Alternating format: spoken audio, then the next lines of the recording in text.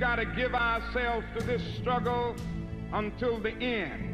Nothing would be more true. Cause Adam ate with Eve. How the fuck it cost to get to heaven? Thought he paid for me.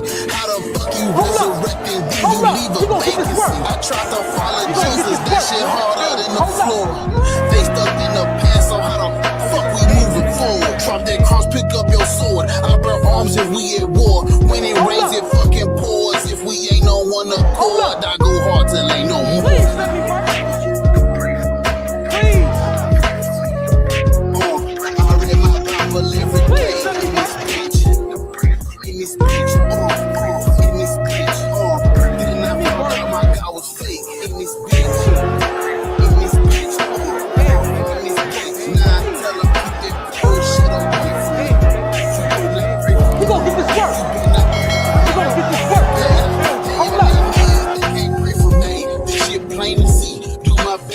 Maintain the peace, it's like pain with peace. I'm the truth that they just can't believe. Ain't no more restraining me, ain't no more containing me. Why these Christians shaming me, telling me? Alrighty, I'm waiting. It's almost over, and we are live. There we go. We are live on the tube, y'all. We live on the tube. YouTube, what it do, man? I see y'all over there. I mean, I ain't started on Instagram yet. I'm waiting. This is episode 33 of Black People Should Not Be Christians, Muslims, or Black Hebrew Israelites. And so, yesterday's stream really set the bar really, really high. I don't know how we gonna top that, but we gonna try. Housekeeping, if you just now coming in over on the YouTube channel, don't tap the heart, hit the thumbs up. I need you to hit the thumbs up button. That's like closer to like where the title of the video is. Hit the thumbs up because that allows us to get the live pushed out to more people. Yesterday, I kid you not, yesterday we got like 200 new subscribers and it came from people hitting the thumbs up button. So, make sure y'all hitting the thumbs up over there. You only got to hit it once and then you're done. So hit the thumbs up. That helps support the channel. The goal on YouTube, we're going to try to do 100 likes on the stream. That's the goal. We're going to be on here for a little minute. We're going to try to do 100 likes on the stream. TikTok, now it's y'all turn. We did hit the goal yesterday. We hit 200,000 likes yesterday. I want to try to hit 3. So let's try to hit 300K taps on the screen over on TikTok. Let's try to do it. Let me set a, not now. Give me a second. Okay. Is it up there? It is. Yeah. Yeah, I got the little hat goal. Okay. Yeah. So if you can, wait, I don't see it. Oh, there it is. Yeah, got the little hat goal. So over on TikTok, man, if y'all can send a hat, there's a snake in my boot. All right. Let me do the little clap thing. Ladies, and I don't want that right there. I want to move that, but that's in the way of the comments. I can't. Well, okay, yeah. It's at the top now. Okay. Yeah, so tap the screen. Let's do it. This is Black People Should Not Be Christians, Muslims, or Black Hebrew Israelites. If you've been over here before, you know what's going on. You know how this shit works. You know how we cracking. Fuck Christianity, fuck Judaism, fuck Islam. All deities and gods are made up.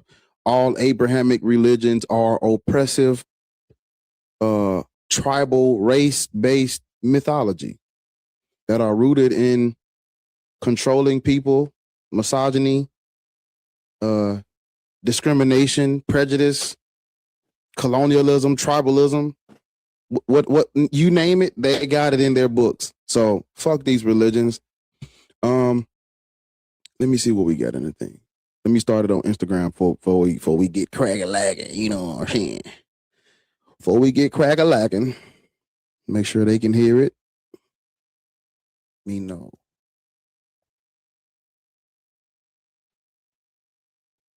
If someone would be so kind, as to go, if you can, go over to the Black Atheist Rants Instagram page. Just type in Black Atheist Rants. Go over there. I'm trying to see if they can hear the stream, because yesterday I was asking, can y'all hear the stream, and nobody was responding.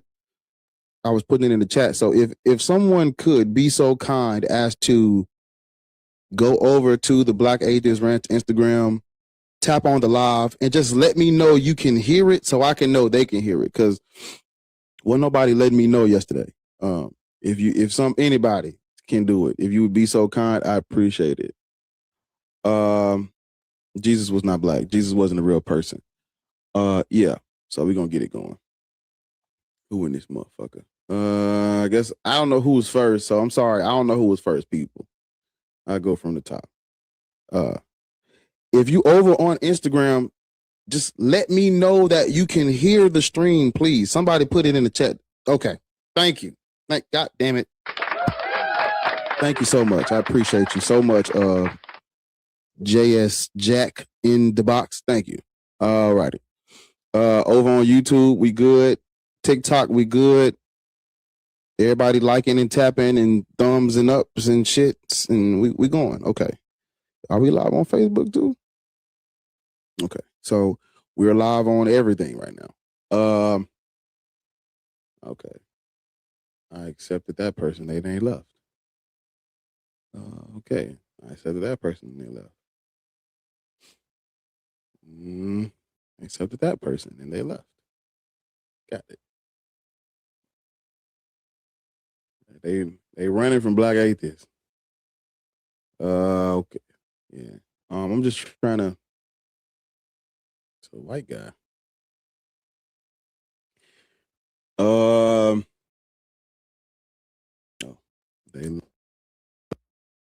I'm just trying to see if these people are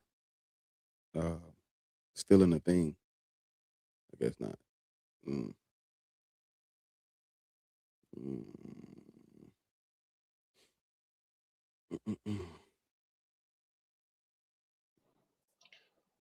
Yo, hey, that was an accident, bro. Appreciate you though. Okay. You know how to drop down? Okay. Certify, what's up? Nothing. What's up with you? Good morning. Mommy, Daddy. Up here, got my belt out. About to put this belt on something. You know how I go. Yes. Well, while we waiting on that, I wanted to say I watched your interview with the other woman on YouTube. The Roots. Yes. Yeah. That was amazing. Yeah, she's cold. I truly do love Cynthia. She's cold. Yes, and you did a wonderful job. Definitely wanted to give you your flowers. That whole project thing was interesting at your school, though. I ain't really hear you talk about that before. I ain't hear you talk about that. And I wanted to know, like, just a little bit more detail. What did they say to you after the whole project? You could hear a rat piss on cotton when the video played. Yeah, it's a PWI, and it was like two black people in the class. And it's a Christian Catholic college. And so I for the life of me, I don't know where that video, I believe is on my Google Photos, but it's like 10, 12 years old. I would have to scroll. I'm gonna have to see if I can find it. But it's basically, it was like a skit. Like I recorded a car conversation between me and my other, like the Christian me and the atheist me who was talking. And, it was just, I was like, it's no evidence for it and such and such. It was like, I'm talking about you. I don't even think nobody was breathing in the room. And so I'm smiling. The professor, she ear to ear. I'm ear to, we in that motherfucker like, it's because of her how I got to that point.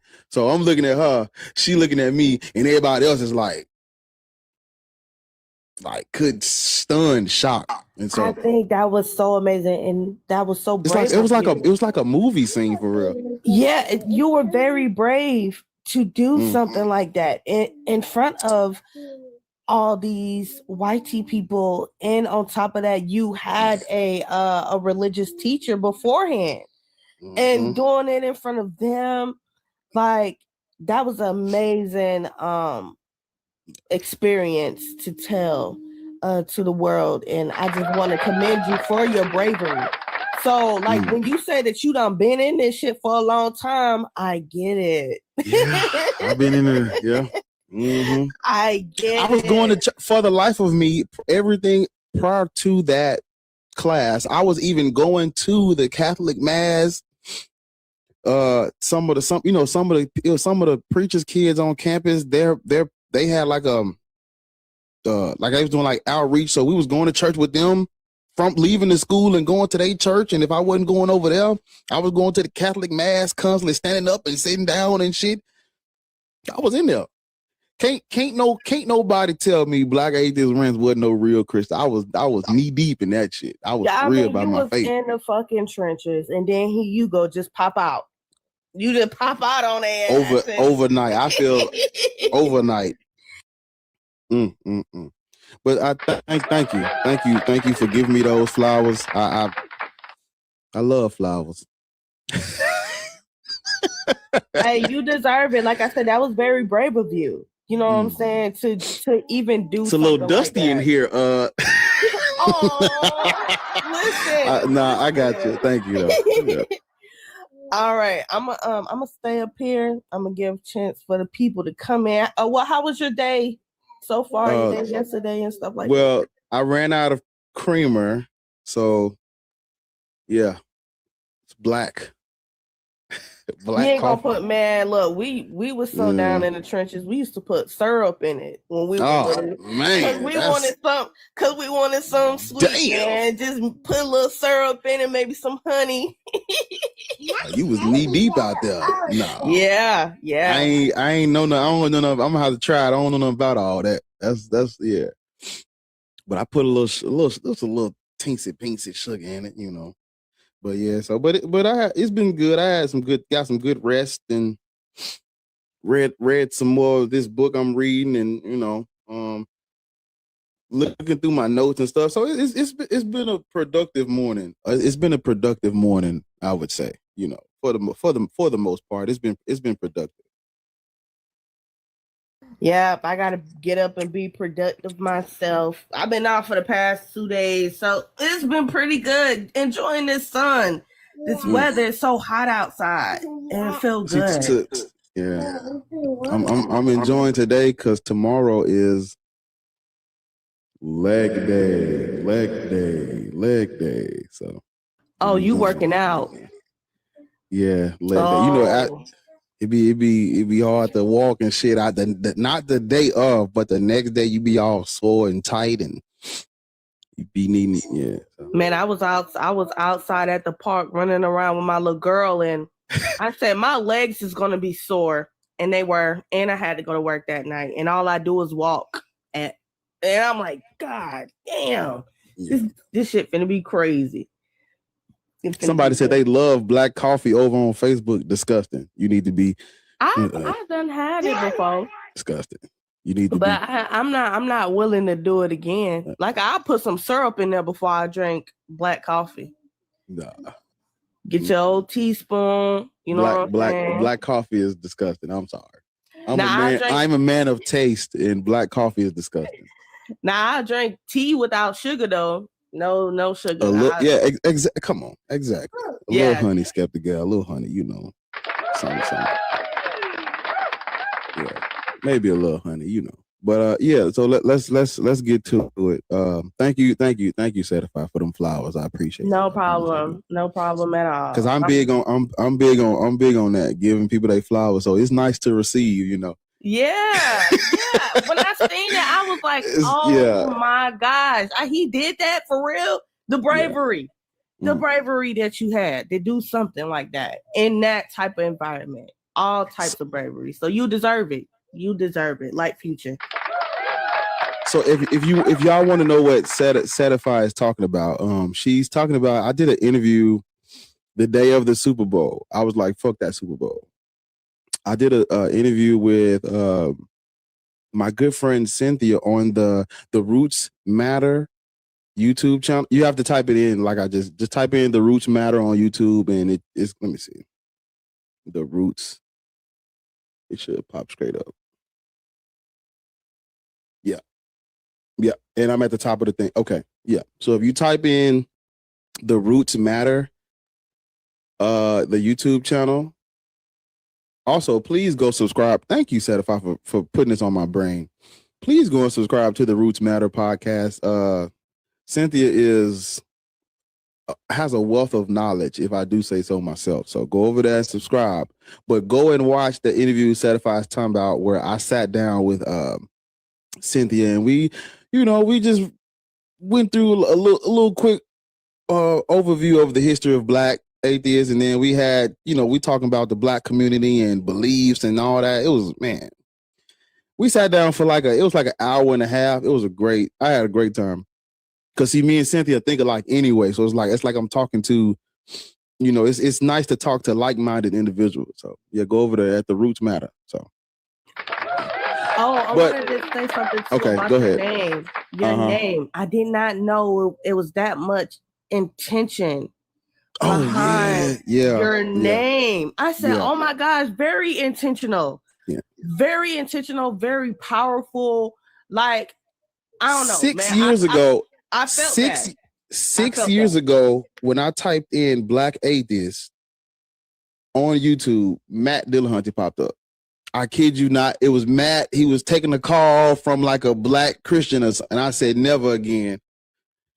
Go and type in Black atheist over there now, and I should be somewhere. If I'm not, I should be at the top. Yeah.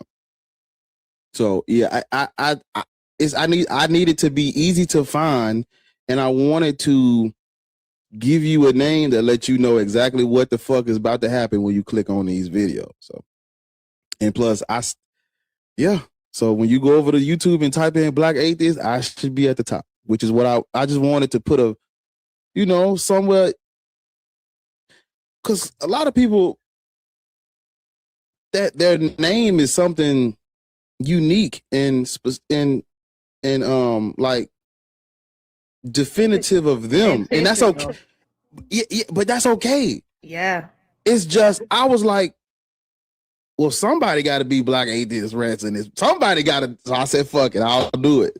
Because I could have used my name. I could have used it, but see, there's nothing wrong with us using, our different aliases. I was just like, when we type in Black atheists, why ain't no Black people at the top of this shit? Like, where's it's all you see is an interview, or maybe like a Black Christian talking about Black atheists. And I'm like, okay, I'll do it. You know how Thanos was like, I'll do it myself. I'm like, fuck it, I'll do it. And so now when you go over there and type it in, it says Black, is me at the top, which is what we want. Yes, I look, I shaded you because you really was watching that interview. I see, because you hear the little nuggets and the nuances, and I support my people. That's what I'm talking about. Any one of y'all doing something, what I'm saying, and getting it popping on YouTube, getting it popping on whatever. You know what I'm saying? I'm gonna watch it. If y'all let me know, send it to me, because I would have liked to watch it live, to be honest with you, but I ain't know nothing about it. But you know what I'm saying? Anytime, I do not care. But I do want to say that name part was very intentional. I love it, because when I came up with my name, I used intention with my name. You know what I'm saying? This name right here that I got on TikTok. That's why I take much pride in it when people say it wrong. You know what I'm saying? It's not no see the film. Did I say it right? Did I say it right? Yeah, y'all are starting to say it right. I'm giving y'all grace. You know what I'm saying? Because y'all my people. It's certified. You know what I'm saying? The intention behind our names is very real, and I commend you for that. I want to give you your flowers for that as well.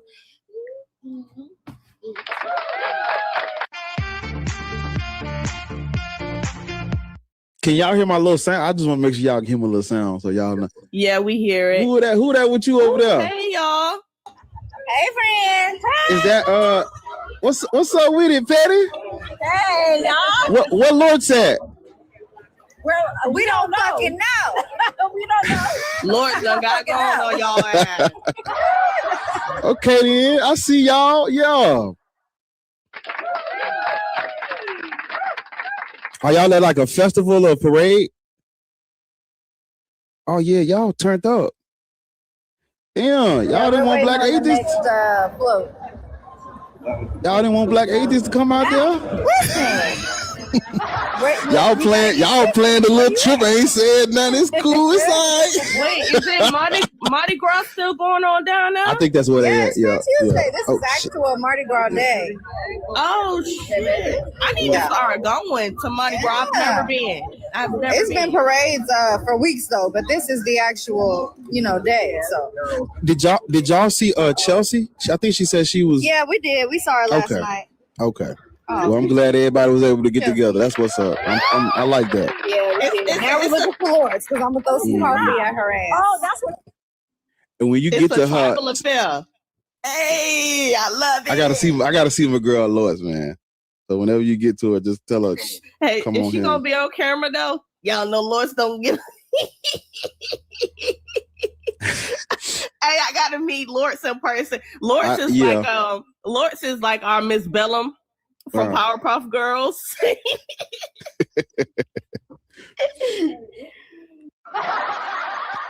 But all right, let's get into it. Let's get into it. Everybody watching and waiting on us. Let's get into it. We just make sure we good on Instagram. Yeah, we good over there. Okay. Yeah. Okay, over on YouTube. What they saying? Good morning. Good morning. Good grand rising. All right, let's go. Somebody send me a hat. Thank you. Oh shit, I'm sorry. I ain't mean to twist that knob. Smoking on George Floyd is you know what? You don't deserve energy. You don't deserve any energy. We won't even entertain you. Regina, how old are you? Hey, I'm 30. What's up? Talk to me. I Christian, Muslim, Black Hebrew, Israelite, free thinker, spiritual. I would say free thinker. That's what I'm talking about. More about knowledge and more about learning than just following. Sunday K. Go ahead. I don't think Black people should be, I don't want to say in any religion, because we did have our own spiritual systems, but we definitely shouldn't be a part of Abrahamic religions. That's not for us. It was forced upon us. And it was used to control, even from the very beginning in their own land. It was used for control. So that's not 100%. Meant for us in any way. And not only that, but it stops Black people from finding their own roots. It causes us to demonize our roots. And it just, especially Black Hebrew Israelites, it causes us to be completely lost and confused. Sunday K. That's what I'm talking about. Be a free thinker, thinking for yourself. I will add to what you're saying. I am, even though I am an atheist, I tell people I know that all deities are made up. Even though that's the case, if someone is going to practice or I guess if a person is going to adhere to a mythology or engage in like a traditional practice, I would rather it be their own. Because the spiritual systems we have, that's present tense, not past tense, we still have them. The spiritual systems we have or had, they weren't about controlling people. I tell people this all the time. There's nothing spiritual about Abrahamic religions that are used and designed to control people. There's nothing spiritual about any of that shit. It's not. But yeah, I advocate for Black people, African people to learn a little bit about who they are, learn about the African origins of civilization, our contributions to civilization, our cultures and spiritual practices and our mythology, our folklore, our superstitions, learn about these things because they're a part of our history. And and like what you said, it has been demonized. So it's like we should be intentional about learning of the things they have tried to strip from us or take from us or make us hate. Even yesterday, a guy was up here saying that he thinks the African spiritual systems are demonic. That's literally rooted in the colonization of our people. Yeah. Literally. And it starts with the Christianity and religions that were taught to us. Even people like West Africans that are Muslim, people in like Benin or Guinea, they demonize things that are like, you guys brought it here. You guys are the originators of it, and you guys are demonizing it. And it's like, you know, Black Americans do it as well with like hoodoo or like their little roots. I'm Jamaican, so we have obia and stuff. And they demonize it as well, but it came here from our ancestors. So why demonize it? And you're picking up a book that was literally beat onto us. We were forced to read that book. That was one of the only books we were ever taught to read. Amen. Yeah. And this is a, you know, like for every racist or white supremacist or Christian nationalist or Black person who thinks Christianity started in Ethiopia and that Jesus was Black, for every last one of those people, we have to do these lives and have these conversations and raise awareness about the truth. So we have these conversations are important. A lot of our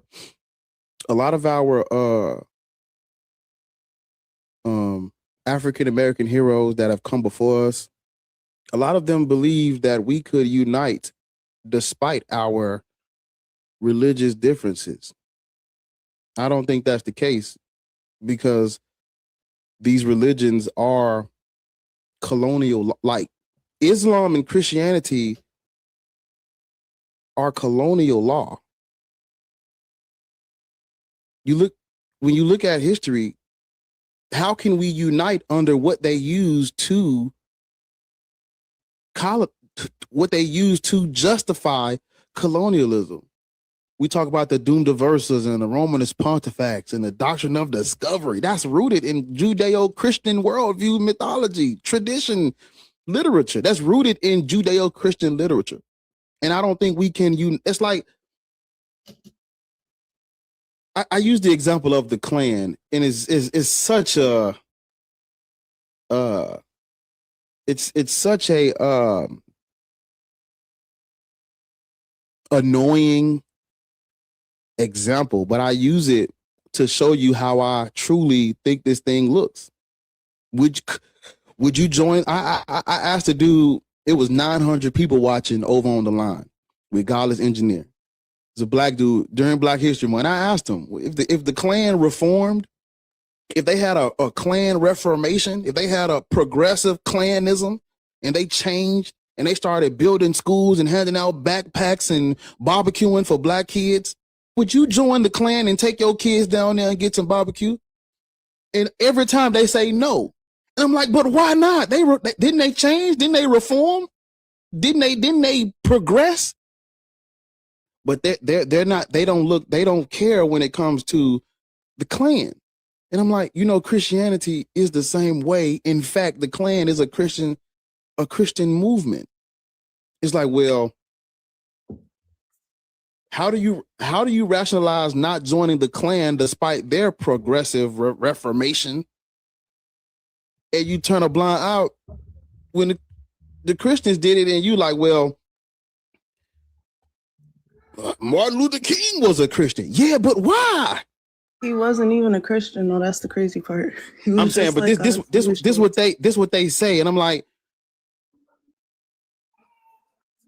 if you start at that's why the roots matter. Go subscribe to Cynthia's channel. The roots matter. If you start at the root, why are Black people Christian in the first place?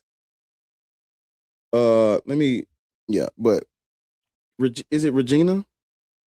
Regina. I done went on a little rant, but I agree with you. Yeah,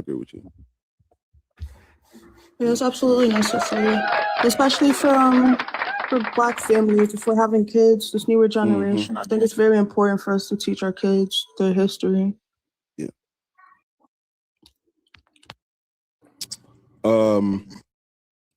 Air Breeze. Yes, sir. How are you? How you been? Can you hear me? Yeah. You sound familiar. I don't know. Maybe have I spoken to you before?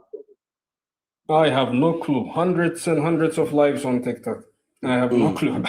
Maybe Christian, Muslim, Black. You sound like you're Muslim, right? No, I am an Orthodox Christian. I would say cultural Christian.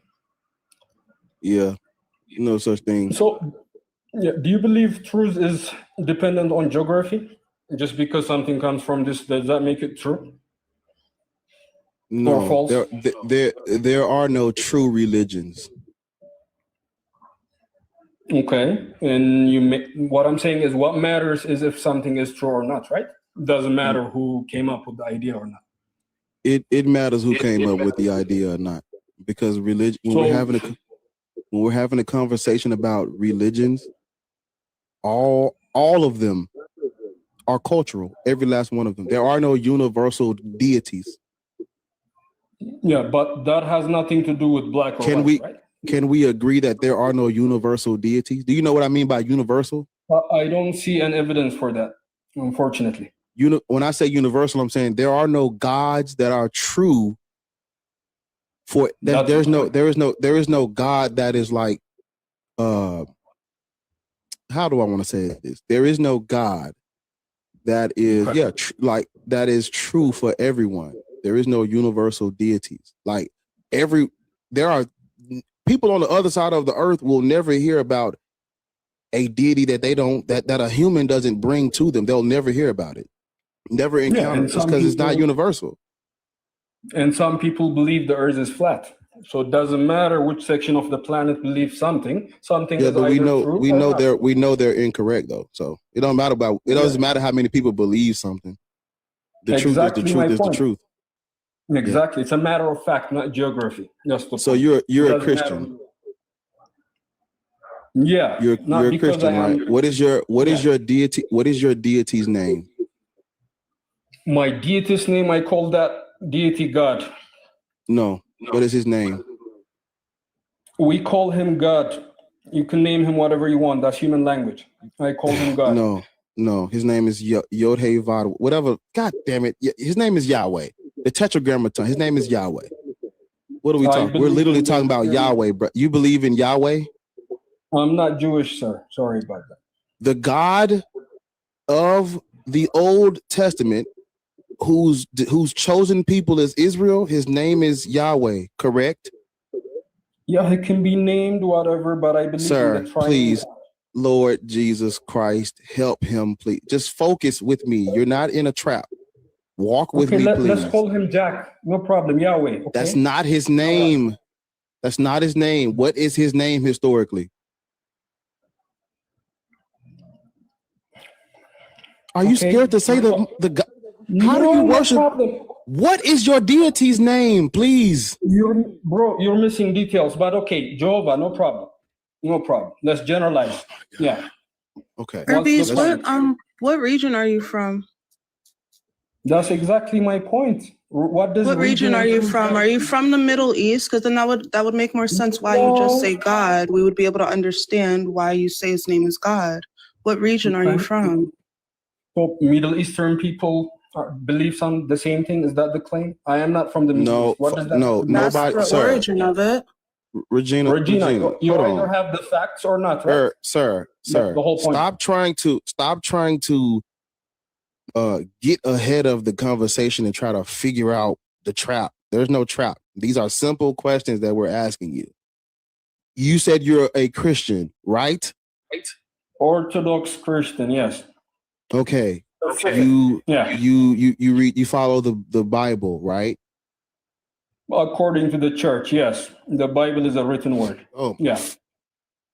That's why I'm saying, brother. Just answer the details of the words. Just answer the questions, please, brother. We just having a conversation. You're a Christian who follows the Bible. According to the mythology, who is the God of Israel? What is his name? What's your evidence it's a mythology? You just made that up randomly. Oh, this is so it's not that complicated. Evidence. Yeah, that's the word of the day. Evidence. Listen.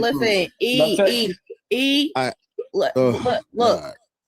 Okay, Jesus because the host Christ. is getting very impatient with you. You came up here because you wanna get us and talking about how it started off as a race thing, right? He's not trying to go there with you yet. If you will answer his questions directly, you would, get an answer, and y'all will deep dive into the conversation. If you're not able to have a conversation, either you can drop or I'm gonna drop you. Okay. You can drop me, no problem. Okay, bye. No problem. I'm not a racist. Sorry about that. And we're not racist either. But the point is how our people got it. It was racist against us. It was a racist act against us, regardless of how you want everybody to be kumbaya cool. We can do that, but y'all will acknowledge that we got this religion through racism. It's okay. It's all right. We don't hate you. We don't know you. We don't care about you. We can you can, drop dead somewhere. I don't give a damn. Yeah, it's okay, let's try this. Regina. Yeah.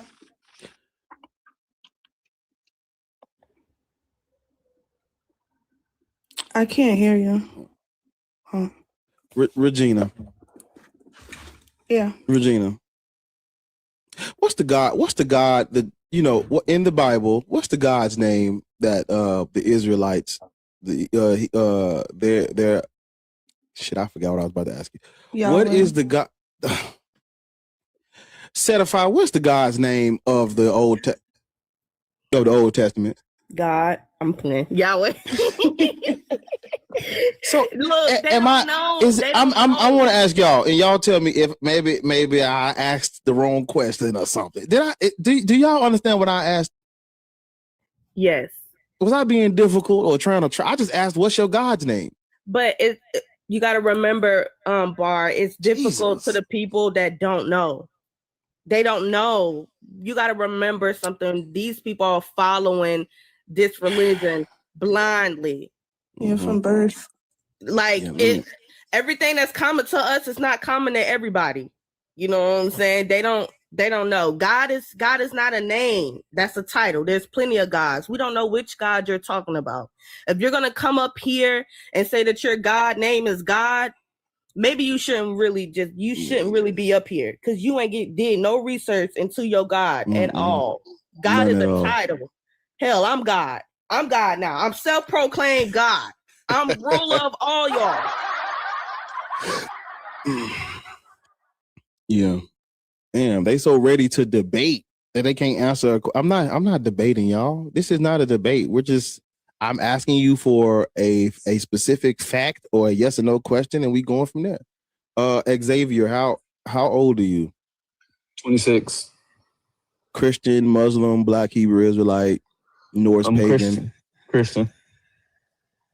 What is your race, creed, color, ethnicity? Black, African American.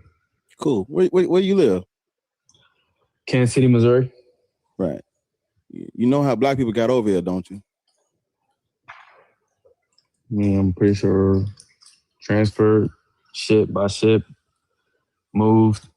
Colonialism and slavery. Okay. Yeah. Do you know how we got Christianity? How was that? Colonialism and slavery. But Christianity is not a European religion. Are you familiar with the Hellenistic period? No. Can you inform me about that? The Hellenistic period is when Alexander the Fake and his army generals came in and took over what they call the Middle East, Northern Africa. During the Hellenistic period, Greek culture and Greek language was forced on everyone. Everyone adopted Hellenistic culture. Everyone the Greek became the language of commerce in the Middle East, in Northern Africa, around that region. Christianity comes out of the Hellenistic period.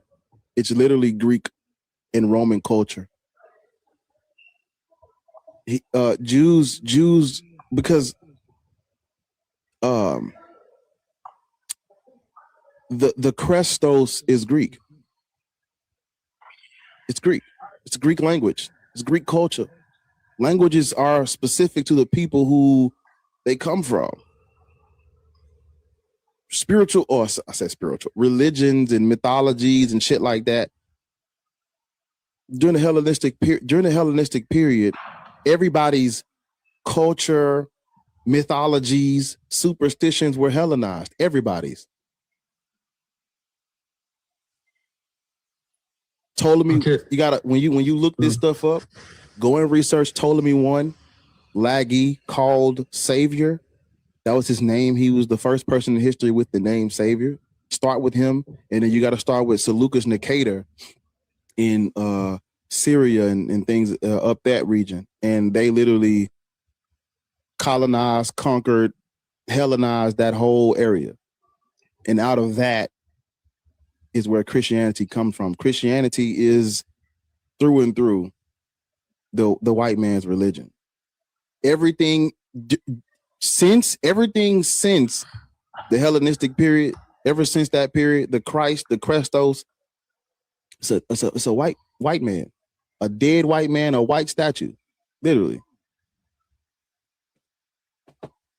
So you saying that you believe that Jesus is white? Jesus wasn't a real person. And how do you know this? There's no evidence for a Jesus the Christ. There's eyewitnesses according to the Bible. There's over one 500 verse. People. There's one verse in the New Testament that says that, and it's in the Bible. Are you familiar with the New Testament? Yes, the 4 synoptic gospels that are copied off of each other, not 4 separate accounts. Yes. Okay, brother, you are getting information that's copied by somebody else as well. How do you base that is true? Slow down. When I said copied, I was speaking on the 4 synoptic gospel. I said, I'm sorry. Mm-hmm. I misspoke. It's not 4. That's my bad. It's 3 synoptic gospels. The first 3 are literally just copied off of each other, meaning I said that to say that they are not 4 separate accounts that are exclusive. No. But that's what they are. It's different accounts on one person. Do you understand that there's a difference between tradition and actual human history? You understand that, right? Yes. So, but what do you? Right. Okay. So, what does that have to do with Christianity? The Bible is not evidence of a Jesus the Christ, is what I'm telling you. Okay. How can you prove this? Well, first of all, how can you prove it? I'm trying to tell you. Okay. You can't prove it, bro. You can't. I'm trying to. I got you. When you look into the historicity of these gospels, mm-hmm. They're not contemporary, and they're anonymous, meaning we don't know who wrote these. It tells you who wrote them. They attribute them to a Matthew, Mark, and Luke. In the year 180, Irenaeus is the first person in history that names these gospels, meaning everything prior to that, it wasn't even names. We don't know who wrote it. It was just anonymous, the gospels. They don't even know who wrote them. It tells you according to the story, listen to my words. Uh-huh. The names that are on the gospels, those are late. Those are just slapped on by Irenaeus. Meaning everything prior, they were anonymous prior to that. They didn't have a name for these gospels. You understand what I'm saying? The gospels are anonymous. They don't know who wrote them. It tells you who. Well, I don't think I'm understanding what you're trying to help me understand. You said the Gospels are anonymous. Do you know what they? Yes, I know what that means. Yes. Okay, so why is it going over your head? Why he just? Because the Gospel is not. Because it's not anonymous. You know who wrote the Bible. What proof outside of the Bible do you have for that? God, Jesus. That you gotta ask them that, Bar. You gotta ask them because they don't. You gotta make them think a little bit. What proof outside of the Bible do you ain't none? Ain't none though. Ain't none. Ain't none. But he don't know that because he think that the Bible is a history book. But if it's a history how is it? book, okay. Hold on. Let's see how deep you were into your Bible. Do you know that those what were they called? Apostles, right? Those apostles all had different views on the day that Jesus was crucified. Do you know that? Yes.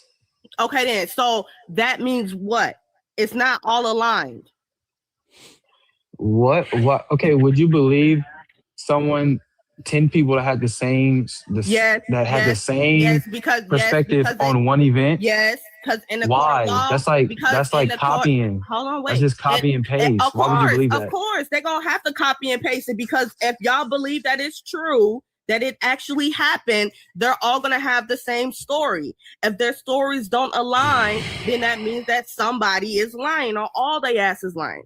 We do not have proof outside of that Bible that those scriptures were written by those people. They even have YT origin names, but y'all like to think that they are black. These are YT origin names.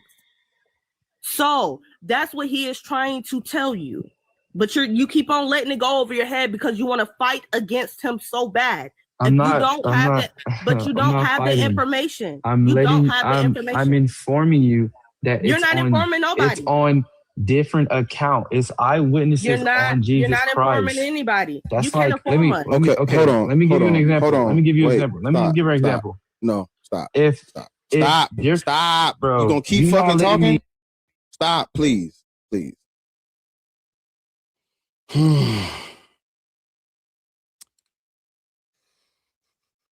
All right. So let's skip all of this. I don't want to go through this with you. The religion of Christianity,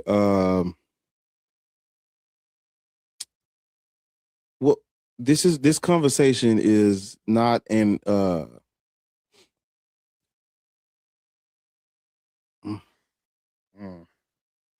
debate. Yeah. So listen, I don't care about what's in that Bible. I don't care. I want to skip this. I don't care about what that Bible says. I give two shits about.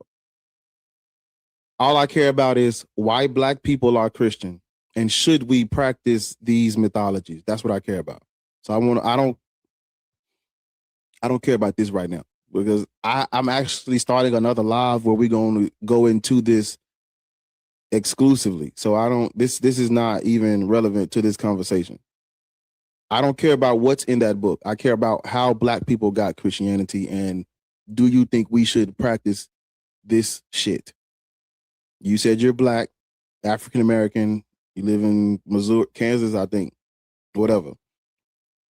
You are a descendant of slaves. You and I are descendants of slaves.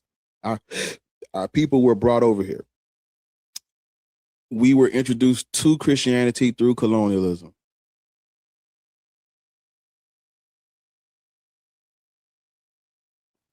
You can come off mute now. Okay. So why do you think black people should be Christian? Because the foundation and morals of Christianity is great. They help some people become better people in the name of Jesus Christ. We already had morals. We already had morals. Sub-Saharan Africans. Are you gonna let me finish? Or are you gonna keep talking over? No, we're not gonna let you finish. It's a conversation. conversations don't start in the middle of somebody else's sentence. I don't know why y'all like to interrupt people while they talking. So just calm down. Go ahead, Bar. Yeah, I only cut you off if you say something that's wrong. So if you say if you say something that is,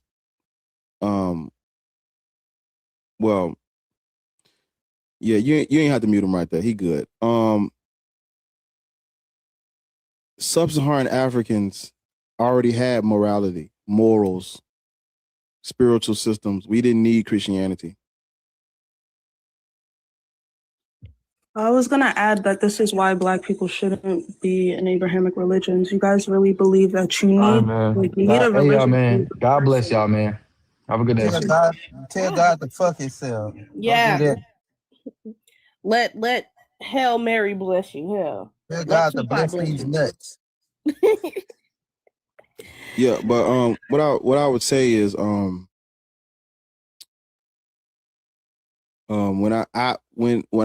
when I asked why should Black people be Christian, he was talking about the morality of Christianity, and I was trying to stop him and tell him that we already had that. There's no morality is subjective, so there is no one's. That's what I was saying earlier. No one's religion supersedes or transcends anyone else's. You know, everybody's morals or whatever is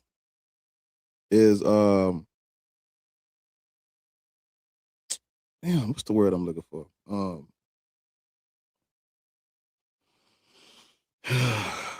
Specific. Yeah, everyone's morals are specific. So there is no reason why sub-Saharan Africans needed Christianity, because we were not uncivilized. We were not immoral. We had exclusive. Yeah, God damn it. Thank you. That's the word I was looking for. Everyone's morals and stuff like that, culture, it's exclusive. And we can't tell, we can't tell, well, even though we think it is, I mean, it's still, even though we think that some of the shit in the Bible is sick and fucked up, morality is still subjective. If a person thinks that stuff is right and you think it's wrong, I mean, you can't really change their minds, because if that's what they believe, that's what they believe. There is no objective morality. No, it's all subjective, literally. And that but when I say that, the Christians are going to be like, oh, so you think it's okay to do X, Y, Z? No, because my subjective morality doesn't align with schmurder and G-side and grape and all that stuff. My subjective morality does not align with that. If yours does, your enemy is going to be everyone who doesn't agree with you. So it's like, if you think those things are okay, you have now made an enemy out of all the people who don't agree with that or who don't align with that. And I mean, you would have to, because even when we bring up things in the Bible, they're going to say, well, what objective moral standard are you using to say grape and schmurder and chattel slavery is wrong? And I'm like, it's wrong to me because I'm a humanist and I care about others, and I don't like harm being inflicted on people. And I want what's the word I'm looking for? I want I care about human well-being. Now, since you believe in this deity and you accept these things, you're going to have to explain to me why these things are okay in your eyes. And that's where they go into the, well, God is sovereign and he can do what he want and his ways are higher than our ways. I'm like, that's still subjective though, because there are no universal gods that are there are no universal gods that applies to everyone. There's not. So if you're getting your morality from a deity, that's still subjective because deities are cultural and tribal. Literally, every last. This is why they don't like to. This is why they don't like to say the name of the deity, because if I can name your deity, we can literally use cultural anthropology and religious anthropology, and we can use human history. We can use a discipline of history to look at the inscriptions, the archaeology, the people, the places, the times, the events that were going on where this deity comes about. They don't like that. Yahweh, you can't Google everything, but there's like regular shit you can Google. You can Google Yahweh. The inscriptions are gonna come up. The Shasu are gonna come up. These nomadic people from the fucking desert in Midian are gonna come up. The earliest mentions of a Yahweh have nothing to do with a Bible or Israel or Jesus or none of that. But why? It's because mythology evolves over time. These stories were compiled over time. This starts off as just some nomadic tribes, desert little figurine deity or some shit. And then it gets an upgrade during the Babylonian exile. If you're familiar with Zoroastrianism, you can literally look at Zoroastrianism and see how the Israelites change after they come in contact with those people and those Persians and Zoroastrianism. They change to like a monotheistic version where they're only worshiping Yahweh. But see, that's history. The Bible is going to tell you God in the beginning, Yahweh created the heavens and the earth. No, that's not true. That's why I asked the dude, do you understand there's a difference between tradition and human history? Because tradition is going to tell you that the Prophet Muhammad had the Quran revealed to him by this fucking angel Gabriel out the Bible. That's tradition. History is going to tell you that monist Muhammadanism comes out of monophysite Christianity. That's two different things. People don't know that though. And there go my plane. Give me a second. I have to use the restroom. Every time I drink coffee, I have to use the fucking restroom. So let's stop drinking that shit. Give me a second, y'all. I went to the restroom like 6 times yesterday. You want to bring the next guest up? You can. I don't know who was in the queue first. Certify, you know. You got it. You got it. Nope. It's too many of them. Hold on. I'm going to pick the ones with the black pictures. That's what I'm going to do. I would like to take a quick mod break as well before we do this. Y'all stop using caps. Caps are for mods. Okay? Mods only. If you're not a mod, don't use caps. You will immediately get muted because we are tired of talking to y'all about it. Okay? And also, no, Jesus loves you in the chat. No, God's bless you when you leave from the panel. We don't want to hear all that. Okay? Y'all trying to force this shit on us. We don't want to hear it. I'm setting a boundary. And if you are adult enough, please respect our boundaries. If not, do not come up here. Respect the boundaries.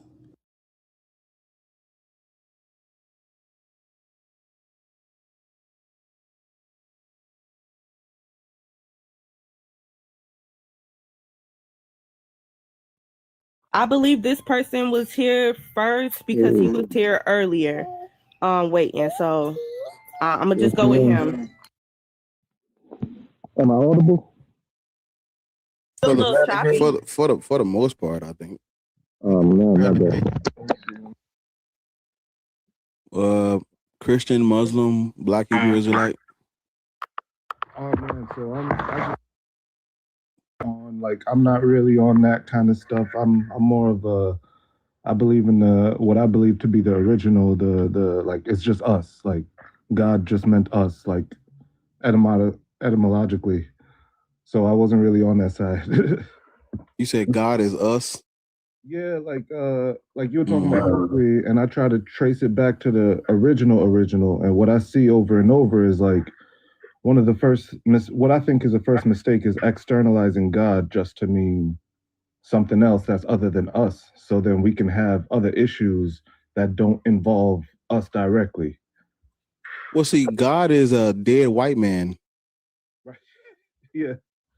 I mean that I'm not saying that word specifically. I mean the concept, because before we had all that stuff, it was like, you know, the it's just math and it's just science and because the word God is the way we use, like what I'm picking on Certified. She know I'm just messing with her. But she said it's a title. And the way we use the word God is actually cultural misappropriation. Could you imagine if someone said Orisha is the supreme creator deity that created everything? Could you imagine someone said that? You'd be like, but that's not what the Orisha is. The Orisha is referring to the entire family of deities in Yoruba spirituality. And I'm like, yeah, that's what the word God used to be used to refer to prior to when the Christians come into those Germanic peoples, where those Germanic people were. When you look at the word God, you said etymology. When you look at the word God, it had a specific meaning prior to the colonization of those Germanic people. They were colonized by Christians, forced to be Christian. But see, the Christians didn't. There's a snake in my boot. Thank you. Tap the screen, y'all. Let's get to 50K. The Christians did not use El, Elohim, Yahweh, Deus, or Theos. No, instead, when it came to the Germanic people, they just took the word that they were using and repurposed it. The word God used to be used for Odin, the All Father. There's a book I'm reading about all of this, and it started when I played a video game about it, but in the All Father, and there's a snake in my boot. The All Father in Norse mythology is Odin.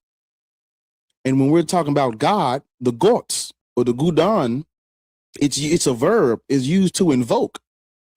And it's used to invoke Odin, Thor, Freya, Tyr, Loki, Heimdall, and Thrud, and all them people, them Norse Germanic white gods or white deities. So when we use the word God and we say we're God, and the supreme creator is God, and God is love, and God is energy, and God is source. I'm like, so you agree with what the Christians did to these people? I don't. That's why I call God Odin. Right. I wanna add on that where just with language and what I was saying with externalizing is because we have words like sin, where they say the original thing of sin was the meaning was to miss. It was an archery term. And to me, that reveals the truth, because if you can, like, if I set a goal to do something, even if it's messed up, I didn't sin. But if you externalize that to be the goal of a group that I might not even be a part of, then I can sin against God without even, you know what I mean? So you said originally sin is to miss. Yeah, it's an archery term. Mm. So it's like if I'm aiming at a goal and I hit it, it don't matter what the goal is, I didn't sin. Mm. But if you externalize the idea of what God is and what we are, and you say, okay, this is a sin to them, then I hit my goal, but I ain't hit your goal. So I guess I would ask you, what do you think a God is? I just think it means us originally. Like right now, there's a group of 4 or 5 people is God. You know what I mean? Like I think that's what the word is. I don't necessarily I'm not part of the religion. I didn't mean to, throw everything off. I don't have much to debate. I just want to jump in. But we're not gods. Well, not in the new meaning, but I think that's the original meaning. I think that's like in the old meaning of that word, it's a verb. It's used to invoke. Right, and that's what so I'm saying. We're literally using the word wrong because of Christian colonialism. Literally. That's what I'm saying. I think I have the right way to use the word. So you saying God means us? Yeah, just us. Like not even some crazy, like literally take the word us and that's it. Because if I say someone coming for us, you know what that means. But if I say someone coming for God, it's like, what is it? What, you know? I don't. We're not God. We're not God, gods. We're not none of that, brother. Are you hearing what I'm saying? Yeah, I do. Right. We're none of those things. I'm speaking on a concept level rather than the word like the God or Adonai or Meduneter. I'm not talking about any of those specific words. I mean the specific concept that those words grew out of. Yeah, but historically speaking, God is Odin. Right, but then there's the Meduneter, which is that's not God. That's a separate. So different people have because if I, that's what I'm saying. If I say words have different meanings. Like for example, El and Yahweh is not the same thing. Right. God and Olodumare are not the same thing. Right. So when we're talking about God, it's specific. God is Thor. I'm telling you, and I'm speaking on me too. We are using this word incorrectly because of Christian colonialism. We're using it philosophically when it's literally cultural. It's tribal. Okay, I get you. I get what you're saying. Yeah, like the word. Do you know who Olodumare is? No. Olodumare is the creator in Yoruba tradition. It's the creator deity. What if I told you Donald Trump is Olodumare? What would you say to me? Right, that's crazy. That's what I'm hearing when you say God is us. Right. Well, so we are misappropriating these Norse Germanic people's word used to invoke their pantheon. We're literally using it. We're using it wrong because of Christianity. Literally. I mean, we speak in English. We ain't got no other word to use for what we're referencing. Yeah. Use your name.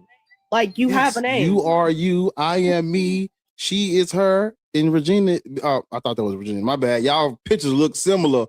Wolf. I thought you was Regina, but and Wolf is Wolf. Well, we are humans. We're not gods. We're humans. Gods are. Even when you even if you look at history, the word God has always been used to refer to a white man. Literally. Well, what would you use in terms of like if you're trying to reference what they think they're referencing? What would you use instead of the word God? You talking about how you're using it? I don't know, because you're saying it's us, and I'm saying no. But you're saying that we're using the word God wrong because of Christianity, and I'm asking. Yeah, we are.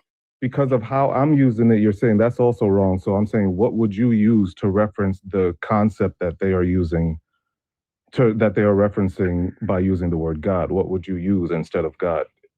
Yahweh, because they're talking about Yahweh specifically in the Bible. The God who chose Israel, or the deity who chose Israel. See how I'm using the word wrong? The God who chose Israel is Yahweh. Back then, people would refer to their deities as their names. Well, like you said, language, like, I mean, the religions join and divert over time. So I feel like they don't see. That's what I'm telling you. No, they didn't join. They were conquered and colonized and forced to be Christian. They no joining nothing. Well, like they took stories also from Egypt, and I'm not some, Egypt. Yeah, they did. The Christ, even the Christ. Well, it was originally written with E's, but the Christos Yes, that is pulled from Egyptian mythology. But also, you know, like, because the other guy said the morals, I was hoping you'd get on them about the Medunetter because, or the 42 laws, because it's, yeah. Moses was raised in Egypt and he knows these laws and he comes down with identical laws talking about. But see, Moses wasn't a real person. No, yeah, but that's even more proof to show that their story is referencing something else. Yeah, they definitely, they definitely, so they say the cradle of civilization is Mesopotamia. That's not true. The cradle of civilization is definitely 100% in Africa. The earliest forms of writing, the earliest civilization is ancient Egypt. Literally. They try to that's white people trying to revise history to pull it out of Africa and spread it all over the Middle East and shit. No. There's even actually proof of stuff from 10,000 years ago in the middle of Africa in the savannah. That's what I'm saying. Our civilized. That's why I stopped. That's why, and I did cut him off, but I stopped him when he was like, "We need the morals out of Christianity." I'm like, we already had that. We like what you're touching on. We predate that. How do we need morals out of a book and a mythology we predate that they got from us? The Trinity, the Father, the Son, the Mother, that's our shit. Now, just to show you how misogynistic they are, of course, in their Trinity, they take the woman out. Oh yeah, I want to get on the cross. But yeah, but in ancient Egyptian mythology, it's the man, the woman, and the child. We didn't take the mother out. They did that. All you got to tell them is that the crosses they use don't even look like a cross. It's a capital T that they actually crucified people on, not a lowercase t. Yeah. But see, a lot of people, a lot of the, there is nothing. I know you've heard this before, but there's nothing new under the sun. Everything that you see out here, none of this stuff is exclusive to Jesus or Muhammad and Qurans and Bibles and Talmuds and Torah. No. You got to look at, like, that's why I was telling people, that's why I tell people to look into like the anthropology of these deities. Stop reading the fucking Bible and Quran and do an external look at these things. If you're trying to understand history reading the Bible, you're reading fucking myth. You're reading pseudo history, a made up foundational story to explain a people's identity and colonization and shit. Why would you take that as your history basis? No. I think you got to attack them from, I mean, again, I don't mean to waste your time because I'm not really debating against, but I think talking to them from their perspective, though, helps. Because I didn't break away. I went through K through 8 at a Seventh-day Adventist school. And my whole time, I'm like, why y'all say go to church on Saturday? Y'all say Sunday. And why is this? But then all my questions had to come from the perspective of someone who believes, because I wasn't away from the fear of God idea yet. Yeah. But see, everybody does that. We have more than enough people who are willing to sit there and fucking go through Genesis and explain why Abraham had to sacrifice his son, or why did God try to test Abraham's faith if he knows everything. That's really no. It's a waste of time because that's not history. Okay. If I say black people should not be Christian and I'm basing that on history, I can't afford to waste time talking about Bible scriptures that's not history, because we'll never get to the root of this conversation. Like when the guy was like, there's eyewitness. We can't even get to why black people shouldn't be Christian, because I got to explain to him that there's no evidence of a Jesus the Christ, and there's one verse in the New Testament that talks about 500 witnesses. There's one verse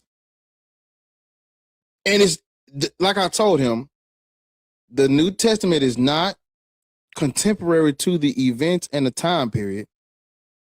The Gospels are anonymous, meaning they don't know who wrote the shit. The names that are put on these Gospels, that is tradition, that's late.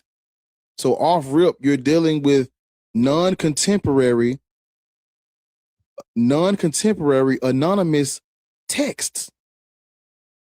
Why would you trust those? And then what do you do when you find out that they're synoptic, where they literally took, they say the first gospel is Mark. What do you do when you find out 90% of Matthew and Luke is copied directly from Mark? That means this ain't even 4 separate accounts. It's one person or one group of people writing a gospel, and then others copying off that exact same paper and just adding little nick nuggets and bits. What do you do with that? Instead of shoot him down, though, I think you could have hit him with, like, the first writing of Jesus wasn't until, 60 years after he died? Gospels don't come out until 140, the 140s. Yeah, no, I'm saying the first writings about Jesus himself, because the Gospels was there and all that other stuff was written at all these times. But in terms of eyewitness accounts, even though they were claiming to be eyewitness, no one even wrote it down for 60 years, and that guy wasn't an eyewitness.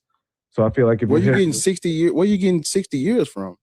I forgot what it was, but it was like the specific first writings about specifically Jesus wasn't until after 60 years. They say they didn't talk about it for like another 20 years, but then the actual writing down was 60 years, 60 BC, basically. I mean, 60 AD. I think you might be talking about 70 with the destruction of the temple. Yeah. Maybe. Yeah. They say the first gospel comes out during the destruction of the temple. But they're using the Bible to date and prove the Bible. But they're saying, well, because the Gospel of Mark mentions the destruction of the temple, it was written in the year 70. But listen, I'm gonna have a whole separate live about this topic. That's why I gotta have a whole, but it deserves its own live, because this conversation is okay. This conversation is more history based. The other when I say things like, oh, there was no Jesus, or there was no Muhammad, or Christianity and Islam and Judaism are false, we can do more of a dive into the Bible stories. But this conversation, that's all that, because that's mythology. I'm trying to skip all that when I'm talking to black folk about why they shouldn't be Christian, because we're not. The Bible was not revealed to us from the sky. It was brought to us with swords and guns. That means we are not Christian because of Yahweh having a revelation for us. That's not why we Christian. We Christian because the motherfucking doomed the verses and the Romanist Pontifex. So when I'm saying black people should not be Christian, I gotta skip what that Bible say, because how did we get the Bible? You gotta understand how we got. You have people who have been colonized telling me to go and read the book that they used to colonize them. No. You are Christian because they brought it to you and forced it on you. That's what I'm having the conversation about. So I got to skip that. But that's why I told my people we're going to have a whole separate live where there's a snake in my boot. I can fix that. We're going to have a whole separate live where it's strictly Jesus Christ wasn't a real person. Muhammad wasn't a real person. Islam comes out of Christianity. We're going to have a whole live dedicated strictly to that. But this conversation is historical, times, dates, people, external critique of this religion. Everybody's asking is why did God put Adam and Eve in the Yahweh is not real. I can't save everybody. If you care about facts and history, I can save you. If you don't care about facts and history, why am I talking to you anyway? That's why I'm glad we have other people in place who are, because I'm not brother, I don't have the patience to go through and explain why Exodus 21 and Leviticus 25 is about what it's about. I don't have the patience.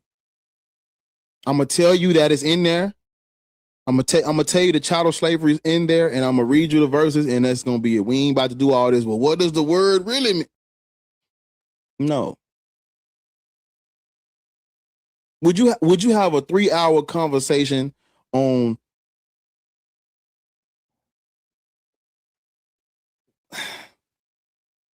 would you have a 3-hour conversation about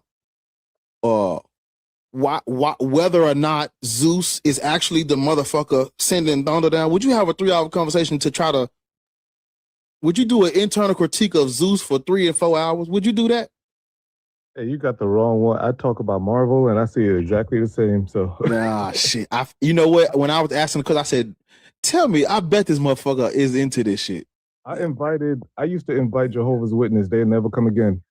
But I'm asking you, if I believed that Zeus is the one, I believe that Zeus is sending. You familiar with the gods of Olympus? Oh yeah. Olympia. I am convinced that pantheon is real, and I believe that Zeus is controlling the thunder. Are you going to use Greek mythology to explain to me why that's not the case, or are you going to explain to me where thunder comes from? I'm asking, like, if you want me to understand that Zeus is not the one sending thunder down, aren't you going to scientifically and naturally break down how this is the case, right? I would do both because people are lost in that way. I feel like we've been saying do your own research for so long that the Black Panthers done disappeared. Everyone who gave us the research done disappeared. Now we just saying do your own research, and people still ended up lost when the church spoon feeding them all this info. You ain't hear nothing I just said. I heard you. No, you didn't. You're saying I'm not being logical and having. I didn't say that. No, I'm asking if you're trying to explain to me where thunder comes from, why would you use the Greek mythology to explain that to me? Because I'm taking your perspective first into account. That's how you convince people, man. You don't understand what I'm saying, brother. I'm considering the audience because you're not talking to people. Where in Greek mythology does it explain where the thunder actually comes from? Where? It doesn't. So why would you use the Greek mythology to explain to me where thunder comes from? Because you're never going to be able to do that. They're not convinced it doesn't explain it though. You're not listening to me. Okay. You are trying to explain to me where thunder actually, literally comes from. You're trying to explain to me where the thunder actually comes from. Not what I believe. You're trying to give me the actual facts. How are you going to do that if there is no actual fact in the Greek mythology about where the thunder comes from? How are you going to do it, brother? I couldn't. If it was a normal person, don't move. I might choke you. Don't move. Don't stay with me, please. We walking together. Don't move, brother. Stay with me. Okay. You can't. Right? Right. That's what I am explaining to you. If I'm trying to tell you that, like, prime example, a dude asked me yesterday, he said, where in the Bible does it say Christianity is a religion? And I'm like, the Bible ain't gonna tell you that, but that's the whole fucking point. And I told him, plain as day, there is no mythological text that's gonna tell you, hey, look, off rip, this is a mythological text. They're not gonna say that because back then they thought this was the truth. So if I am not trying to, what am I? I feel like I'm so close to explaining this to you. We're getting somewhere. No, see, I watch. You ever watch Matt Dillahunty? Yeah. I watch that, and I be seeing it's like you try to talk with too much sense to them. You know, they're too brainwashed to get this info. Let them. They die. They die. I can't. That's why I was trying to tell you. I can't save them all. No, I get that. We have to. Okay, because this. Okay, if that's what I'm trying to tell you. That's why I use the thunder as an example. If I am trying to have a conversation about where thunder actually comes from, I can't use Greek mythology because, like you said, nowhere in there is it telling us where the thunder actually comes from. So if we're trying to figure out where it actually comes from, it's going to be a waste to use the inside of Greek mythology. So if I'm trying to tell hey, look, black people should not be Christian. And it's because of these external things that have taken place. These colonized motherfuckers are telling me, yeah, but Jesus said, God damn it. And I'm like, no. Or they're trying to tell me, well, in the Bible, God says, or they're trying to tell me those people used it wrong. And I'm like, And I'm like, who are you to tell these people that have had all these council meetings, have had all these wars, unaliving each other over whether or not Jesus Christ had one or two natures? Who are you to tell them that they used their scripture wrong, that they wrote, that they codified, they put in place, they decided what was going to go in and come out? You're now telling them that they're using their Bible wrong? No. Prime example. If we spend 4 hours talking about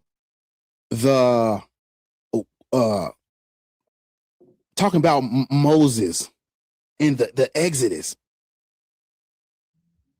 but there was no Moses or no Exodus. So we just spent 4 hours having a conversation about make believe. And I'm like, we don't do this with no one else's mythology. Let me rephrase it. When we're having a discussion about something that is true, we don't do this with other people's mythology. Ever. When was the last time you seen a debate on whether or not Odin, they're called the Aesir. When was the last time you saw a debate on whether or not the Aesir are real or not? The reason why you don't see a debate on whether or not the Aesir are real or not is because people go straight to history and facts and evidence when we're discussing everyone else's mythology. Or you believe that somebody brought up the Anunnaki yesterday. As soon as we bring up the Anunnaki with somebody that know where this shit, they're gonna immediately go, yeah, that's Mesopotamian mythology. These people created it. Hold up. So we're able to do this with every other mythos, but when it comes to this fucking Christian Bible, well, let's read it. What? No. They don't deserve privileges. Treat them the exact same fucking way. If a motherfucker walked up to you and said Zeus is the one controlling thunder, let me not use you because you a little different. You like to do this. If somebody walked up to a scientist and said, I believe Zeus is sending thunder down I believe Zeus is sending thunder down.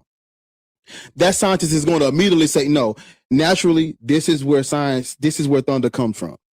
They ain't going to play with them. They ain't going to coddle it. They ain't going to try to help them understand from the inside. They're going to go straight to the facts and the evidence of where thunder comes from. And all I'm saying is, why we can't do that with this one? Yahweh is a tribal storm god from the desert. Why is no one saying that? Philosophical monotheism is the privilege of Judeo-Christian white supremacy. Because no one else's mythology has been allotted, or no one else's mythology has been given the privilege to transcend fiction and become philosophical. Nobody's. Do you know how many supreme creator gods there are? There's a lot of them. Why are we not debating those? Because ain't no imperial power behind that shit. So what if your culture has an all-knowing, all-powerful creator God that poofed all of this into existence out of dust. So what? The empire don't believe it. The colonizer don't believe that. The imperial power don't believe that. You don't get to transition over to philosophy. There's no field bro back in your cultural fiction. But when it comes to Christianity and Judaism and Islam, God is us. Nigga, what? No. You said God is us. No, I'm just picking on you. I'm just picking on you. I'm just picking on you. It was just a joke. First of all, I'm still God, and I'm requesting a 10-piece all drum hot with the sauce and some certified. You ain't no goddamn. You're not no goddamn God. Come on, man. One of them might, you know what I'm saying? They might do it. Okay. Yeah, just chill. You gotta play with me, man. Damn. I am the Lord your God. Do not have any other gods before me. And that shit's funny. I want $1 billion. I am the Lord your God. Bring me all of your money. Nah, he can't do that. That's too much. That's not the rule. Okay. Yeah, that's not the rule. That's too much. D, are you understanding what I'm trying to say to you? Oh yeah. Do you understand what I'm saying to you? I believe so. My approach is from someone who had to, break the chains of himself. My family's still Christian. My family still believe in all that. So I know how the arguments be going. But that's the thing, though. Well,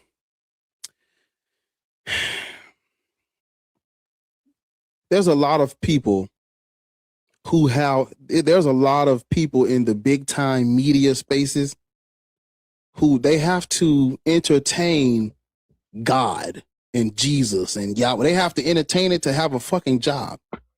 Do you know how many scholars and historians work at Christian colleges, nigga? How stupid of them to come out talking about some Jesus Christ wasn't real. Nigga, you're gonna get fired. You work at a Christian school that's funded by white Christian money, talking about it wasn't no Jesus. Hey, get that nigga gone. And I'm saying, no. Ain't no pistol up to the back of my head. I can say what I want. I'm not incentivized to allow the internal critique of Christianity because my job depends on it. No, fuck them. I say no. I think philosophical. I looked it up. It's called philosophical monotheism. Philosophical monotheism has allowed these people to play. It's allowed these people to have an intellectual pissing contest about Odin and Thor. Because that's what God means. They are getting on stage and they're saying something can't come from nothing. Therefore, I'm going to take a word that means Odin, Thor, Freya, and Tyr, and I'm going to use that to say, therefore, the Christian Yahweh, Jesus Christ thing, that is real. And I'm saying, how are you able to do that? Who told you that you're allowed to do that when because we don't see this nowhere else. Nobody else's culture no one else's deities are able to transcend myth. The only people's deities who are able to transcend myth are the Abrahamic ones. You got to ask yourself, how are they allowed that? Because this fucking goddamn. That's what I'm telling you.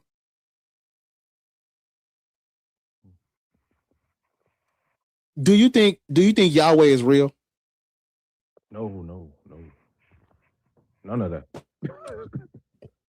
Right. Where do you? I asked the guy earlier. He couldn't answer me. I'm gonna ask you, where do you think Yahweh comes from? What was it? It was Canaanites, right? So do you think Canaanite mythology is real? Like it's literally actually real in reality? You think that's literally a real thing? Nah, but the only thing I do. What's the but? Do you think it's real or not? No. That's the answer. No. Now what you was about to say? Say what you was about to say. No, that they don't. I differentiate mythology from religion in that the people who made it up didn't believe it, versus religion, the people who made it up did believe it. You know, but that's not true. The people who made up, the Canaanite pantheon with Asherah and Baal, they believed that, nigga. Okay. They believed it wholeheartedly. I don't know, but you can't go back 3,000 years and tell the ancient African Egyptians that Isis, Osiris, and Horus are not real. You can't do that. Hey, they was jerking off in rivers, so I don't know. Stay with me. Do you understand what I'm saying? They believed in these deities, right? Yeah. Right.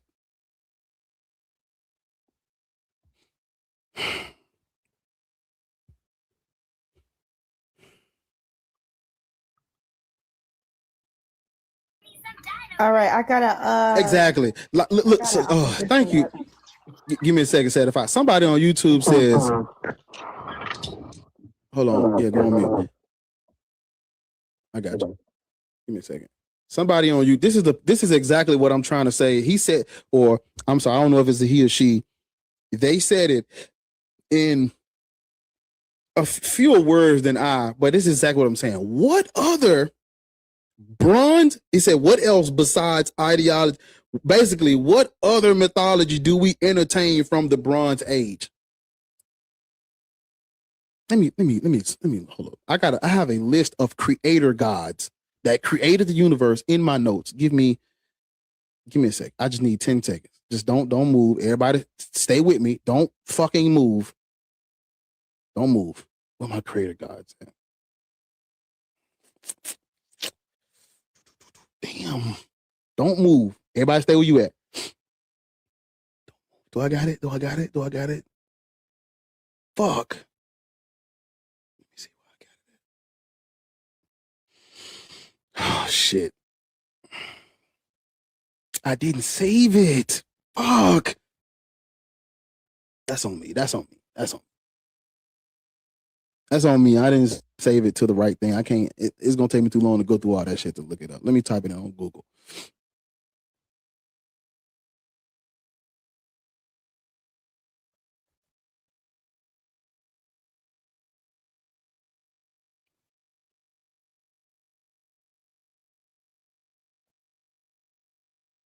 Let me see. I'm so damn dumb. This is not even Google. This is YouTube. I'm sorry. My bad. I'm sorry. My bad. But basically, in a nutshell, what I'm trying to tell you is we don't even talk about other creator gods. Nobody even mentions them. What's the reason for that? We don't even mention them. And why do you think that is? Because when you say God is real, I know who they talking about. I know who you talking about. You know who you talking about. And you're talking about Yahweh. You're talking about El. Or there's a higher power. That is El. Or I believe, I'm not a Christian, but I believe in God. God, that's still there. You still live in a Judeo, you are an Anglophiliac. An Anglophiliac is a person who is in love or infatuated with European shit. You love European shit. You're Anglophiliac, nigga. I know what you talking about when you talking about God. You ain't talking about no motherfucking, I'm talking about creators. And nigga, you called him a he. You ain't even a Christian and you called him he. Who are you talking about? The Father? That's Christian. God just created his own gender. I'm gonna be a boy today. That's Christian Wolf. That's Christian Wolf. Christian. Hey man, shout out to that comment though. Let me see. Let me. We're gonna move on. I don't. Because I'm very passionate about the sentiment I just laid. That is right. I'm very passionate about what I just said. Let me see how many likes we got. 23. Come on, y'all. Let's try to get to 50. If you over on the YouTube channel and you hit the thumbs up, do not tap the heart in the live chat. That's not helping. Hit the thumbs up towards the top of the right underneath the video where the title is. There's a thumbs up button. Hit that. That is how you help the live. Don't click on that heart in the live chat. That's just something different. Tap that goddamn thumbs up button and like the live. It's 82 of y'all over there. I'm expecting you to tap the fucking button. I would appreciate it if you'd hit the thumbs up. It takes a split second. Thank you. And if you're over here, you could go over there and do the same and just pop back over here. Thank you, Certified. I have to use the restroom again. I know. I'm listen. It's the coffee. It's the, what you about to say? Go ahead. Give me a I'll sec. just talk to them real quick. Hey, we at 52K likes over here. Let's get it up to like how many is it? 107. Let's get it up to, I'm gonna be generous, 58. Let's get it up there again. No caps unless you are a mod in the chat. I know it's new people coming up in here, so being a little generous today. You know what I'm saying? Thank you, guests, for being patient, and you know what I'm saying. We acknowledge you. He'll be right back. You know what I'm saying. And for anybody else that disagree, go ahead and request up. And get this information that we giving out. You know what I'm saying. Then go back later on and look it up. Do your research. I at least say know the personality and the God that you are choosing to worship it, because a lot of y'all just worshiping these gods without truly knowing who they are. You know what I'm saying. So but I'm gonna stand 10 toes down. Black people should not be in any Abrahamic religion at all. That shit. No, like none of it. Like black people got morals than those guys do. Like, I'm gonna need y'all to stand on business. Y'all wanna put yourselves up here? Let's be up here. Act like it. You know what I'm saying? All right, there you go. Yay, welcome back, host. I say. Let's get them lights up.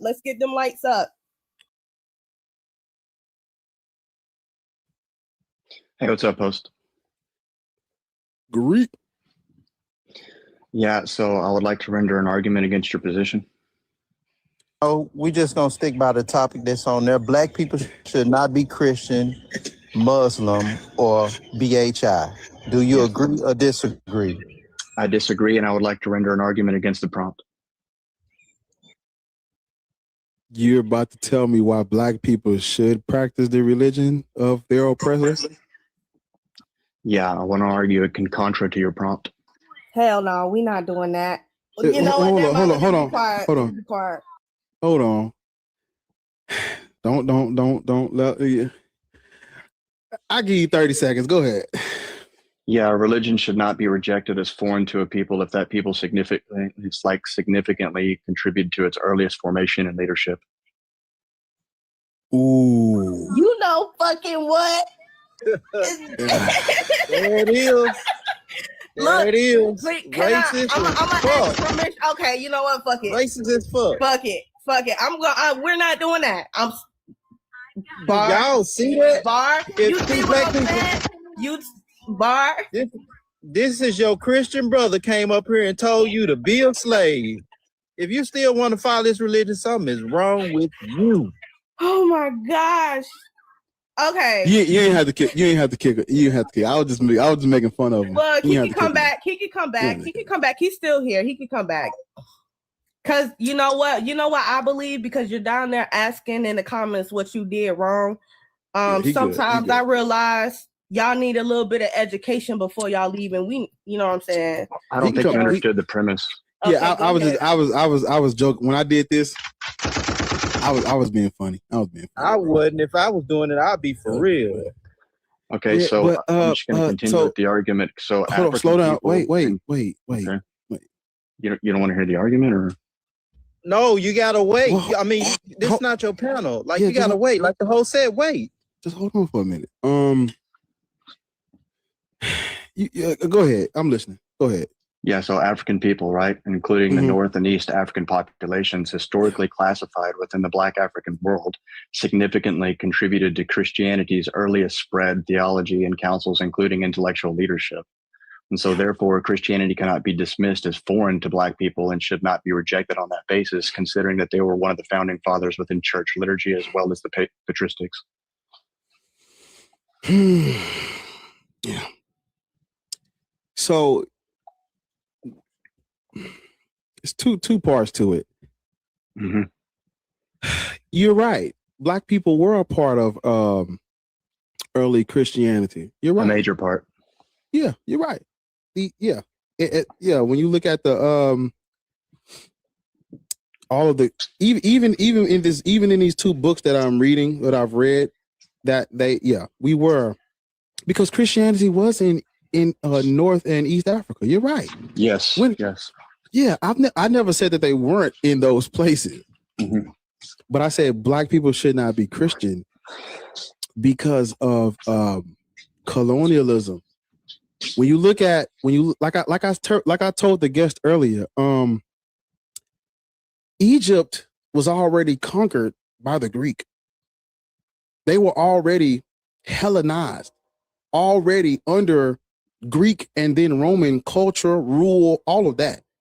So when you look at these councils and the patristics and the early writings and all that stuff, the conquering of those Black people, they were already worshiping a white statue. Right? We're talking about Egypt. I'm just talking about Egypt at this time. Egypt was already worshiping a white statue. Are you familiar with the Ptolemaic dynasty? Yeah, so I don't think it's relevant. It's relevant because you're trying you putting the cart before the horse a little bit. When you're speaking on these early Black African Christians, you have to understand that they were already Hellenized. They were already there. They were all, listen to me. Just listen to my words. The ancient Black African Egyptians were literally already worshiping a white savior. Literally. Right? You're familiar with Ptolemy 1, right?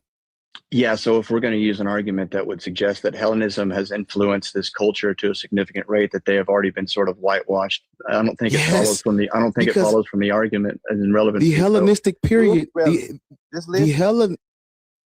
Hellenistic period, as I'm sure you're aware, it begins with Alexander when he comes in and they conquer the North Africa and the Middle East. Yeah, but the religion of Christianity is predicated on Judaism, which predates Hellenization. No, that's not true. Okay, you need an argument for that. Judaism, sir. Who is the God? Who is the God? Do you think asking me a question is an argument? You made an assertion. You have to justify your assertion. Yes. The God of the Old Testament, what is his name? Yahweh. You tell me, where does Yahweh come from? Yahweh is an ancient Near Eastern Mediterranean title for the monotheistic framework of God. No, not monotheistic framework. Oh, you're talking about a name extrapolation to where it came from a pantheon, but they don't share an ontology. That's No. That's not brother. Breathe. That's not what I'm saying. Monotheism is very new. Back during the time of antiquity, during the time of antiquity, people worship multiple deities. There was no strict monotheism. What does that have to do with the Yahweh God of the Bible? Because this gotta stop. This deity Yahweh, like you just said, it comes out of the Near East. The earliest inscription is talking about the Shasu. That has nothing to do with a Bible, Israel, Jesus, none of that. This is a desert tribe's God that gets an upgrade. You're telling me that this is the monotheistic framework. I'm like, no, none of that is true or relevant. Okay, can I respond? Yes. Yeah, so a title doesn't dictate ontology, characteristics, or attributes. If you're saying that there's a Yahweh title, that's like equivocating. There's two dogs with the same name, therefore they're the same dog, but that doesn't follow. But would you like to engage with the argument that I rendered earlier? Are you saying that there are multiple Yahwehs? Yeah, but your multiple in name doesn't mean the same in ontology, so it doesn't follow. So there are multiple gods named Yahweh that come out of the Near East. That's what you're telling me. Well, you could say there was a Canaanite god that was extrapolated and said, well, this is a monotheistic framework that had the same name of Elohim or Yahweh, but that doesn't follow that the Israelite God was therefore like worship the pantheon. That's, again, it's an equivocation fallacy. So it's like saying you've got a dog named Bruce, I've got a dog named Bruce, and therefore they're the same dog. It's just logically incoherent. Would you like to engage with the argument I gave earlier, though? What was the argument you gave earlier was what? Yeah, if a community helped found or shape and lead a tradition from its earlier centuries, and that tradition belongs to that community historically. No, so in other words, no. How does that not follow? Because that's what I was getting to. The ancient African Egyptians were already conquered and colonized during the Hellenistic period. They were already underneath Greek culture. Yet that doesn't have anything to do with them shaping Christianity that's formed from a Judeo-Christian, from like a Jewish archetype. That's just weird. It doesn't follow from the argument. Jews, Israelites and Jews. Israelites are Jews. Torah observant Jews. Are we talking about Israelites? Or are we talking about Jews? Yeah, well, Israel is encompassing of the tribe of Judah, which is where the term Jews come from. So I think maybe you're. So we're talking about the same people, right? In a sense, but this is a tribal thing. So I think you're conflating. Yeah, deities are tribal. Well, yeah, but again, just because there's the same name doesn't mean they share ontology, essence, or characteristics. But do you want to engage with the argument? Sir, why do you keep saying that when there's no evidence of, oh, there's two separate Yahwehs and this Yahweh is separate from that Yahweh. It's the same God. No, you need an argument for that, because one exists as a pantheon, the other one exists as not. Why don't you need an argument? You made an assertion, but you don't have an argument. Don't need an argument. You see what the prompt says? Black people should not be Christian, Muslims, or BHI. Yeah, I just gave you an argument. Disagree or agree? Well, I disagree, and then I rendered an argument. Wait, slow down. Okay. You talking fast as fuck. Slow down. I'm just trying to make sure I'm understanding what you're saying. You're telling me that the Yahweh of this nomadic people from Midian, this is not the same Yahweh in the Bible. Were you talking about the one from Canaan? Yes, this is not the same one as the one in the Bible. That's yeah, if it exists in a pantheon, then that's a different ontology as the one that comes from the ancient Near East or as in the Judaic system. So just sharing a name doesn't mean it shares essence or characteristics. It's just categorically wrong. Israel, or the Israelites have Canaanite ancestry, though. They come out of but the entire Bible is a polemic about the entire Old Testament is a polemic against the pantheon, so it doesn't follow that they shared the essence. But this is a non sequitur. Wait. No, stop. Wait. Why do you not want to engage with the argument?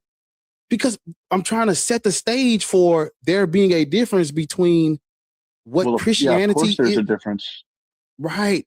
Yeah. One's a pantheon, Israelites are, but you just have a name share. A name share doesn't follow the essence share. When the host is talking. The Israelites are from the land of Canaan.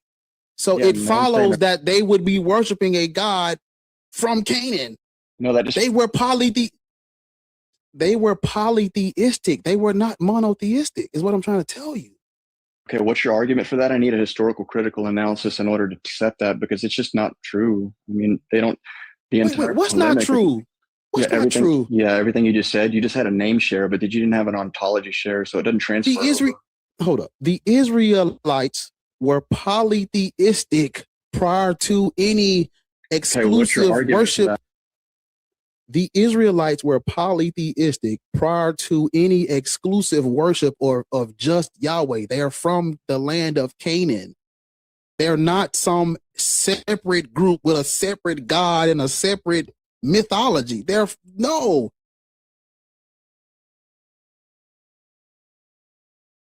Yeah, so that's an assertion. So just let me ask you something for That's not an assertion. That's based on historical it's facts. Okay, I need you to demonstrate the historical fact. I need the HCM. Go ahead. The what? Yeah, the historical critical method that you delineated to come to this conclusion. What is it? I'm not just going to take a broad assertion without justification for the assertion. Do you want to go back to the argument? Because this is all a non sequitur. Why are you just leave then? If you don't want to have the argument, just leave. We don't have to have your argument. It's not an argument. It's not an argument. This is not a debate. Well, it's not a debate. You don't ask me if I agree or disagree, and then I give you a position that's in contra to your position, then it is. It's a yes debate. Or no. Well, no, it's not a true dichotomy. What are you talking about? It's a yes or no. Either you agree or you don't agree. That's it. Well, yeah, I don't agree, and then I gave you all the feel bro shit. We just yes or no. What have I given you that's philosophical so far? Do you agree or do you not agree? That's it. I don't agree, and then I rendered an argument. It's simple. It's so simple. Hold on. I don't agree. Good. Now, can we move forward to the argument? Hold on. Wait.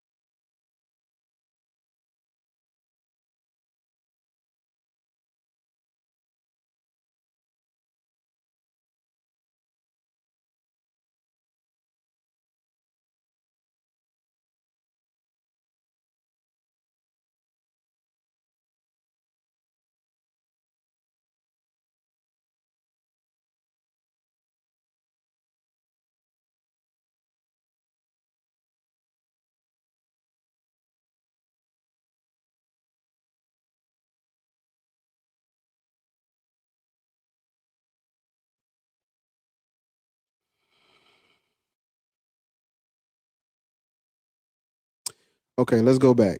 So you said that Black people should be Christian because they were a part of early Christianity. That's what you're saying in a nutshell.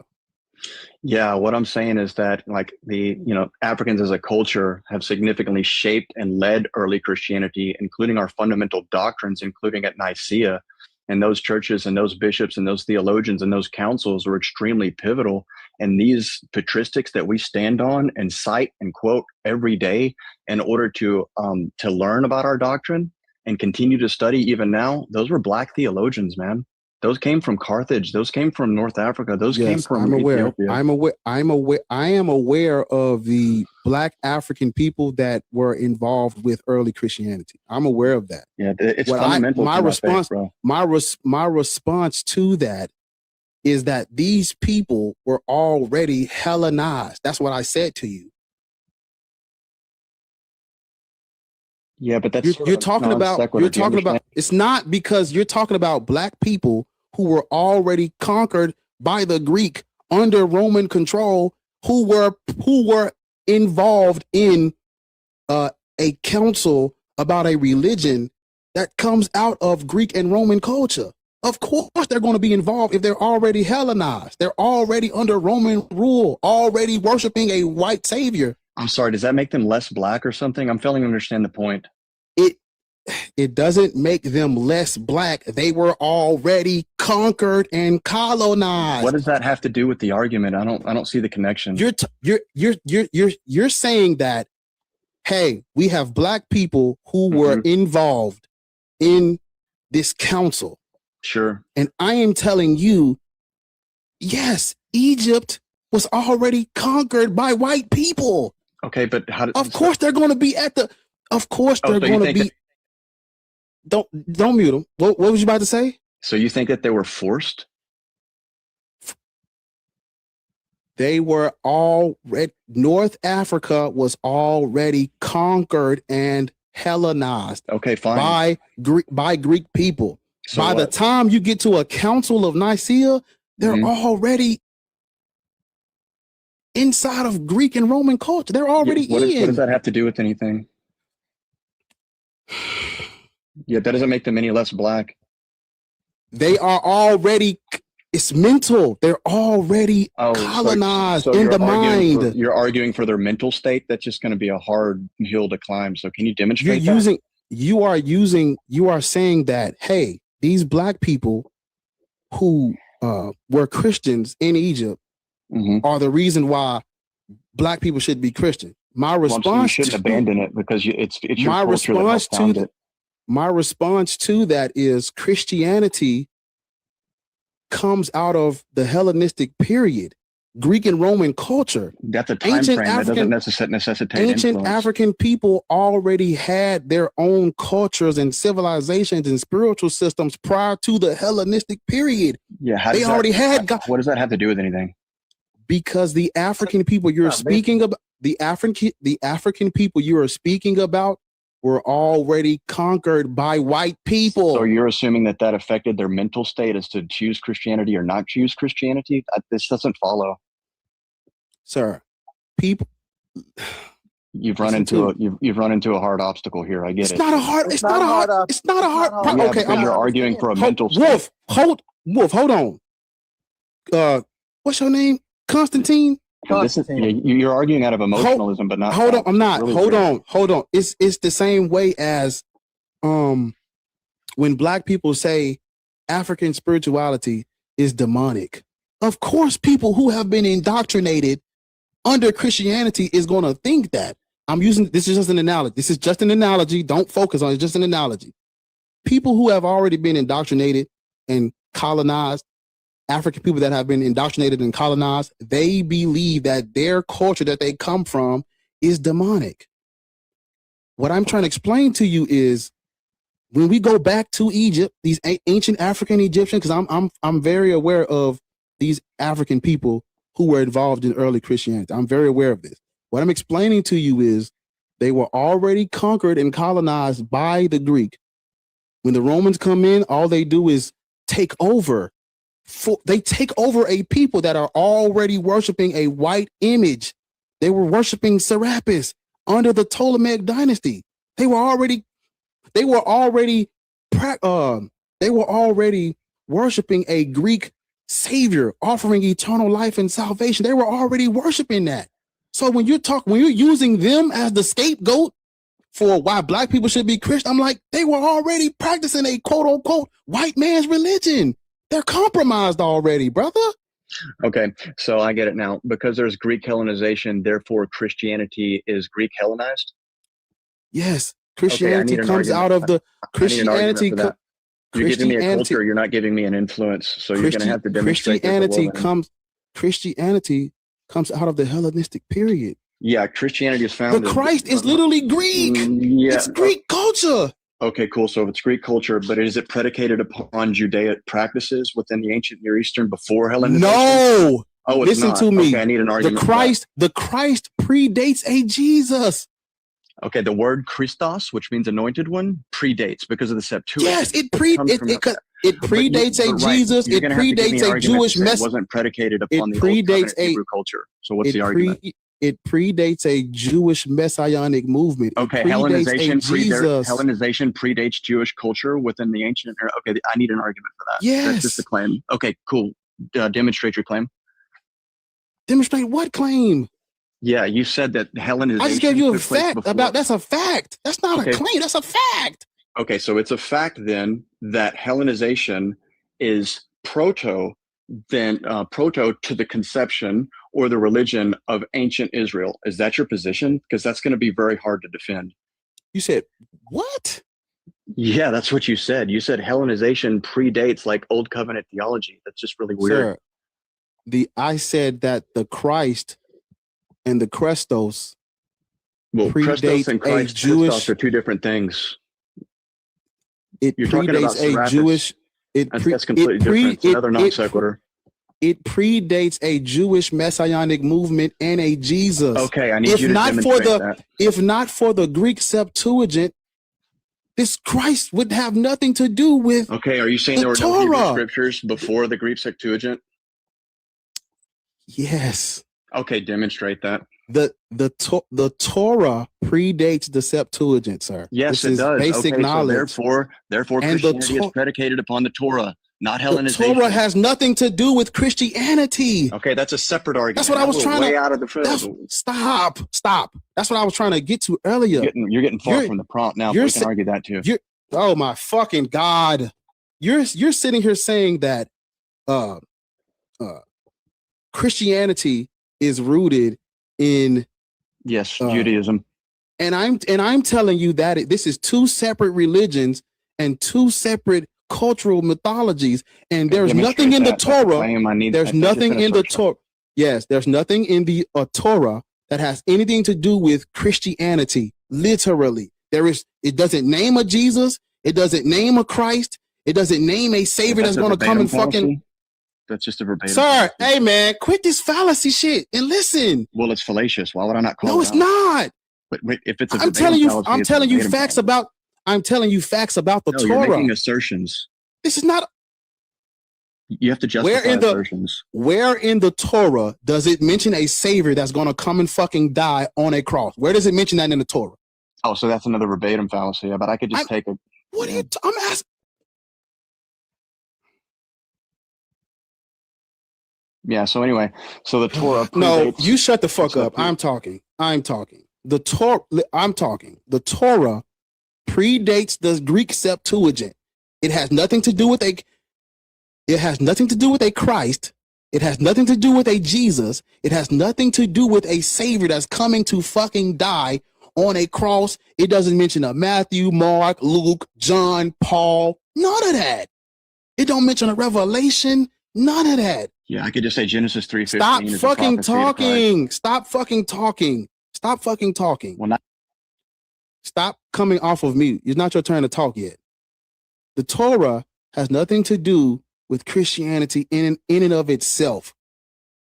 The Greek came and took the Torah and translated it into their language. Things get switched, things get lost, words get changed. That is where you see the Christ enter into Jewish theology. But prior to the Septuagint, they wouldn't have called this thing Christ. They would not have. No, that Torah observant Jews do not view Christianity as a continuation of their cultural mythology. Don't come off of fucking mute, please. Torah observant Jews waiting on the Mashiach, a king with a sword that's going to free them from Roman control. They would not have called this thing a Christ. They nowhere in the Old Testament or the Torah does it mention a fucking Jesus. It's not in there. Has nothing to do with Old Testament, has nothing to do with Judaism. Nothing to do with it. You just said the Old Testament has nothing to do with Judaism? That's weird. I was talking about Jesus Christ has nothing to do with Judaism in the Torah. Okay, let me It's not in there. It's not in there. Please stop coming off mute. It's not in there. Where do you see Christ enter Jewish culture and mythology? The Greek Septuagint. Because the Greek took listen to my word. The Greek took a scripture that had nothing to do with their culture and they translated it in Greek. They translated it in Greek. That is where the Christ enters into their Old Testament. And then the Greek used the Greek used the Septuagint to write the New Testament. They didn't use the Torah. They used the Septuagint, which is a Greek translation, which is a Hellenistic version. That's rooted in Greek and Roman culture. That's what they used to write the New Testament. They did not use the Torah. They used their Greek translation. And so he's coming and saying that Jews wrote this.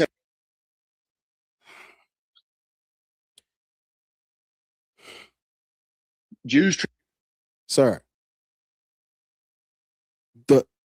the Greek language comes from the Greek. There wouldn't be a stop muting him, but I want you to stop coming off of mute. There would not be a Greek Septuagint if not for the Hellenistic period. That's why I brought this up. When you talk about these African Christians that were involved at the Council of Nicaea, you have to understand that they were already Hellenized under Roman rule, worshiping Roman gods. Is it not too much to understand that, of course, they're going to be involved with a council about Christianity, and they're already under Roman rule, worshiping Roman deities? Do you understand what I'm saying? Yeah, dude, I'd like to respond. So you've made a few errors, right? So the Septuagint was translated by Jews who understood the lingua franca as Koine Greek. Now, if I'm going to make a case for Christ within the Old Covenant, that's a separate conversation away from the prompt, but I'm prepared to do so. But I feel it would be necessary at this point for you to give me a concession before I grant you a pivot. Now, I can accept the pivot with the concession from the original prompt, but you've made a lot of errors. Now, Christ or Christos is a direct translation of Mashiach that comes from the Old Testament. So it's not a new adaptation of a new theology. It's just a transliteration. And to say that the Greeks are the ones who are responsible for translating the Old Testament when it was translated by Jews who understood Koine Greek, well, then that would just be another category mistake on your part. So my original prompt was to say, hey, look, if the Black or African culture as an ethnicity was responsible for the foundations of the Christian faith and its doctrine, then why should you abandon it when you are the shoulders that we stand on in order to practice this faith in the first place?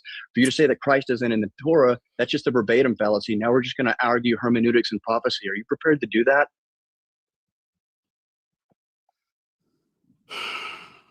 It's been a good conversation, host.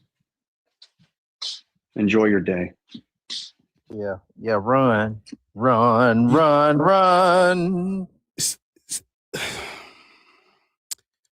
He ran. Look, what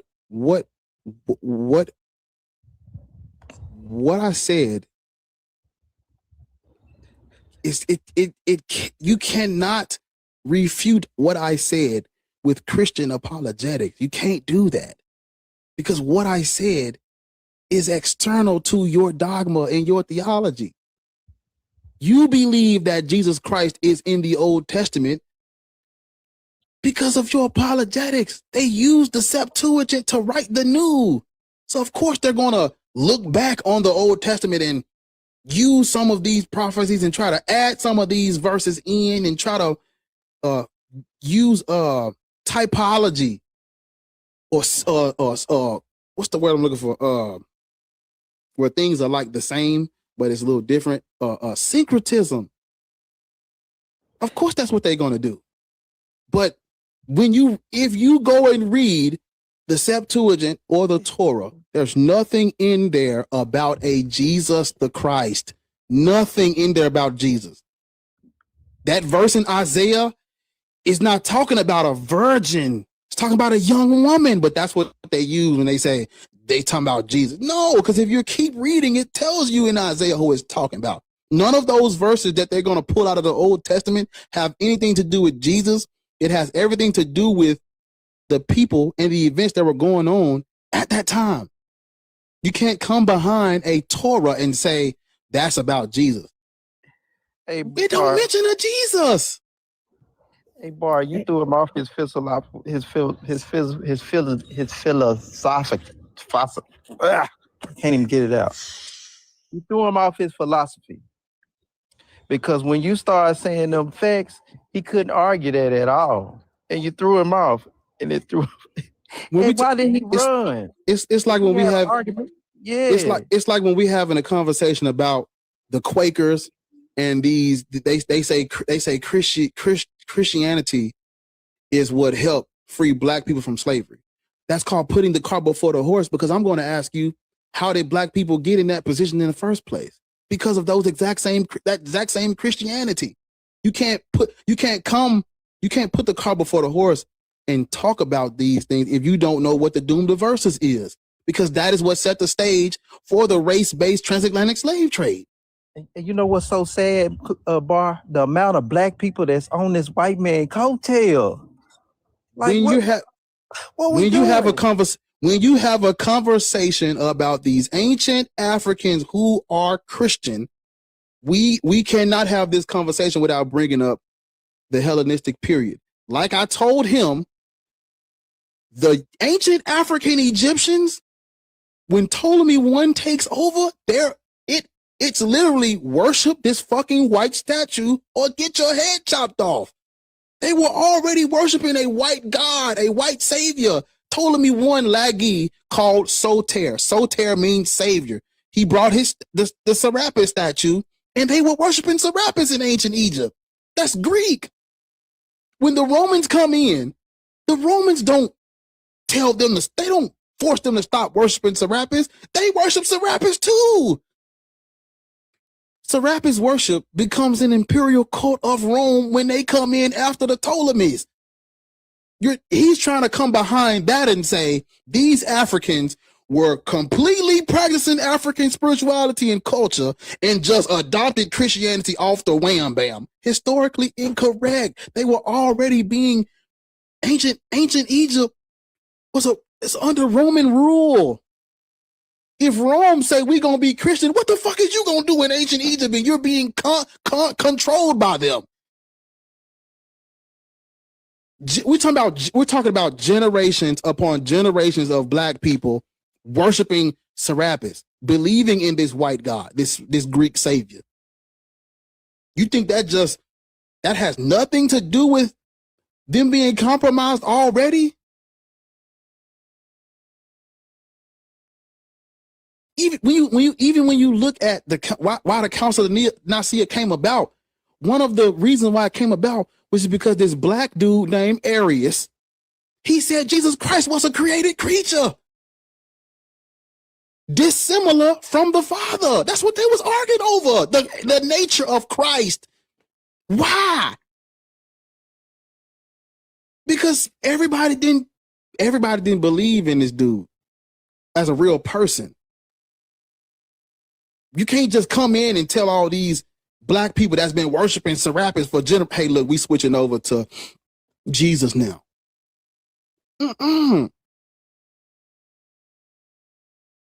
Everybody, you cannot have listen to me. You cannot have a conversation about the ancient Egyptians who were involved in Christianity without talking about their Hellenization and this is really one of the very first forms of European colonization of black people. And all I'm saying is we can't use them because they were not a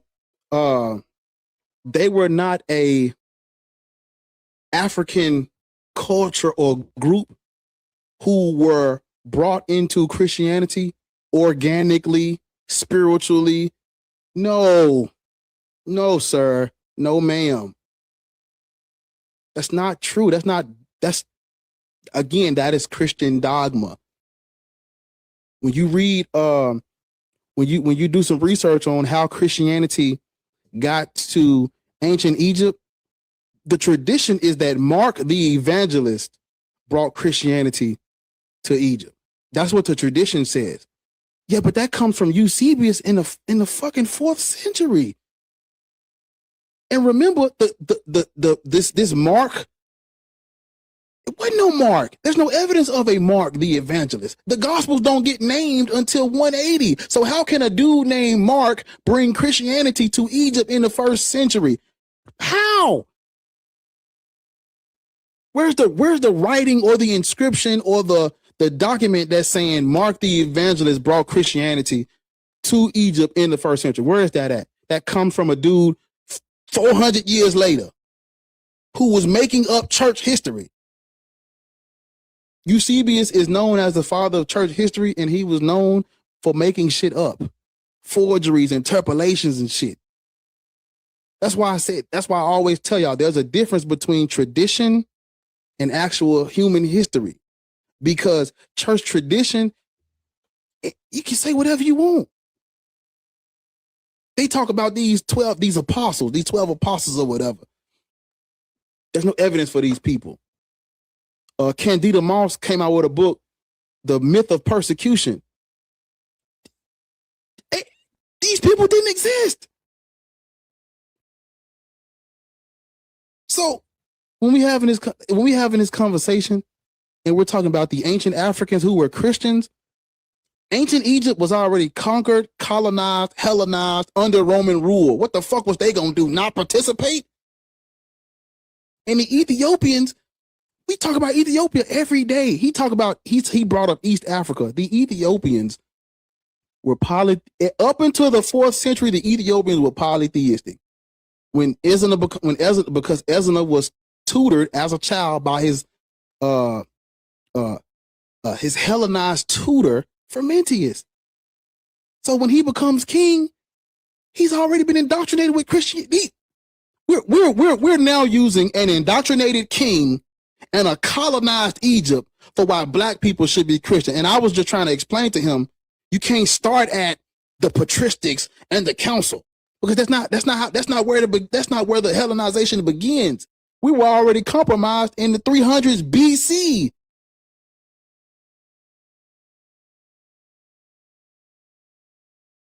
Egypt and Ethiopia are not the get out of jail free cards for black people and why you should be Christian.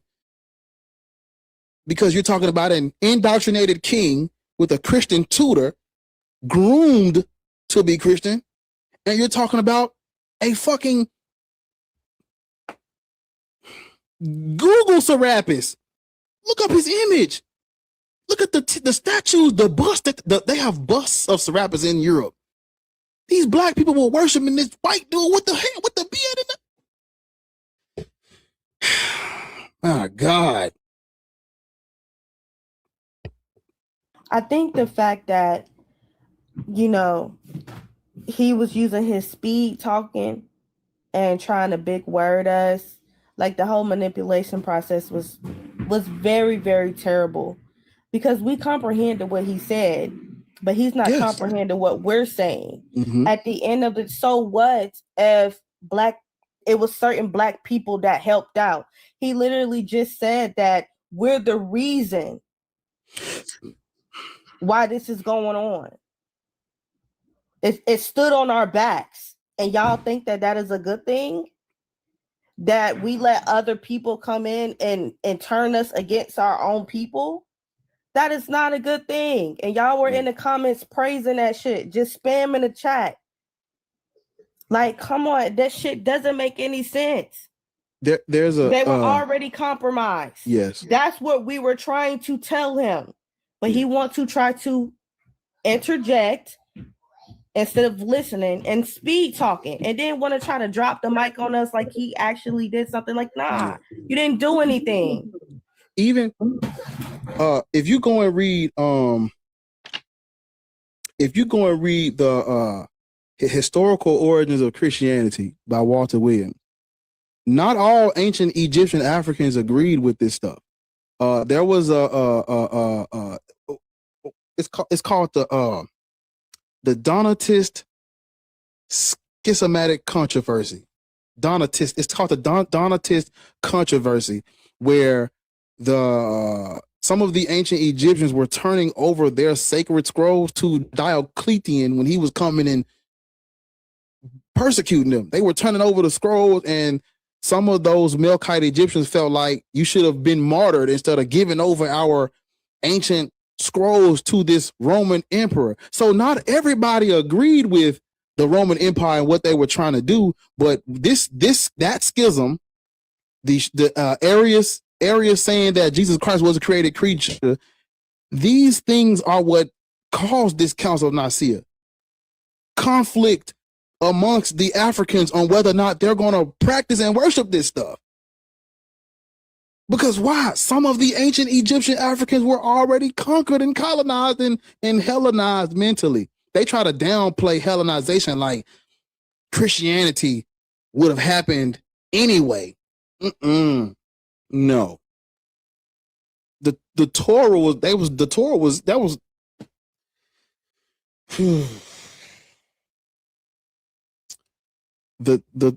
man, look.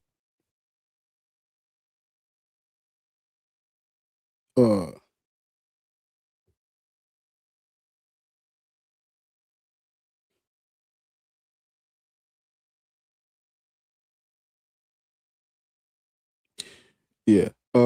Hey, Bar, when it comes to common sense, philosophy can't even win on that part. I mean, you can say all those words you want to, but when it comes to common sense, it's hey, yeah, that's I know. a win. That's a I win. know. Because you threw him off his script. You threw him off his script, and he couldn't handle it. Yeah, because we can't just skip through history and skip all the way to the Council of Nicaea. You got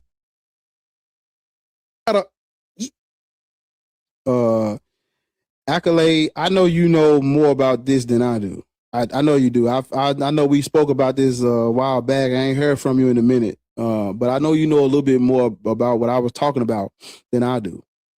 Yes, you're actually more right than you think you are. I was listening to that guy, and that guy, he was trying to say, well, you know, the Torah was before the Greek Septuagint, and that, you know, the Greeks, all they did was take what they had and reverse engineer it. But that's actually incorrect from what that guy said. He keeps on putting the Torah or the Hebrew scriptures in front of the Greek Septuagint. No, Bar is even more right. Not only did they get it from the Greek Septuagint, but the Greek Septuagint is the absolute oldest Old Testament in mankind. No Hebrew, no Torah predates the Greek Septuagint. Why? Because Bar is more right. It comes from the Greek Septuagint. The Greek Septuagint births anything Jewish. Period. So everyone in the comments not agreeing with what he's saying, it's worse. You cannot get Jewish nothing without the Greek Septuagint. You can't get Torah, you can't get Tanakh, you can't get Moses without the Greek Septuagint predating Moses. In fact, not only did Ptolemy II Philadelphus, it was in control of the Greek Septuagint, he created the character Moses. You know what he did? He said, hey, let me get my boy Hecataeus of Abdera. That's who Moses is. Y'all don't even know that. Y'all don't even know that your Jewish stick-holding miracle worker, law-giving Moses is a Greek. His actual name is Hecataeus of Abdera.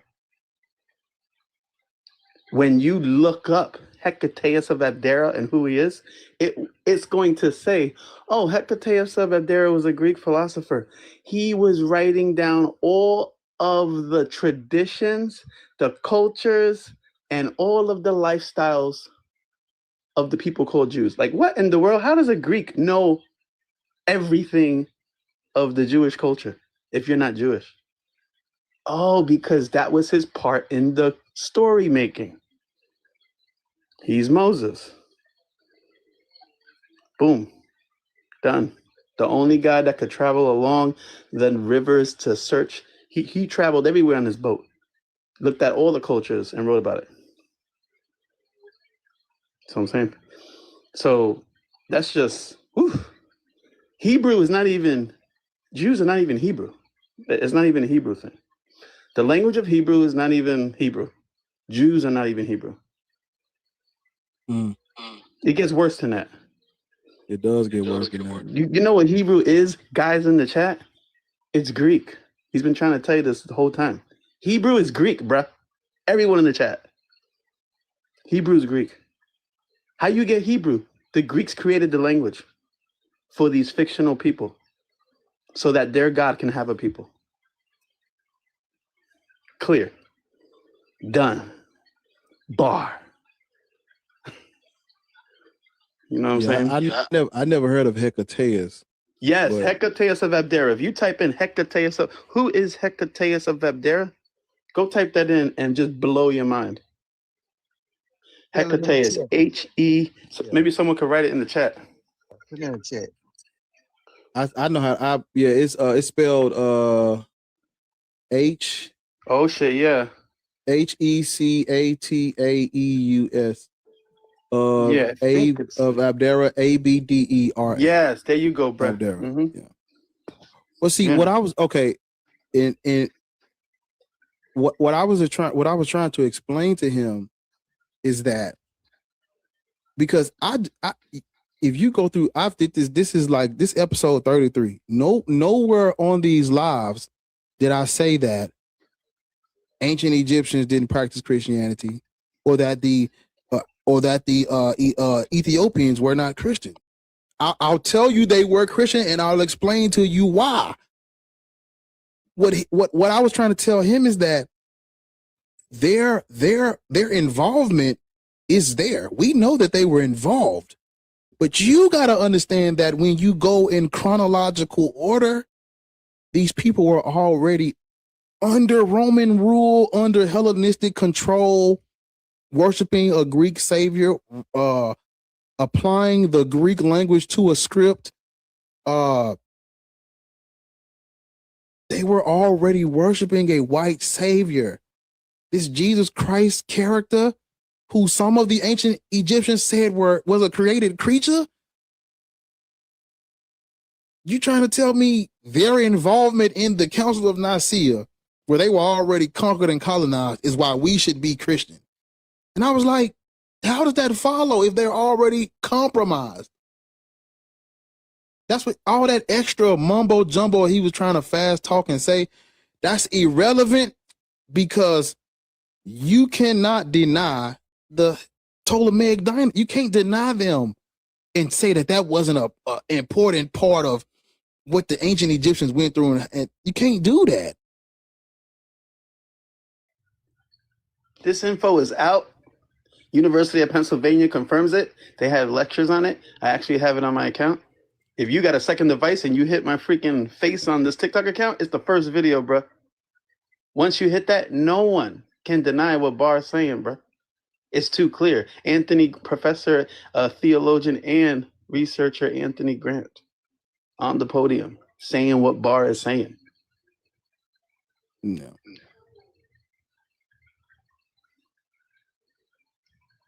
Do y'all need to hear like a historian to say it for you to believe him? Maybe if I was a white dude, they'd be like, "Oh yeah, that must be true." Oh, I'm sorry that his color is that. Yeah, if you found it, it's the first video that says it's the second video actually that has like a black cover on it. You play that, it's over. Because what do you do when you find out that like what I said, when the Romans come in right after they come in after the Greek, they don't change nothing. They worship in Serapis too. Correct. Like, we're talking about a group of Africans that were already under the Greek rule, and then the Romans come in and take over, and now Serapis is the imperial religion in Rome. And the Africans is under Roman control now. You want black people to use a colonized, compromised group of Africans as justification and a scapegoat on why we should practice this white man's religion? I will not. Hey, one of the non-believers in the comments said, Moses, I just looked it up. Moses is not Hecataeus, but he wrote about Moses. Now you got to put your thinking cap on, bruh. Hecataeus, no one can dispute that he was born. Oh, that's just common sense. No one disputes that ever. You never hear someone in the live saying Hecataeus never existed. But Moses. So if Hecataeus is writing about a guy named Moses, and I'm telling you this is where the birth of Moses comes from, his writings, then you don't click that Moses is fictional, bro. You don't click that Moses is not mentioned in history before Hecataeus writes about him, because he's creating him in the book. Hecataeus is Stan Lee, Moses is Spider-Man. Spider-Man would not exist before Stan Lee creates him. So Moses would not exist before Hecataeus writes about him. So the non-believers are like, see, Hecataeus writes about Moses. Why is a Greek writing about a Jewish person? Like you guys are not understanding. That's the character. You guys got it in your head that Jews have been here since the beginning of time or something like that. No, they only are born and birthed and emerged in the mouths of human beings during the Hellenization, just like Barr says.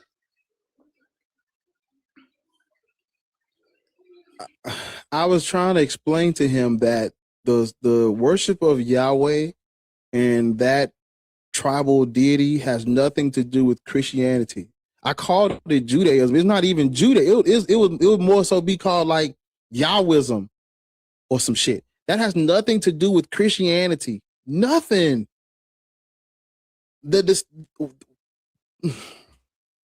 How they say Canaanites are Israelites. Oh man, you gotta understand, guys. Canaanites, real. Hyksos, real. We got Dorians, Achaeans, Aeolians, Greeks, Italians. All of these people are real. So what's going on? The Persians, the Arabs, they're all real. So where are the Jews? Where are the Hebrews? They're nowhere, but they're everywhere. How are they everywhere? Because they can piggyback.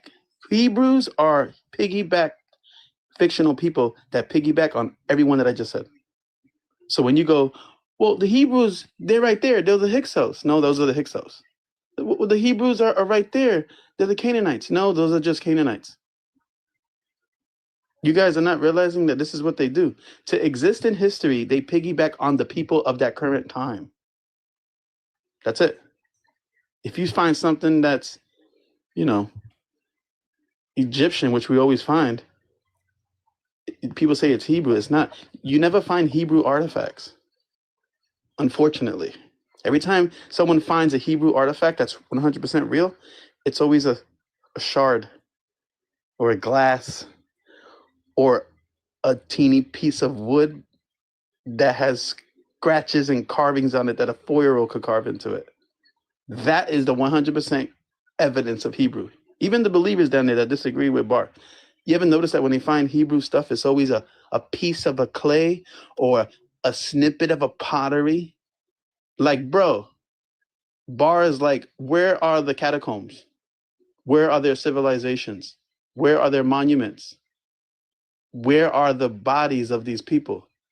See, when you talk about Greek, you have all those topics covered. Egyptians, all those topics covered. Romans and Persians. But when it comes to Hebrew, we have no bodies, no civilizations, no artifacts, no colossal monuments. They're just non-existent. I just want to say we have a lot of stolen stories, and I feel like if we just say they don't exist, then we lose the fact that they stole our stories. And I think that's what the guy was trying to argue. No, that's not what he was. I don't think he would agree with you that Christianity is syncretized from earlier mythology. I don't think he would agree with you. Well, I would say flat out stolen in that case rather than it is flat out stolen. But if he was up here and you told him what you just said, he would disagree with you because that was his real argument. It was that just like how you saying they were Hellenized, he's saying that the Hellenized people, well, I mean, this is how I thought it, that the Hellenized people were already, Egyptianized, for lack of a better word. No, because when I'm saying Hellenized, this is really me. I'm addressing the Hellenistic period, but I really mean this is colonialism. Remember what I told you about that Germanic word used to invoke Odin that they now use as the surname of Yahweh from the Bible? Remember that word? That's what I'm saying. It's not about the words. It's about the concept behind the words. Because no, existed before. Because these words are not concepts. They have a specific meaning that cannot be mapped onto anything else. They were translated. We're not reading them in English. We're talking about concepts. We have to be talking about concepts unless we're reading them in the original language. Sir, the word Orisha means the exact same thing in all of the languages. It means the exact same thing. It's talking about the pantheon of the family of Yoruba deities, the family of deities in Yoruba religion. In whatever language you translate that word, it's going to be talking about that mythology. What I'm telling you is the only reason why the word God does not translate to what it's supposed to mean in every language is because of Christian colonialism. That's what I was trying to tell you. No, I understand that point. That's not a concept. That word has a specific meaning in history. We don't have another word to. Well, okay, let's use the word amen though. So like they admit that that's a similar thing, but it's a different meaning to them, even though they know about the God. Amen. A different meaning to who? Hebrew, whoever uses amen. Okay, what does amen? Who is you talking about Amen Ra? You talking about That's exactly what it's related to. Who is Amen Ra? That's the Most High of their, the supreme deity in ancient African mythology, right? Right. Can you take that word and talk about it's a concept that means us? Can you do that? That's what they do, though. They use it. But that's not right. That's not right, is what I'm telling you. You can't misappropriate other people's culture because you want to take over. You can't do that. I mean, you can, but it's still misappropriation of someone else's culture. You can't argue against the individual words because the words themselves are whatever, but the concept. What is it? What is a cat? What is a cat? Is a cat a dog? Do we use the same word when we're referring to the animal that is a cat? Can we call that a dog too? When we're talking about that time period, though, they did mix up things like that. What is it? The Greek? It wasn't for blue.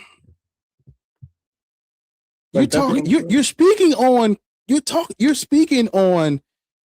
fucking colonialism like they just mixing words and shit. We're talking about demonizing people's culture and forcing them to engage in yours. That's not mixing and switching. That's violent. Yeah,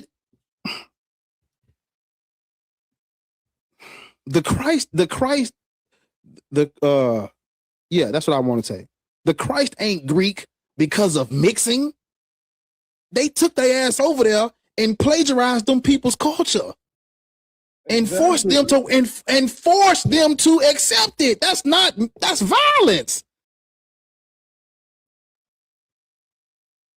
And I'm saying we don't have to play along. We don't have to play along for the sake of arguing about what the fuck a God is. We know what a God is historically. But I'm saying the point of the debate is black people shouldn't be, these religions. This is not a debate. We're not debating. We can't debate fact. If I say that Christianity was colonial law and they came up with laws and they used the Bible and the curse of Ham to justify colonizing black, that's not up for debate. You're right. That's not up for debate. That's why I was trying to tell this is not a debate because I'm not that's why I was telling him, he was like, present an argument. I'm not arguing. I'm giving you the facts about human history that you can go and verify behind me. Yep. This is not an argument. Yeah, but Bar, what he wanted you to do, he wanted you to pull it up because he wanted you to show the facts. But I'm like, like, go look it up for yourself. Y'all always want us to do the work for them. I could have pulled up some stuff, but I was like, when he kept asking me to argue, I'm like, I don't have an argument. That's why I was like, what do you present an argument? I don't have an argument. I put it all together just for things like this. Like Bar don't really got to look nothing up. 3,000 years ago, Yahweh was a tribal god from the desert. That's what the inscriptions and the archaeology is saying. That's what they talking about. Who the fuck is the Shasu? oh, wait a minute. The Shasu are nomadic people from Midian. What the fuck they got to do with Christianity? This nigga said, and he's, oh my God, I done broke the damn. This nigga said that just because two deities share the same name, that don't mean it's the same thing. I'm like, nigga, how many Yahwehs you know? What? And I'm like, okay, what do we do once we look at history and and we see that, oh, wait a minute, these people have Canaanite ancestry, and they were this nigga said they were not he said that the Israelites were not polytheistic. What? Lord have mercy, I done broke the damn stand, man. I'm pulling on this bitch so hard, it don't make no sense. Shit. Let me mute it. I'm sorry, y'all. My bad. There. If you go and read the well, hold up.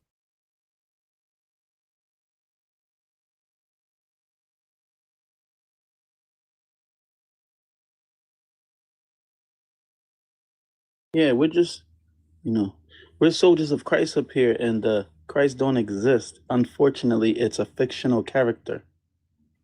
Man, I done broke the fucking. Man, you gotta stop pulling on that thing. I'm putting so much fucking pressure on this shit. I done broke the damn thing, man.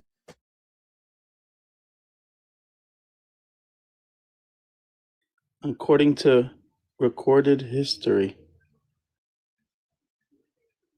Fictional, according to actual history. Only the Bible confirms Jesus. That's it. And you guys got to know that the Bible is not actual history. Maybe that's where the problem is. You guys might think the Bible is actual history, but it's not.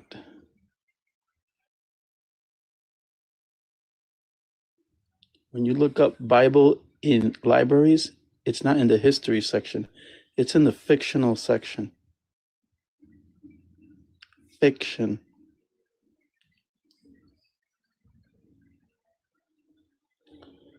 So a book that starts off with a syncretized version of a Babylonian creation epic is not history. I'm sorry. I'm just sorry. I'm sorry.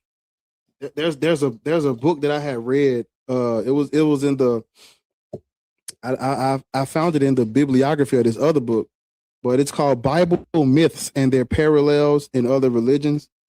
And the author has footnotes where it literally is telling you where everything in the Bible comes from. The predated. It predates the Bible. And you can go and you can look into these other texts and other mythological things, and you're gonna because the Bible is not the oldest. It's not old. You think they did like? We're just making it clear. Fuck, man, I done broke this shit, bro. We're just making it clear that Hebrew is Greek. I done broke the. Hold up.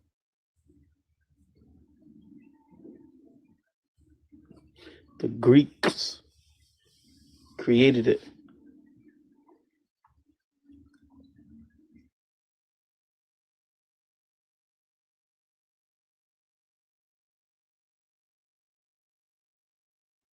I gotta talk like your fucking pastor now.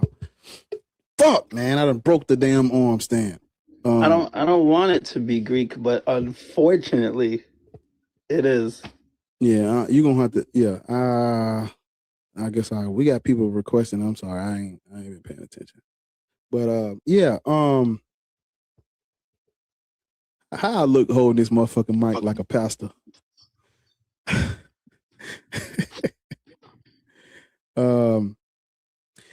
Over on let me do this while we got a break. I'm sorry. Over on YouTube, don't I like a fucking pastor? I gotta put the suit on. I'm gonna put the suit on tomorrow. I like a fucking pastor. Don't worry. Even the word pastor nowadays, it sounds religious, but don't worry. It comes from past stars or stars in the past from the Egyptian pantheon. So don't worry. They bit that too.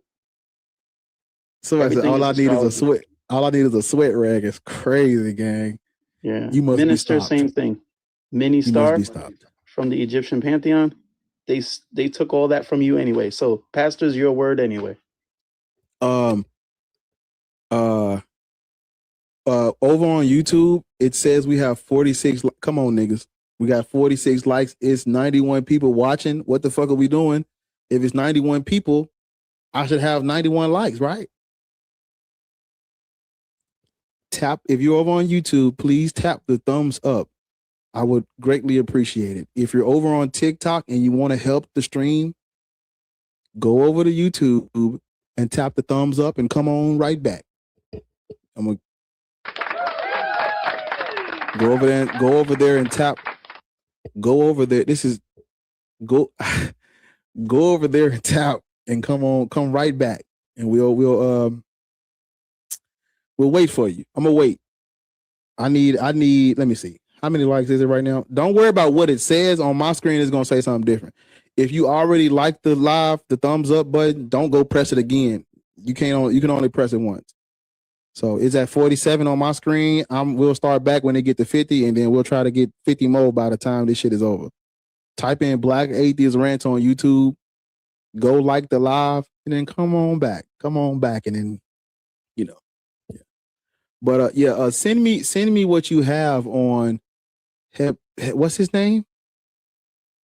Hecateus of Abdera. Hecateus of Abdera, and all of that. Send me that. So I never heard of him. So Hecateus of Abdera is a 4th century. What up? This culture vulture killer. And Bar, I've been watching you for a minute. I appreciate the information you've been dropping, dog. You've been on point, and I agree. Black people should not be Christian, Muslim, or Black Hebrew Israelites, because as you were eloquently expressing to the audience, this religion was forced first into North Africa, Egypt, under Frumentius and Izana, as you were eloquently saying. There were Jewish communities in Egypt, Coptic, monophysitic, and Donatistic. What you know about? What you know? Hey, bro, I'm very well. What you know about that game? I myself up out of this. Talk to him about them monophysites and them diaphysitic Christians. They don't know nothing about them monophysites, nigga. Yeah, those are small Jewish communities up in Egypt. But they were Jewish. They weren't Christian. They were what you would call the way. These were the beginnings of what will become the way, which is a later transition. First century, 2nd century transition. But as you were saying, we should not be any of these religions, because our people specifically comes from West and Central Africa, where the word Black was used as an ethnonym. And it was juxtaposed against what? White. Purity. So darkness and whiteness was the juxtapositions that these Greeks, these Romans, philosophers, writers, Christian thinkers were using when they were writing this literature for this Christian community. And as you were going into with the Romanist Pontifex, Dum Diversus, Treaty of Tordesillas, all those things allowed for the colonization and usurpation of indigenous and African cultures. That's why we are here on this panel in 2026 arguing that this Jewish religion from the Levant represents our people who had their own ways of life, spirituality, and living, moral systems, and all that before they were conquered by the gun and the book. That's my story, and I'm sticking to it. I like everything that culture said. It's just the one little teeny detail that if you believe that, then you're under their power. And I don't want any brother to be under no one's power. Wait, what did he say? What I didn't. He said that the Jews that are over there in the Levant are really Jews, but he says where they reside at, and that's my whole point. Where did he say they were at? Egypt. How you got Jews in Egypt? It's not his fault. It's just a common consensus. You cannot believe that these are an actual people. If you believe that, you're under the doctrine. Because the number one thing that Christians do is our people were here first. Why? Hebrews and Jews were here. No, I know the truth about them. They're fictional. Because the only way that they have power is if you believe they're real. So that's again, the whole point of making them real. When you brought up the Hey, I speak very well. So again, I'm not talking about the mythological people. I'm talking about the people who these stories actually stem from. The Canaanites, who became Israelites. See, you have to understand the difference between Iron Age and Bronze Age. All right, so the Canaanites will be Bronze Age. The Israelites will be Iron Age. So this is what we're talking about. We're talking about the Iron Age religion that was conquered and taken over by Constantine and his people around 3-something. All right, I could go with that. So again, the Canaanites are the people that were initially worshiping this Midianite god Yahweh from the mountains of Seir, which is in Arabia. You have to, I am way above your pay grade on this, dog. I taught myself out of this. When you break it down like that, I agree. Hey, bro, I'm gonna tell you like this. I just don't want you to think that Jews are actually. Hey, listen at this. Both of y'all can't speak at the same time. We're not finna do this. We're not finna go back and forth on bars live like this. We're not gonna do that. Y'all just have to agree to disagree. That's all. That's it. We're not gonna go back and forth. I want to ask a clarifying question. Because when you brought up the monophysites and the diaphysitic Christians, I wasn't talking about Jews. Oh, I know you weren't. I was talking about Christians. You was talking about no, that's not. They started out as Jews. No. Yes. No. David M. Litwa is a very good scholar to check up on this on. He does a great job of showing how these Christian communities started out as Jewish communities, and they adopted this idea of a savior. It wasn't I know what you're talking about. I know what you're talking about. But are you referring to Jewish messianic movement? Like, or the what they was waiting on this king to liberate them from Rome? No, that's later on. I'm talking about these. They weren't. You see, they weren't big. They were small sects, so they really weren't that big. So that's why you would have to read the literature on them, and I'm sure you have read some literature on them. That's why you spoke on them. But as I was saying, they weren't the main cults. And because they weren't the main, their literature didn't spread as like it should have. And they were eventually, they would eventually die out. And the main one that would last would be the one, I think it's the monophysites. They lasted the longest. But what time period are you talking about?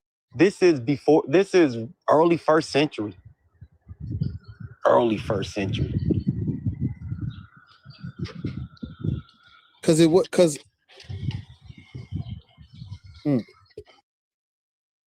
I think we might have got our timelines mixed up, because I'm not talking about, when I was talking about that, when I spoke on it, I wasn't talking about first century. Oh, okay. Then I was speaking on a little later. Okay, then that's my fault. I probably didn't. That's my fault. But so you're talking about. Okay, so you're talking about Jews who. What did they believe? I just want to get it clarified. What did they believe? So they were more. If you're familiar with the Dead Sea Scrolls. Yeah. Okay, so some of these sects kind of had the belief of the Dead Sea Scrolls. Hmm. And their savior type of figure, their Messiah type of figure. I think I know what you're talking about because somebody came up here and mentioned some. I can't think of it on the top of my head. I forgot about it, but I don't think that was called monophysitism though. Is where I'm stuck on. No, I think because I know that word. I know that word from a little bit later. That's why when you use it, I thought you was talking about what I'm talking about. It was a small community. It was a small community. That's what I'm saying, and it was carried forward. Somebody put it in the chat. Yeah, the teacher of righteousness. Somebody came up here and they was talking about the teacher of righteousness, right, and they was talking about how that, and they was talking about how that was Jesus, but that's not Jesus though. But that's somebody separate. Yeah, that's somebody separate. But that's the teacher of righteousness. Is that what you're talking about? Yes. So that was their type. That was their type of thought. Their type of belief. Mm-hmm. Okay. And I know about that. Okay. So that's it. So my bad. Go ahead, Acolyte. Well, hold up. Wait, Acolyte. Wait, I'm trying to. Yeah, go ahead. I'm trying to. Okay, so you call these people monophysites though. That's what's throwing me off. I don't know if that's because they were called different things at different times. So I guess monophysites wouldn't be right, but that's what I saw written down about them in a book I read. If I remember the name of the book, or if I can find it in my library, I will tell you the name of the book. Because I'm trying to make sure I get this. David M. Litwatt is a scholar that I learned some of this from also. M. David Litwatt. And I'm a friend of his on Facebook. As well as Richard Carrier, Bart Ehrman, Myth Vision, History Valley, Garfield Reed. I'm part of Dagger Squad. So yeah, I like History Valley. I like History Valley. He has a lot of good people on there. So my introduction to History Valley and Myth Vision was actually on Paul, on the letters of Paul, and how Paul was the biggest liar in the Bible.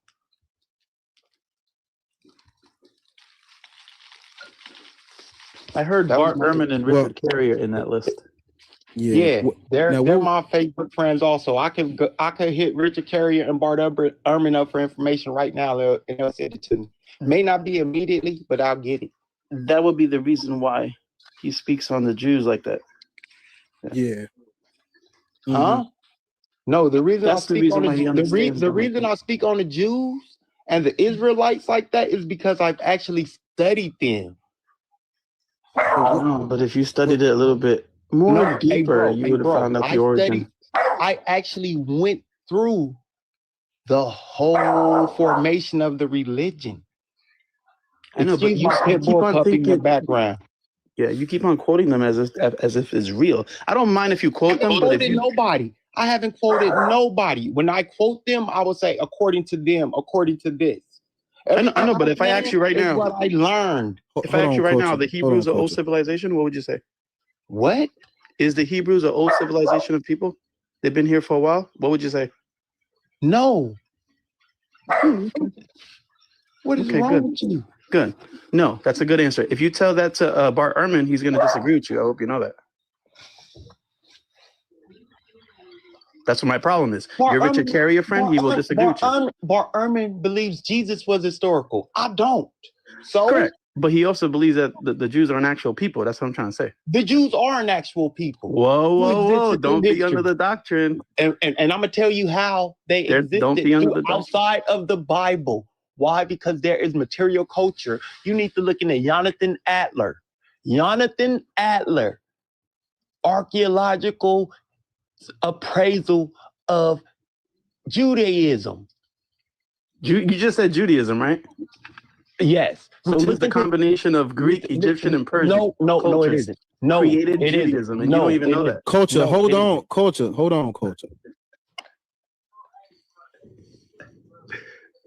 Yeah, like Judaism has the menorah. That's a Greek artifact. That's a Greek thing that's been passed on to this culture. Then they got Egyptian culture inside of Judaism and Persian. All three of these cultures create Judaism. This is where they get it from. Judaism is an idea of three cultures put into one and claimed as Judaism. But you don't understand that. So again, Judaism stems exclusively, excuse me, chill out, Snow. Exclusively from the belief in Yahweh. Now, the cultural transmissions and the cultural inclusion of other cultures happens throughout history. Why? Because they were in close proximity of these dominant cultures. So the Israelites and Canaanites were always vassals to who? Assyria, Egypt, Rome. So being vassals, they will naturally do what?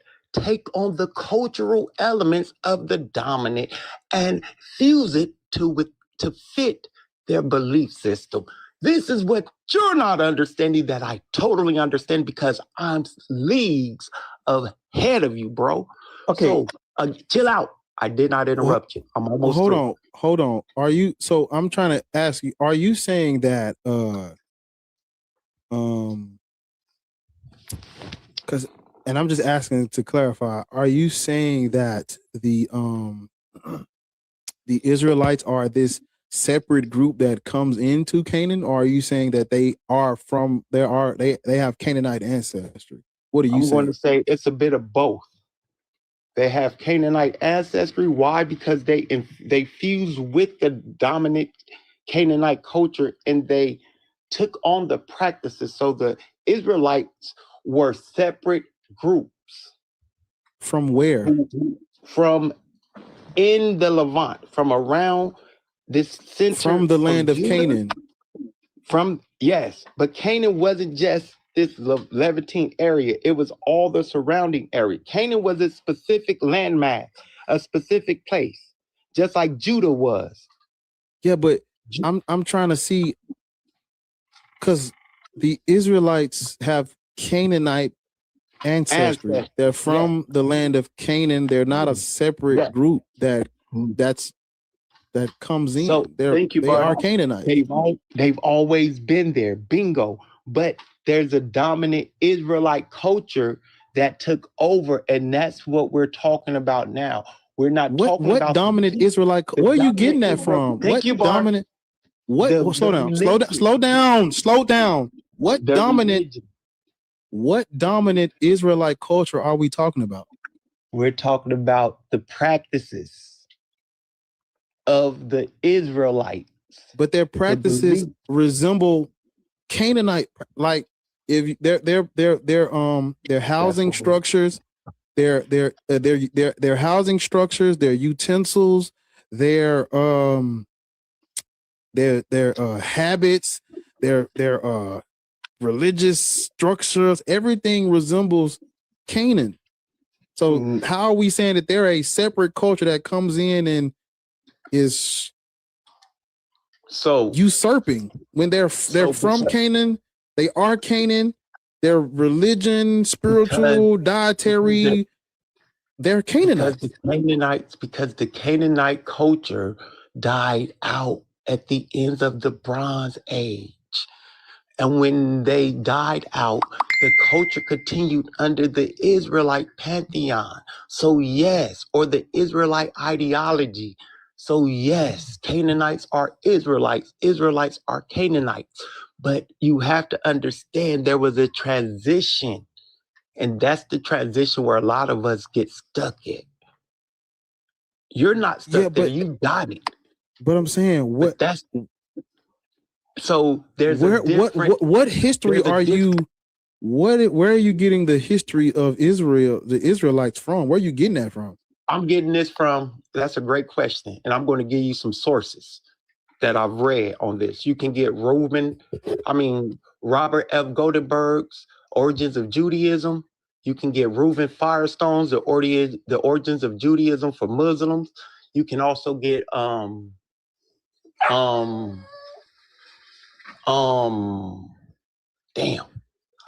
Jacob L. Wright.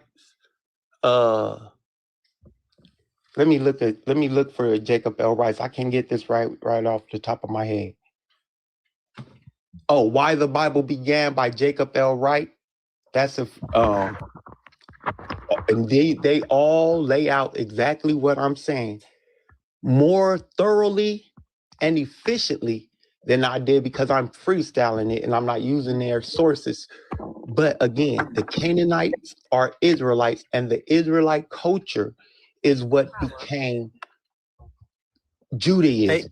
Hey, Culture Vulture, you got to understand, we got to get the right information because there's a lot of people in the chat and everybody that's listening, we got to have the correct information. We can't go off your freestyle. That's like a trust me broism.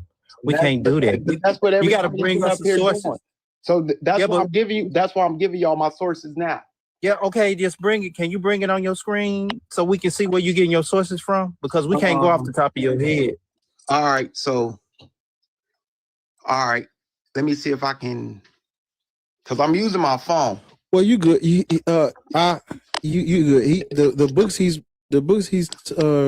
referencing, they pulling up, but I'm like, the origins of Judaism, the origins of Judaism. I'm thinking about like, okay,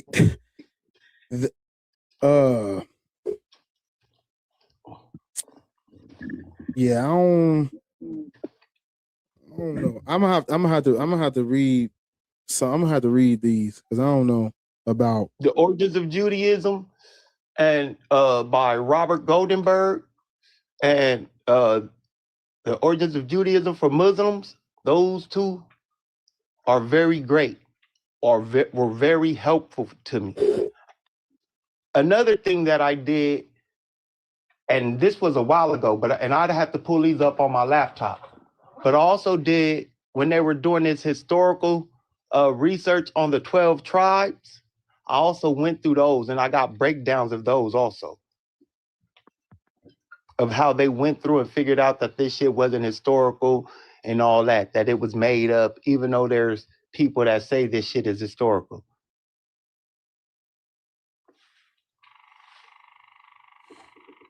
Yeah. I did a lot of studying on this because I did not want to fall for the Hebrew Israelite bullshit when I was leaving Christianity.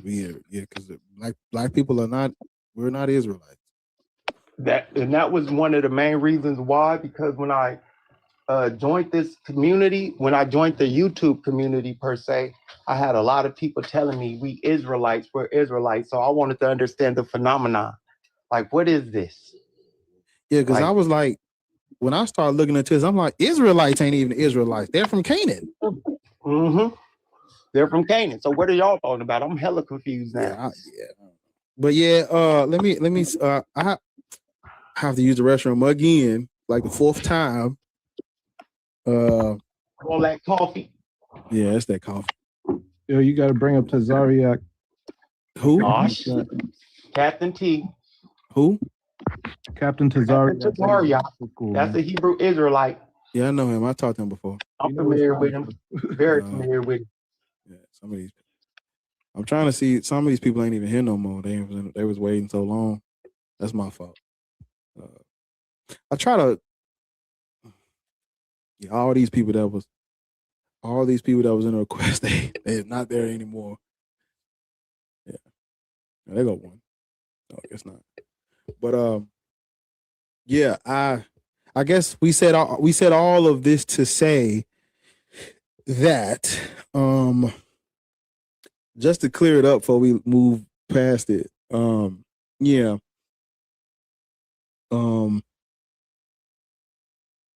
You can use them if you want to, but I think it is futile to use ancient Egypt and Ethiopia as your scapegoat on why black people should be Christian, because the king was indoctrinated in Ethiopia, and Christianity was imperial in Ethiopia. It spread from the top down. I'll give you what I read on that when I come back from the restroom, but Christianity in Ethiopia was imperial. it spread from the top down. The king and his court converted first, and then they printed Christian coins and marked buildings with this image and all that shit. It was not, I guess, for lack of a better term, it was forced on the people, but it wasn't forced because you had no choice. It's not a fucking democracy where we gonna vote on it. Whatever the king do, they do. So he converted, the kingdom converts. It's imperial. And in Egypt, like what we already discussed, they were already conquered and Hellenized and worshiping a white dude. Yeah. So yeah. But I gotta use the restaurant. Give me a second.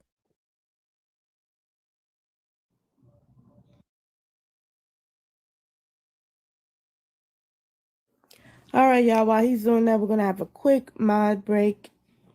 So let's get up to 90K likes, grace period. I appreciate y'all. We appreciate y'all for coming by. If you haven't done it yet, go type in Black Atheist Rant. Go over to YouTube and hit that like button on the live, and then you can come back to TikTok as well. Give the panel, give the host. I thank everyone for coming by with their information and things of that nature. You know what I'm saying? Tap the screen. Caps are for mods. Okay. Caps are for mods. It's a way for us to get each other attention if we need to get it. Okay. So keep it all lowercase. We'll appreciate that very much.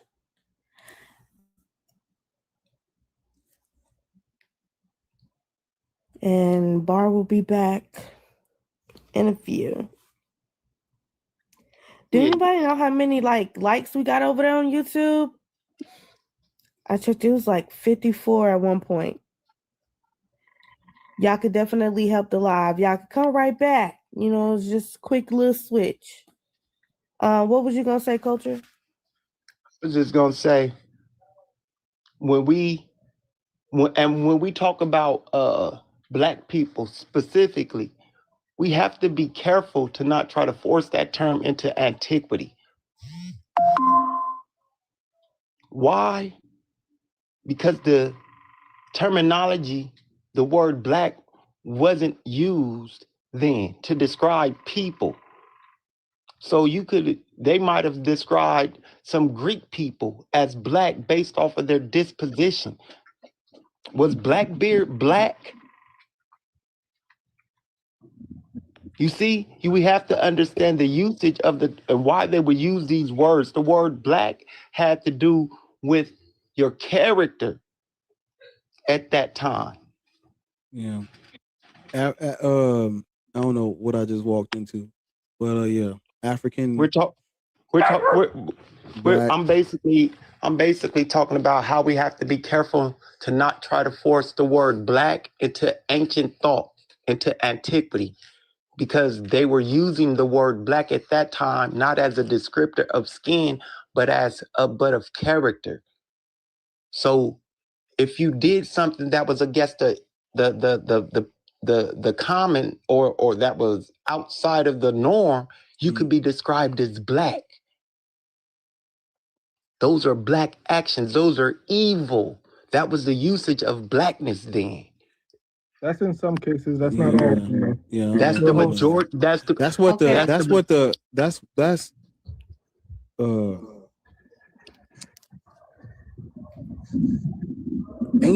Ancient African people, whatever. I mean, yeah, you can call them Egyptian, whichever region we're speaking on. You can call them by their name, but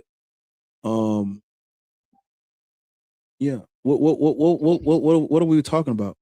Like, how do we even get to this? So, from what I was hearing, and I like how Bar picks up on what I pick up. See what I'm saying? What makes more sense? There's a people in the land already, and someone from outside comes in, or what I'm saying?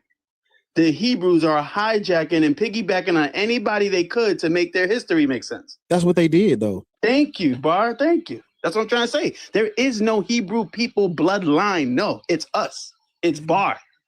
They taking what Bar is, and they're saying it's him. That's it. It's all y'all on the panel. That's who the real people are. All y'all. No, that's what it is. But he, wait, he's friends with Richard Carrier and Bart Ehrman, and that's why he thinks like that. Y'all too. Hey, y'all gonna have to take y'all conversation on like onto another live. Just hold on. We got another guest up here. Yeah, we got another guest up here. Yeah. Hello. Yeah, but I got a question, host. Hold on. I just want to add, like,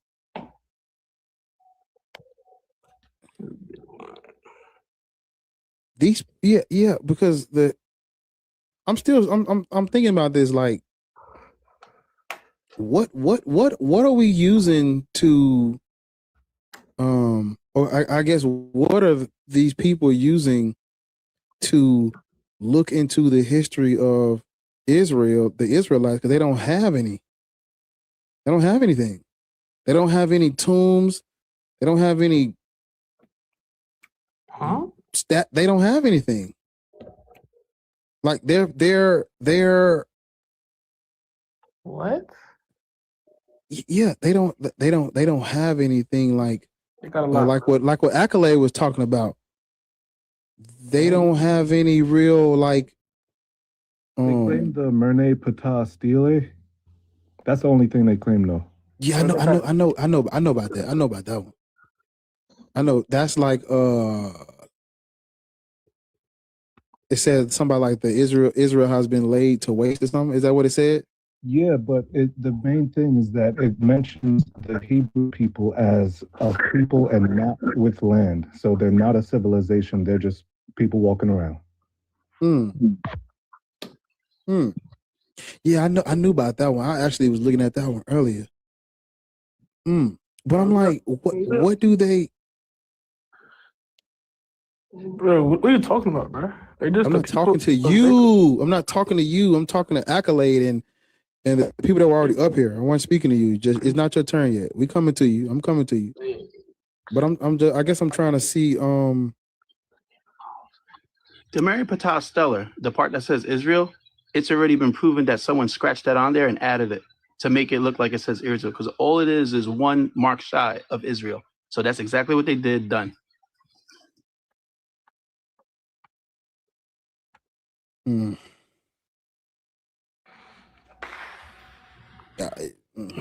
Hey, hey, Accolade. We'll talk about it.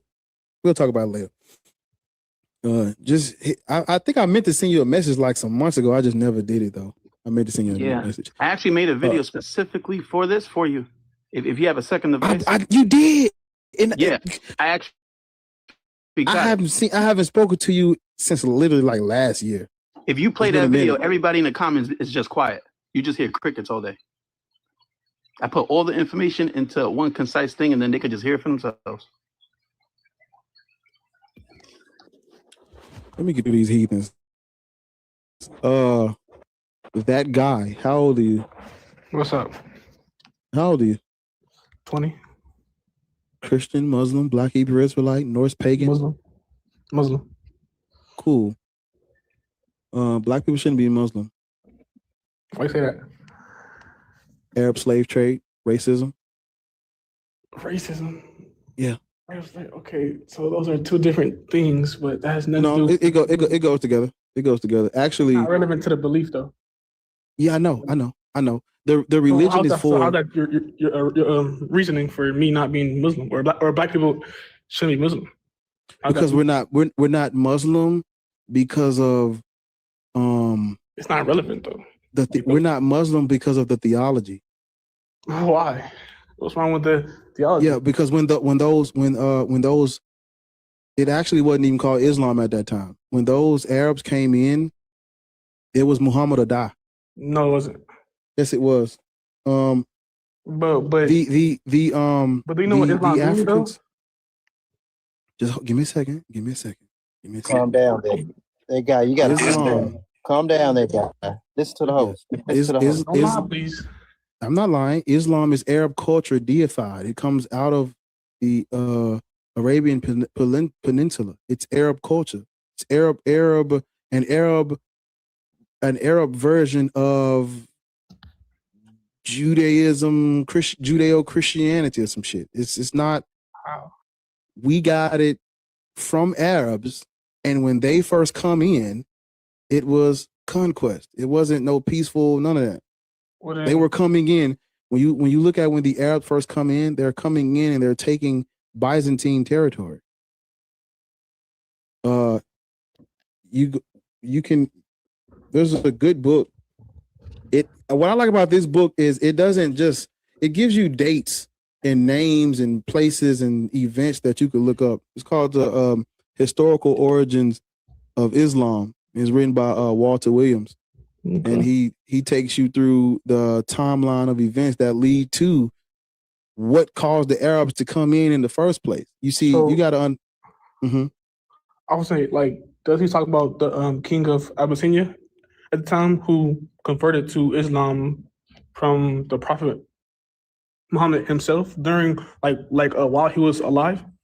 Like when the Arabs were refugees from their own people because they're Muslim, and they went to modern day Ethiopia, and then the Abyssinian king in secretly converted to Islam, and a lot of Ethiopians and Somalians from the time of the Prophet himself converted to Islam. So I just want to know, like, do you know about that?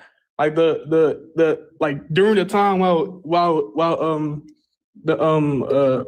Islam was like being revealed in the life of the Prophet, there were already African Muslims.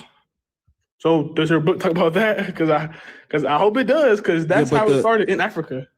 No. Everything you have on a Muhammad is late, just like everything we have on a Jesus is late. No, it's not. How is it late? Yes, it is. There is no contemporary record of a Muhammad.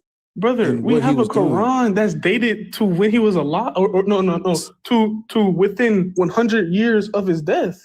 So what do you mean?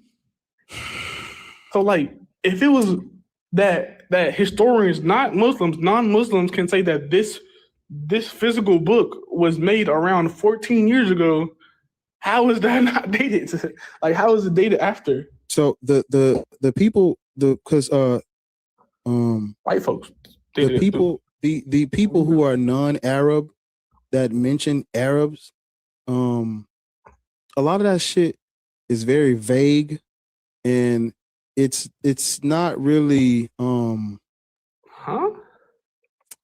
yeah, it's not I'm not saying mention, no. I'm saying historians, like the actual physical book, like they like scientifically dated it to 14 years ago to around 100 years of his death. So like scientifically, they dated the physical material that the Quran was written down in to 14 years ago to around the time of his death. You just said that. You just said. Scientifically, like the book itself. Right. You just said, because I said there's nothing contemporary for Muhammad, and then you said within 100 years, and now you're saying that the Quran was revealed was written 14 years after he passed away around. Are you familiar with the tradition of Islam in the Quran, or how it was revealed to the was Prophet? Revealed verbally, yes, verbally, and it was memorized. They said the angel out of the Old Testament, Gabriel, revealed the Quran to an illiterate prophet who could not read or write. You believe that? Of course.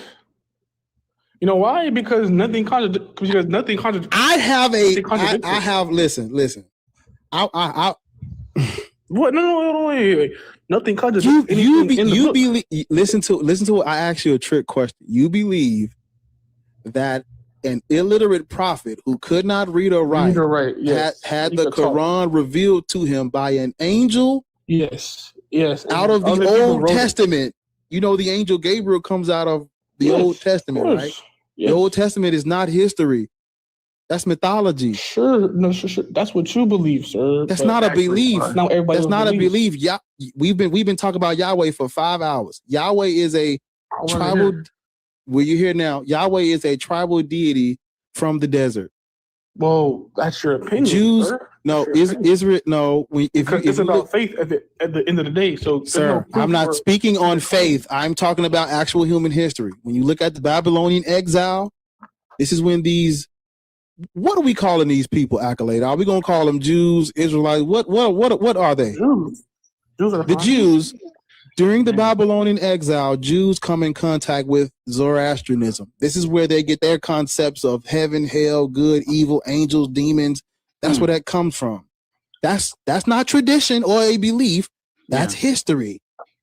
So they come in contact with these. All those people. You almost said it. That's the truth. Persians are the ones who believe in Zoroastrianism. Right. Boom, that's done. what Yeah. In the Cyrus Bible, the Great in them. Yes, there you go. In the Bible mentions Cyrus the Great. When it says Cyrus the Great says that the Lord told him to do all this land, create this land for the Jews, it says the Lord. You know what the one it's talking about, right? The one that we all know. God, Jesus, the Israelite one. When in actual history, the Bible messed up right here. Who the heck was Cyrus, king of Persia, worshiping actually in actual history? It was a Ahura Mazda, right? Thank you, bro. Thank you, Don. But guess what? I'm not Christian, so that's but I know Islam is. Listen to me, because you got to understand. See, this what the white dude was doing. Y'all want to skip history and just start where you want to start at. You have to go in external chronological order. I know you're Muslim, but you got to understand Judaism and Christianity to understand Islam. No, I don't. That's cap. There is a character. There is a character. There is a character in the Old Testament that is said to have revealed the Quran to your prophet. So we have to go and investigate the Old Testament to understand who the. Shut the fuck up! I can't. God damn it! Shut up and listen.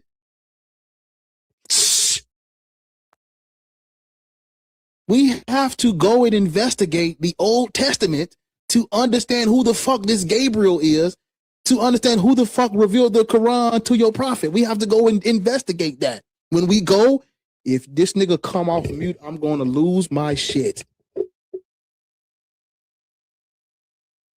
Listen, that guy.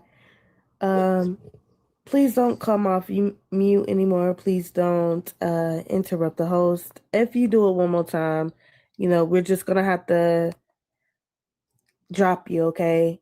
Because he's trying to speak. We know that you are eager to talk. We can hear it in your voice, and we are willing to listen to you.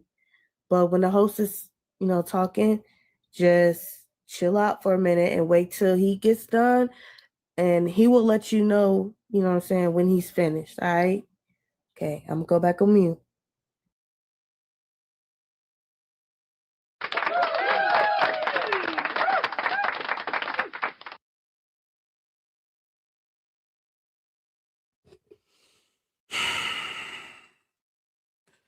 Peace out, bro. Peace out, bro. Peace out.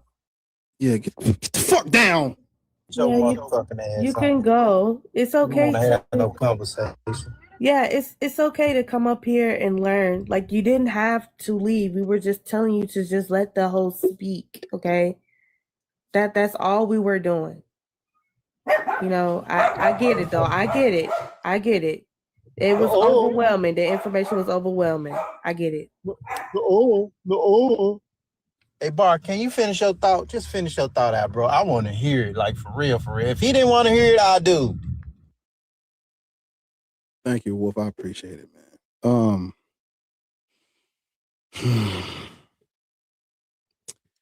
Yes.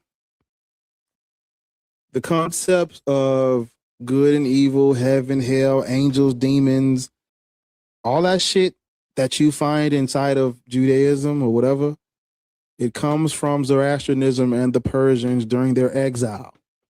I said that to set the stage for who the fuck this angel Gabriel is. This is a what's the word? He works for Yahweh in the Old Testament. Off rip, we are dealing. I ain't even put him on Whataburger. When we're speaking on an angel out of the Old Testament, we're speaking on someone who works for Yahweh. Yahweh is not real. Yahweh is a tribal god from the fucking desert. In Islamic tradition, They are saying that a fucking 6-winged bird named Gabriel, the angel Gabriel. I had pinned their comment on YouTube because somebody beat me to it. They was like, the angel Gabriel was a bird. It's a fucking bird. In Islamic tradition, the angel Gabriel revealed the entire fucking Quran to an illiterate prophet who could not read or write. There's no fucking way that is true. Off rip, we're dealing with tradition. I'm working. It's gonna take a separate fucking live because I have to put everything in order and I have to get all my sources together. But Islam comes out of what is known in history as monophysite Christianity. It wasn't no Muhammad. Muhammad is an alias. The Arabs coming in to northern Africa, taking over that Byzantine territory. There's not no Islam yet. It was called monist Muhammadanism. That's what the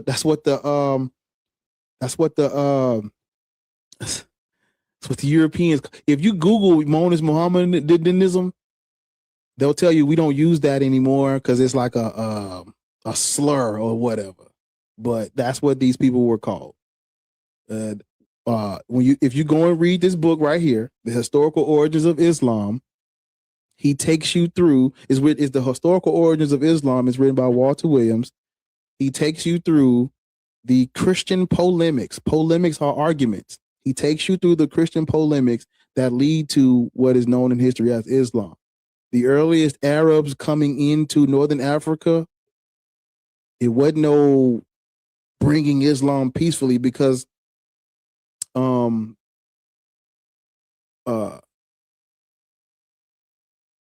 that's why I got excited when he brought up monophysites, because I thought we were talking about the same thing. But the monophysites were being persecuted by the Byzantine Empire because the Byzantine Empire were diaphysitic Christians, and they were persecuting Miaphysite or monophysite Christians. Justinian is the Roman emperor. His name is Justinian. He's in the 6th century. He sent his wife, not him, I'm sorry, he didn't send his wife. His wife is named Theodora.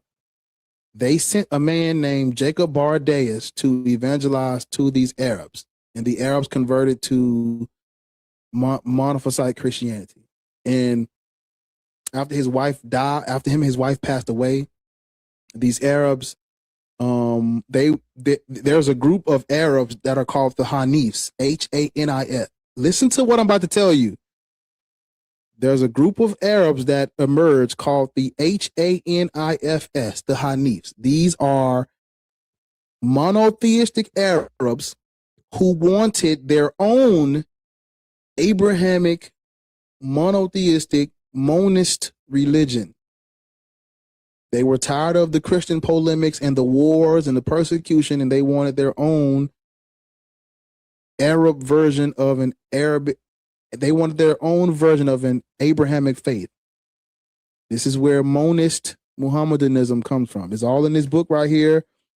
He gives you the, so you need the dates. He gives you the date. I'm working on putting the dates in order, but he gives you the dates, the names of these people, periods, places, he gives you all of that. And he walks you through human history, not using the Bible or Quran. He walks you through human history, down to where this Islamic thing comes from, but it comes out of Christianity. And you can literally, you know how there are things that like what Accolade was talking about when he was like, they messed up when they said Cyrus the Great was talking about the Lord, and it turns out the Persians worship Ahura Mazda. In Islam, they fucked up. Because what are you not allowed to do in Islam? You're not allowed to make images of the prophet. That comes out of what you see. When you look at why the Christians were unaliving each other, they were fighting over who this Jesus Christ created creature was. What was he, a divine human being spirit thing? Was he just a god? Was he fully God, fully man? They were unaliving each other over this. And they had a schism called iconoclasm. And it says you're not allowed to make images of the Jesus Christ. They were fighting over whether or not you can make images of Jesus Christ in Christendom. And that is literally at the heart of Islam. Don't make images of our prophet. Where do you think that comes from? It comes out of Christians fighting over Jesus Christ. The Monophysites believe that there was one nature. What do they say in Islam? Is just one God? It ain't no two separate. Yeah, that comes from Monophysite Christianity. It's literally there. You just have to study the history. Go and look at what's his name? Who was that dude? The Roman Emperor Justin. His name is Justin I. And I think he takes over in 518. Justin I condemned the Monophysites. And he backed the Chalcedonian Diophysitic Christians. The Diophysitic Dio means two. They believe there was a fully God and a fully man. The Monophysites believe it was one combined thing. Justin I backs the Chalcedonian Diophysitic Christianity. He alienates the Monophysites. Egypt is Monophysite. Syria is Monophysite. Everything around Constantinople was Monophysite Christianity. So if I done alienated all these people, what does that do? They get persecuted. They get cast out. This causes a rift, which is why right after Justin? I think Justinian comes in right after Justin. He comes in right after Justin, and he wanted to unite Christendom the best way he could. And he was like, I would rather take Monophysites than none. Justinian was like, I would rather have Monophysites than no Christians at all. So he was like, fuck it. His wife, that's where the Jacobite church comes from. But Jacob Bardaeus, he was sent to evangelize amongst those Arabs, and the Arabs were converting to Christianity. It wasn't no Islam yet. If you go and read Robert Spencer's book, Did Muhammad Exist? He has a picture of it in the book, but he talks about these Islamic coins had crosses on them. But why the fuck if Islam don't got nothing to do with Christianity, why they got crosses on their coins? And the answer, it's on page 7. I actually have the book, but because it's a good read. But their coins had crosses on them, and I'm trying to see the reason for that is because Islam comes out of the Christian polemics. They fighting over this. You got to ask yourself, if this was a real dude that existed in the first century that we have all this evidence for, why were they killing each other over this dude's nature for 921 years to be exact? Christians were fighting over the nature of Jesus Christ. All of these, when you look at these councils, the councils were they were trying to settle disputes over this creature.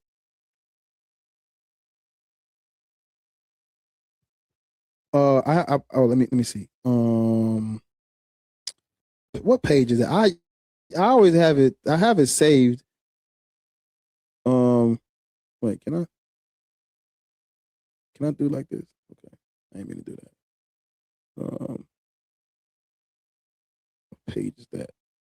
Okay.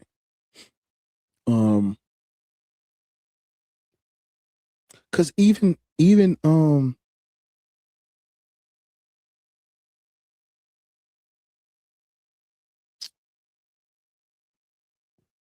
because even when you look at the name Muhammad, it's not a name, it's actually an alias. You know, it's a when you read Robert Spencer's book, and I actually checked this for myself, but the name Muhammad only appears in the Quran like 4 times. And it's like from those from those appearances, it's like they're asserting, but there's really no evidence for Muhammad. There's nothing contemporary for a Muhammad either. Just like there's nothing for Jesus Christ. But don't nobody really question whether or not Muhammad was a real person, because everybody believes that Jesus Christ was a real person. And if there's clearly more evidence for Muhammad than for Jesus. But most people will never touch this guy because they don't touch Jesus. But if you touch Jesus, no Diddy, you can touch Muhammad too. And when you touch Muhammad, there are scholars and historians that are saying, no, this is very late, very non-contemporary, very much tradition and not history that's dealing with this guy. Majority of what we know about Muhammad is tradition, not history. His the shorter encyclopedia of Islam, I think it was page 390, where it is telling you they don't have a fucking biography of a Muhammad. They don't have nothing. Everything about a Muhammad is late, put together traditional later on. So when he's talking about during the time of the Prophet Muhammad, these Islam and Arabs in the Quran, I'm like, we're off. We're not even dealing with history. We're dealing with myth. Because there was no angel. There is no angel Gabriel.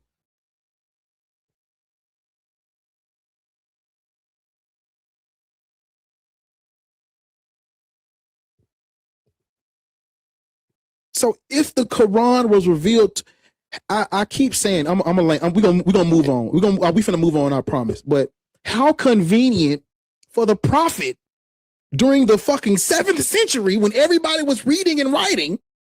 Now all of a sudden the fucking Prophet of Islam can't read or write, nigga. You niggas believe anything. There's no way you believe that is true. You're gonna take on faith that an illiterate motherfucker that can't read or write is the messenger of a God. Whoo, you nigga. Bro, I will become a fucking preacher and sell you niggas this shit. If this what it is. If this what we gonna believe, you niggas are fucking, you're gullible as fuck. Wake up, niggas. Listen. Wake up, please. There's no way you truly at your heart believe that an illiterate, dumb as fuck, can't read or write. Can't read or write. This the nigga you gonna base your life on? Colonized. You are colonized.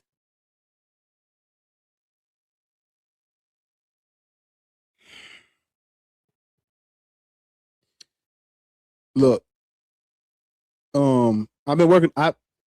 When this fucking, after this album is done, it's done. I just have to mix it and master it. When it's fucking done, we're gonna have a whole live. I'm gonna have it all laid out. It's gonna be nothing but fucking facts behind what I'm saying. I don't.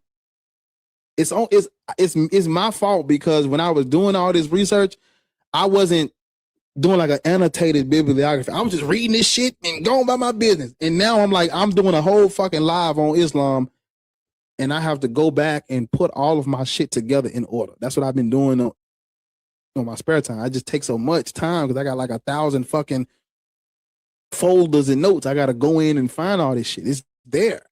But there's no way you niggas believe that this illiterate nigga that can't read or write spread this motherfucker,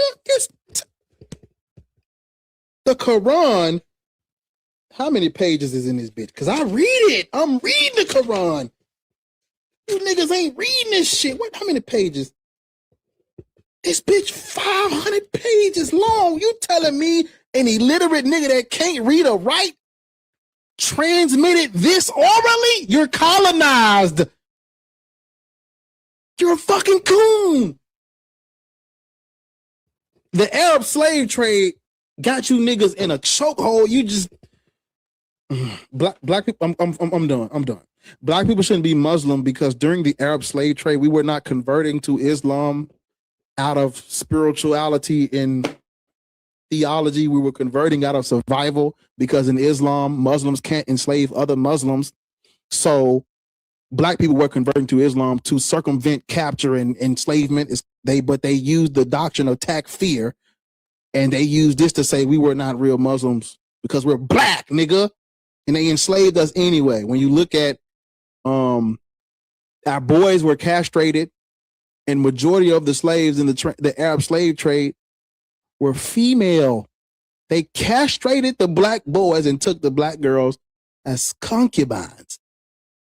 And the Islamic writers started, or they attributed black or African to servitude.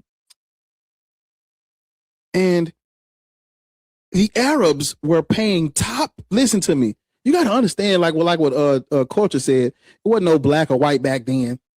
It was more tribal, more city state based. And so, unfortunately, huh? Yeah, I'm almost through. Unfortunately, I'm with you. I'm with you. I agree with you too. The Arabs were paying top fucking dollar. I'm sorry, y'all. I gotta say it like it. Arabs were paying top fucking dollar for those women. Some of those African city states and tribes and kingdoms could not refuse. But it wasn't y'all, when we talk about these slave trade, this is, you cannot equally trade with a motherfucker that view your culture and your people as less than off the job. Like, they be like, Africans sold Africans. And I'm like, yes, they did. But you're using, it's not, it wasn't selling because they weren't, these people you got to understand that there was already prisoners of war and indentured servitude in Africa. So when the Arabs come in, these prisoners of war are technically not my people because we're African, but we're not the same tribe. So these prisoners of war I got, they're a separate city state, a separate tribe people technically. And so when they come in with the sword, and it's like, hey, look, because the Arabs were just kidnapping niggas just like the Europeans was. The Arabs will catch you by yourself and take you. So motherfucker, well, I'm gonna be, when they find me, I'm gonna be already Muslim. I'm gonna be converted to Mohammedanism. I'm sorry. I'm gonna already be practicing Mohammedanism when they catch me. And these African kingdoms were some of them were coerced. Some of them did want to do business with the Arabs. We got sellouts. Black people, we got sellouts, some sellouts. But don't take that as, oh, all of Africa was selling their own brothers and sisters. And no, we had sellouts, yes. We had resistance. People didn't agree, which is where the conflict, this is causing conflict because you're selling out for the Arab and Muslims and Islam, and I don't want to do business with them. So when the Arabs say, hey, look, bring us slaves, who are you going to get? Who are you going to go get? The niggas that don't want to do business with that. Woo! Jesus. Y'all ain't hearing me. It was go. This book is $18. When those Arabs first came in, it was Muhammad or die, nigga. And remember, oh God, y'all ain't hearing me. Remember what I just, I'm almost through. Remember what I just told y'all. Justin won out. He alienated the Monophysites. Remember, everybody outside of Constantinople is Monophysite Christians. So when the Arabs get their shit together and they come in and they taking over, these people are already being persecuted by the Byzantine Empire. This is easy money for the Arabs because these people are those Northern African people were already they did not agree with the Chalcedonian Christianity. They were monophysites who believed that this created creature had one divine nature. So when the Arabs, when those monist means one, monism, one energy, go and look up monothelitism and monothelitism is one energy, one source, one nature. When the Arabs come in talking about monist Mohammedanism and we got a monotheistic faith and we gonna Muhammad or die. Well, shit, we just got persecuted by the Byzantine Empire anyway. Come on. Can't nothing be worse than Rome. Boy, was they wrong. The Arabs kicked ass, because the Roman Empire was fractured because of the Council of Chalcedon and Ephesus and the Hinodicon and the iconoclasm and all that shit. They was fractured, fucked up out here. So when the Arabs come in, it's like shit. The empire is already weakened because we done alienated half of the fucking Christians. Easy money for the Arabs. Easy fucking money. Come in, take over all this shit. And I forgot what I was about to say next. I'm through. Fuck it. No. Damn, y'all don't let Bar rant. Y'all need to stop me. Huh?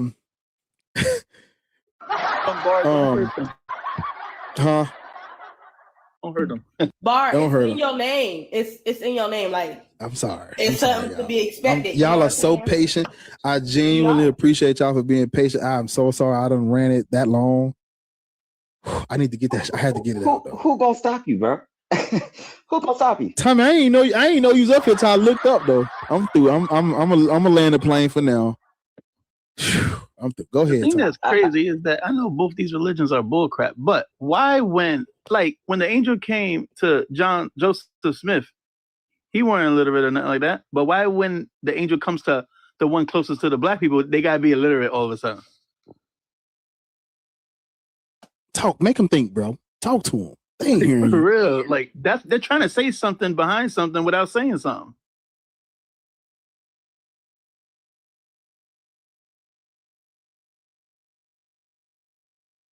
Yeah, but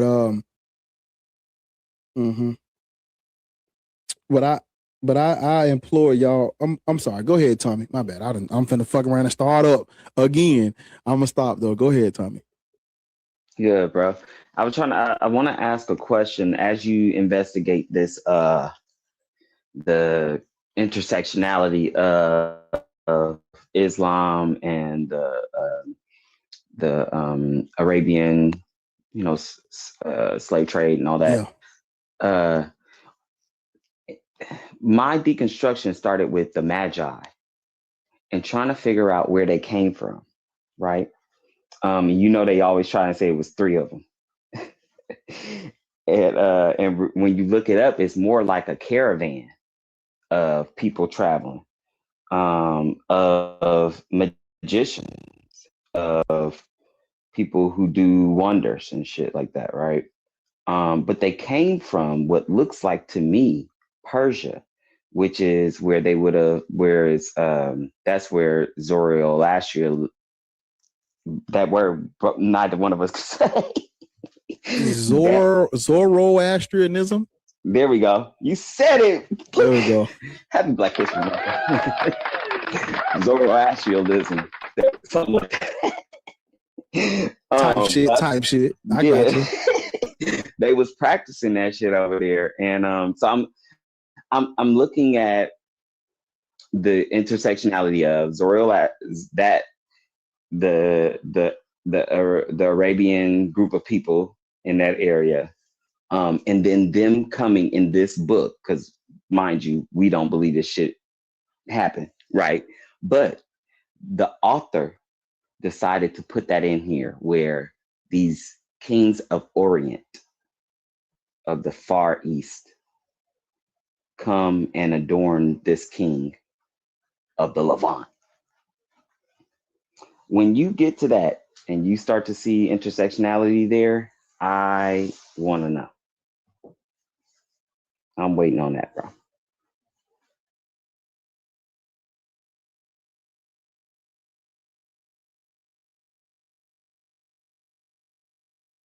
And the reason I thought of that is because it's like really the flip of what they were trying to do with you just now. It's like you were saying like how you gonna separate Christianity from Islam, like, and it's vice versa.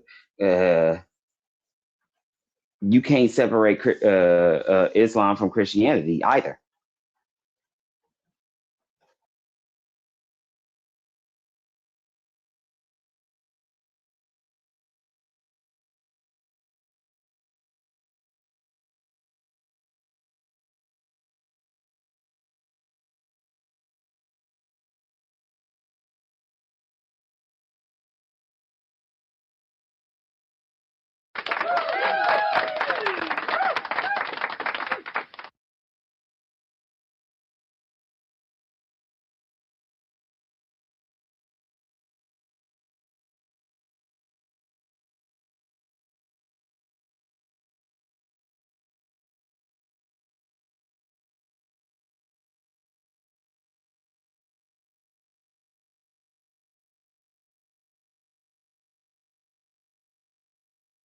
Yeah. Talk to him. Talk that shit, brother. Yeah, but yeah. Okay. Let's see. I know I took forever to get through. God damn, I know these people is not in here no more. Yeah. What up, yo? Yo. So Nigga, yeah, what you were saying was right on point, and that's what I don't think. Got the Facebook messengers popping up and shit, gang. Hey man, hold up, wait, Culture. Before y'all go, everybody mute. Hold up. Can y'all please get the fucking live to 100K? We ain't hit the numbers today. You niggas, all right. I'll get it to 100K. I'll get it to 100K if you stop twerking. That ass. I don't mean to be here. Can you drop me? You don't know how to drop? I got No, you. sir. I got you. Appreciate you.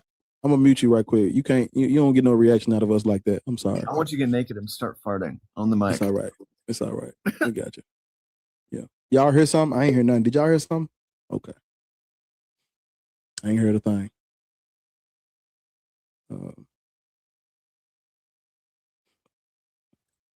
What's taking so long for this shit to load up? It's glitching and shit, bro.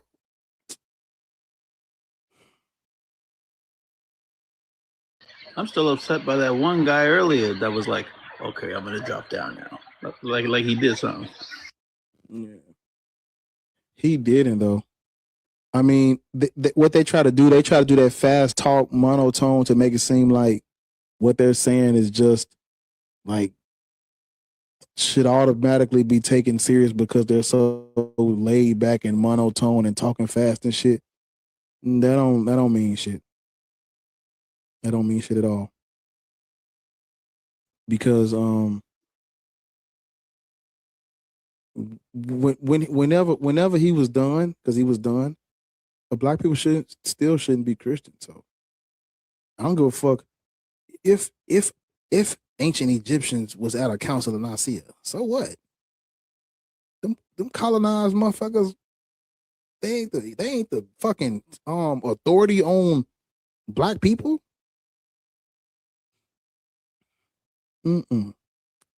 And one more thing, Barb, before I dip, I'm running late to work and shit. When it's Black History Month, you know, happy Black History Month to all y'all. And it's the conflation of our contribution as opposed to how Christianity is a benefit to us. Most Christians will say, well, you know, the civil rights movement was led by Christians. The abolitionists was Christian and right? To make you to try and send a message to Black people that we should be prideful in our Christianity. Well, I'd say to dispel that disillusion, the conflation is how much we contributed to this religion in this country. And that is the reason why we shouldn't be that, or another reason why we shouldn't be Christian. We've contributed so much. You think about Andre Crouch, Thomas Dorsey, Mahalia Jackson, Yolanda Adams, Richard Smallwood, Kirk motherfucking Franklin, Ty Tribbett. Like we continue to contribute to this faith and this religion. And what do they give us? Fucking Trump. Fuck you. That's how Black people should feel this month. So don't let them conflate that shit. I don't give a fuck how many gospel songs and how good they sound. I'll get up here and sing it better than all these motherfuckers that want to say that it meant something to us. And it don't mean a fuck thing to me. It's my art. It's an art form, and it's our contribution. Don't conflate that with whether it benefits us or not. It obviously does not. I listen to me. I know if Bees was here, he'd be laughing. I have a 5-hour live stream, y'all. And I was responding to a Christian. He was like, Christianity helped end slavery. It took me 5 hours.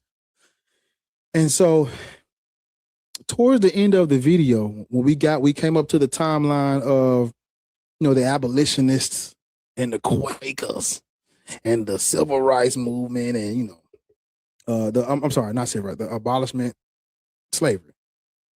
My question that I asked on the live was, what happened after they abolished slavery? What happened right after? So as the country became more Christian, did the crimes committed against Black people go down? As we became free, did the Christian crimes go down? They say the Christians helped free us from slavery. What happened right after we got free? Black clothes, black codes, vagrancy law, the chain gang, the Jim Crow, the KKK. They talk as if when they freed us, look at my fucking hands when I'm talking to you niggas. When they help free a nigga, they talking like the violence and the racism went down. It stayed the same. It didn't go. It did not move. It didn't go nowhere. You know how many? I'm gonna keep fucking saying it because do you know how many Black towns are underwater because of Christians?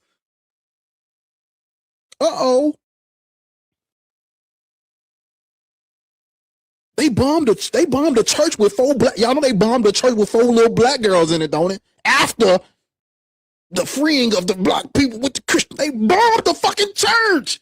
They used to burn our people while they was in church praying. These niggas ain't hearing. They ain't hearing me. They know, but Christianity helped free us from. And they bombed the fucking church with the 4 black girls in it. All in the name of God. A black Christian.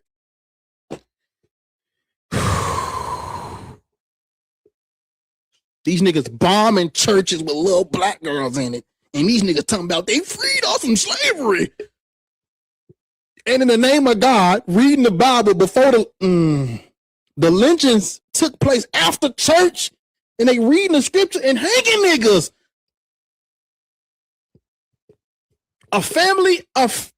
These niggas ain't hearing me. A family event where the family get together and hang niggas after church. Huh? You talking about slavery? I try to tell people it's not just slavery. It ain't just about slavery, y'all. It's not just about slavery. We're talking about global colonialism. We're talking about destined for servitude, hereditary for life, based on this shit. Yep. Do you know the doomed verses? It says, go into Africa. This is prior to any trading. Everybody be like, black soul blacks. But the doomed verses is prior to a slave trade, prior to any selling and buying and whatever the fuck these niggas think this shit is. The doomed verses in 1452, it says, go in to Africa and reduce all them niggas to slavery. You talking about a trade? Trade what? They don't. Ooh, Black, get it out, Black. Okay, I got it. Psh, psh, psh, psh. The doomed of verses is prior to any trading, any coercion of trading slaves and goods and shit. The doomed of verses is justification, colonial law from the Pope to reduce the Africans who are not Christian, which is all of us because we wasn't Christian, reduce them to slavery. You niggas talking about Africans sold Africans. Yeah. They knew to keep us like that. They knew to keep the slaves going in a different. You ever heard that term, new look, same great taste? Mm-hmm. All right, it's exactly what happened. Before they come up with the idea to even release and abolish slavery, they went out ahead to create their civilizations, their structure. They created it. They got the jails, they got the school system. Project buildings. They created everything, and then they go, you guys are free. Come on and run into this city right here, this lifestyle, this infrastructure that we created for you. Everything is built in to trap y'all. That's it. So the illusion of freedom is what they need to give. But your control or your power over it is still solidified within the systems that they created to hold the blacks specifically down. They got welfare ready for y'all to go. Oh, well, why would y'all need welfare? Well, remember, you just got free from slave. You don't have nothing. So go on this welfare thing. Go on this little thing. Get a little check every week. Make sure you keep looking for jobs for us. Make sure you keep on working for us. Make sure they got all the laws. All the laws are against you. It's mad crazy, bro. The 13th Amendment. Go pull that up on your computer and read that. It's done.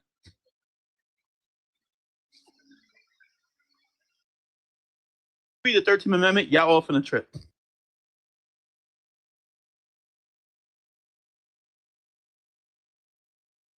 I mean, they had a documentary on it as well. After you read it, go and watch how it played out. Especially if you have any family that lives out here in LA, or if you live out here in LA. Man, the way that rolled out right next door to the crack epidemic in the 80s was absolutely nuts. The war on D-rugs that they dropped off. Might I that the Christian, hold up, you see my face, nigga? That the Christian, this is supposed to be a Christian country.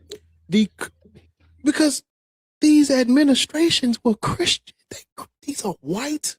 These are white people, white Christian, Judeo-Christian worldview, Christian values, dropping D-rugs off in black neighborhoods and then mass incarcerating black folk. The 13th Amendment, you gonna love this one. Just listen to man. You're gonna love it. It says abolish slavery and involuntary servitude throughout the United States, except as punishment for convicted crime. When do we see a mass? When do we see the prison system? When did this big ass mass prison system? When does this come about? As soon as they freed niggas, you niggas.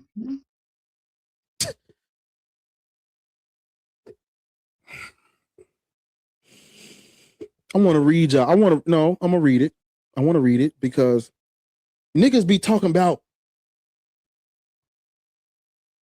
slave trade like it's equal. Like we was up here. Okay. I got you. Let me read something to you. See, we always talk about that doomed of verses. The doomed of verses was just reduce these niggas to slavery. You don't get a slave trade until the Romanist Pontifex. Nigga, the Romanist Pontifex is how you got a slave trade. Oh, let me read it to you. Cause see, the Romanist Pontifex made the doomed universals global, nigga. It says it granted Portugal exclusive rights to conquer and exploit West Africa. Allowed Portugal to create trade. You know what a monopoly is? You think all this shit was just equal? We was all seen as equal Christian country. We gonna trade black. We gonna trade auntie them for gold, and we had gold, nigga. Mm-hmm. It wasn't no. See, you niggas ain't. You don't know history. It wasn't no trade. They turned Africa into an arms race. It wasn't even really trading. It's in the Romanist Pontifex. This is exploitation. Hey, look, you niggas have prisoners of war and indentured servants. I need those. I'm going to give you guns, bitch nigga. I'm going to give you guns. Go and get me prisoners of war. Bring them to me. Bring me your prisoners for these guns. Why though? Why should I give you my prisoners for your guns? Oh, because guess what? The tribe you're fighting, I just gave them guns to come do the same shit, nigga. You cooked. They turned Africa into an arms race. Arms race. A race to get pew-pews to fight off the motherfuckers that's coming with the pew-pews that the white Christians gave them guns on the other side too, and to defend yours. Because if you did not participate, you were going to get usurped by who? The other tribe that the white people gave the pew-pews to. You had no choice. This is Romanist Pontifex. They exploited you. Exploitation. They turned you. You think niggas was lining up and just handing over their cousins to be on a boat? Historically incorrect. Go look up what's called the triangular trade, nigga. You look at the doctrine of discovery, where they said all land that we put boots on that's not Christian, we take that. That's ours now. Justified by God. It's ours. We taking that. So when you look at the triangular trade, after the Romanist Pontifex, of course, the Americans got the labor, the slaves, fueled by the arms race. America got the slaves. Europe got the production. The shit that was being produced, oh, that's going over there to them. That's theirs. Guess what Africa got? Oh my God, the white people be like, listen to me. The white people be like, if you don't like it so much, go back to Africa. Do you want to know what Africa got in the triangular trade? Just take a while. I already gave you the answer. Just take a guess, nigga. Think. We got guns. The Americans got the slave, the labor. Europe got the production, and we got the guns. And these white people are telling us to go back over there to the countries they done destabilized. What the fuck, nigga? Oh, God, Lord Jesus. Oh, don't forget this one thing now we're on the topic, because you said it good. There was a guy in America that knew what to do, knew how to repower the blacks, and his name was Garvey. And they told him, go back to Africa. And he said, okay, because he knows something. He got a ship, whole bunch of Africans, went back. What happened? They took his ass out trying to go back to Africa. They realized what he was trying to do. So when they say that, they really don't mean that. Somebody put it in the comments. How do they still get away with it? Christianity! Do you know what the...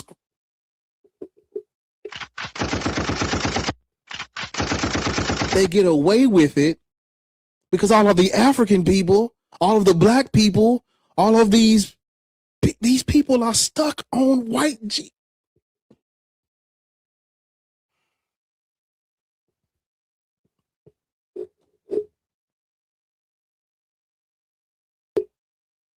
You know what? Go and look up the Berlin Conference and the Scramble for Africa. All the European countries, they put their differences aside and they came together in the name of being white Christians. And they had a meeting. There were no black people there. There were no African countries there. There were no African representatives there. And they had a meeting. It's called the Berlin Conference. They scrambled up Africa.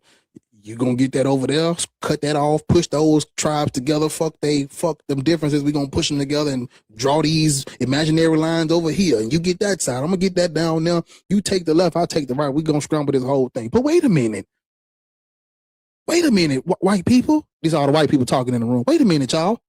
How are we gonna take these niggas' land and resources and conquer them in a way where they don't really fight back, and we can just get in and get out how we want and do what we want to, and everything's justified? How are we gonna do it?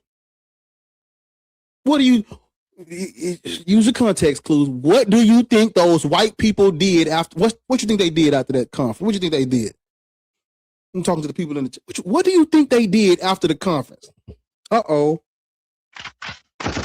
This ain't the white man's religion, is it?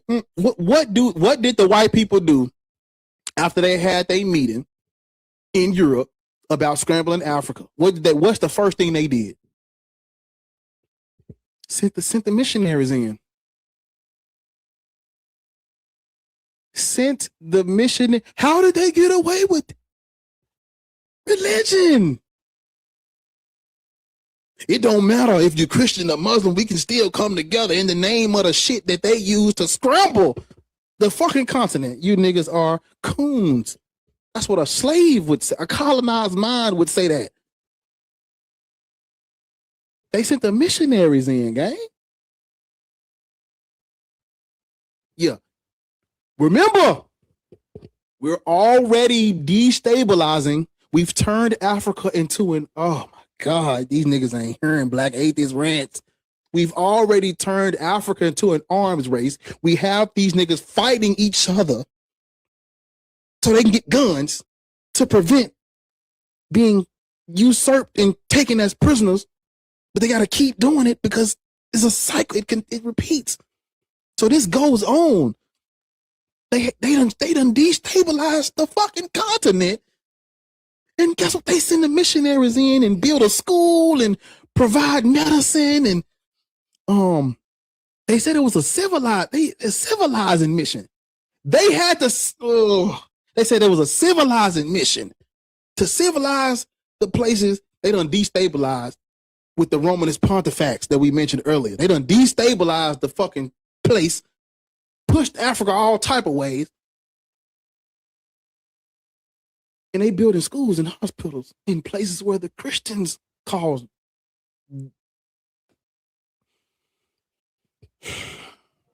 And if you want this medicine and these resources, what do you gotta do?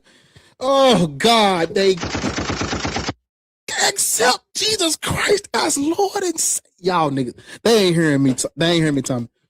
It's like this. They not hearing what I'm saying because when we let the next guest up, they're gonna be like, Jesus Christ is Lord, and yeah, that's what they. Jesus Christ.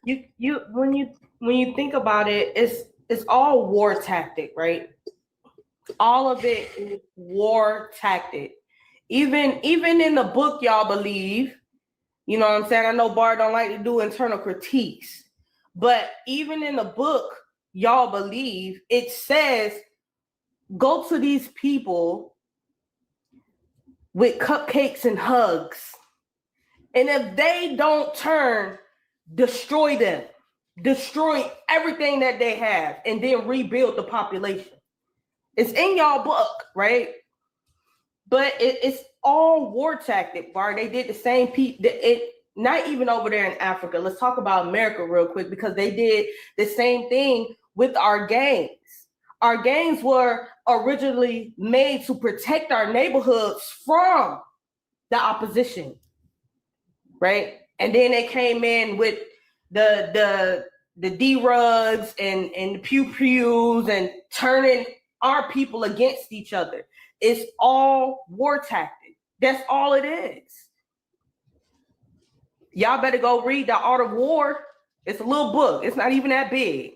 Go read it.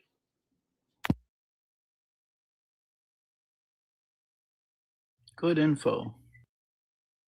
And Bar, I was gonna bring up like, you know, I live out here in this beautiful state of California. And when we was in high school, we used to have to make like imitation missions.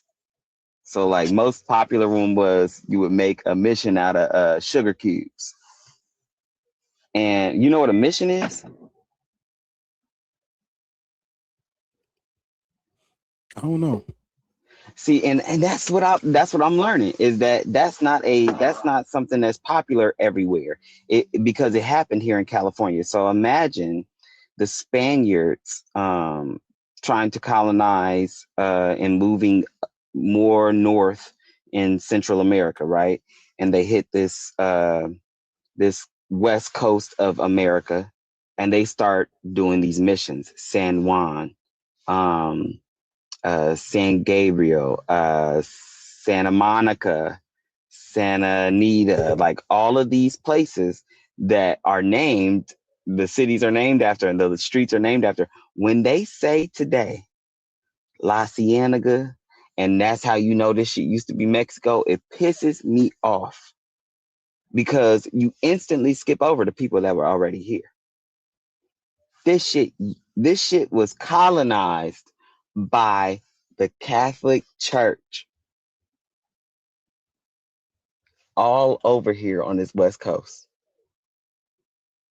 And the result of that is that, you know, you used to black people being being Baptist and being Kojic and being AME and all that, right?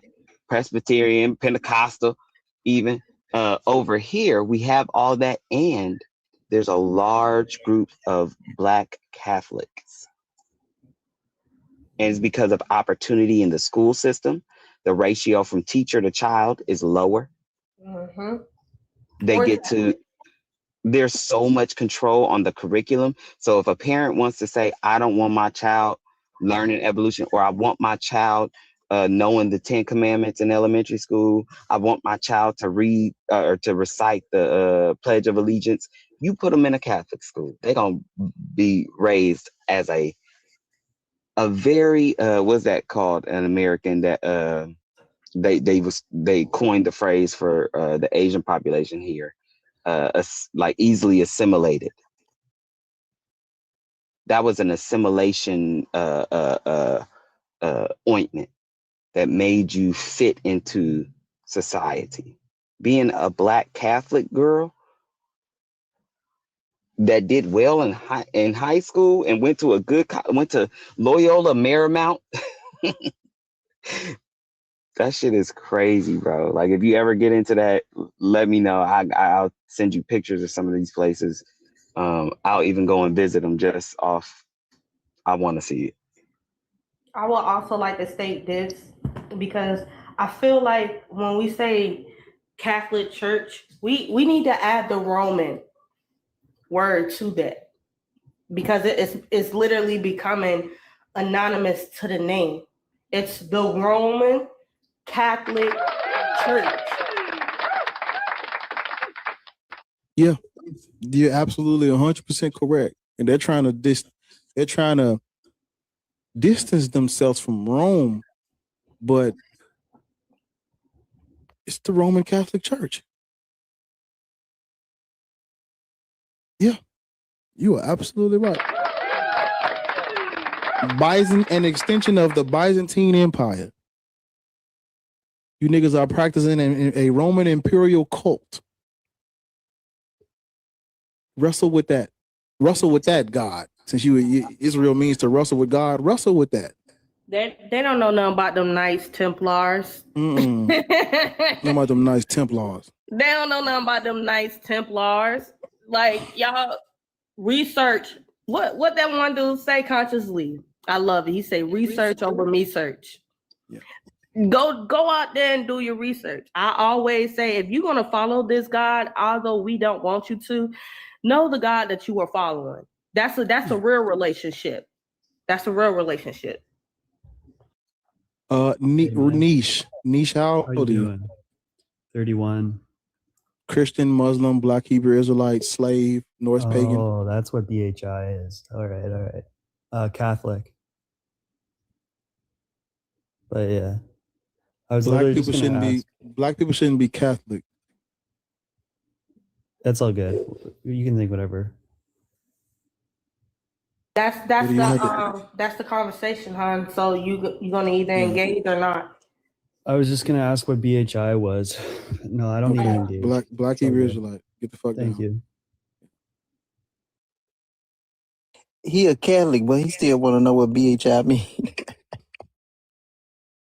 That's because he ain't black. He's not black. Where we at?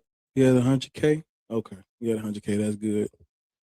I'm trying to get to 100 on YouTube. On my screen, we are currently at 83. So if 17 of y'all could go over there and tap the thumbs up button underneath where the title of the live is, go over on Black Ages Rants YouTube, hit the like button for me and come on back. We'd be good. We almost had 100 likes. So it's 84 now. Even if it doesn't say it on your screen, on my screen, it's showing it in real time. It says 84 on my screen. So if you want to help out, go over there, tap the screen, and yeah, we do that. Thank y'all for the gifts. I guess I'll set a new goal, man. Just send a little roses, man. It ain't tripping. You know, let me see if I can do like maybe do like a y'all send some roses, little coins. Send whatever you can. God damn it. Send the little roses. Yeah, send a little rose. I done started it. So. Did I put 10? I ain't mean to put 10K. I meant to put 1,000. Yeah. Tommy, you ain't gotta, you up here helping out.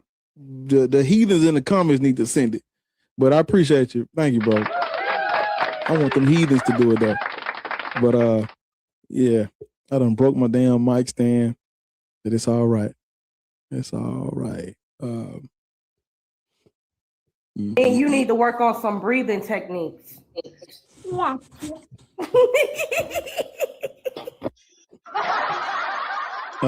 Kunta Kinte.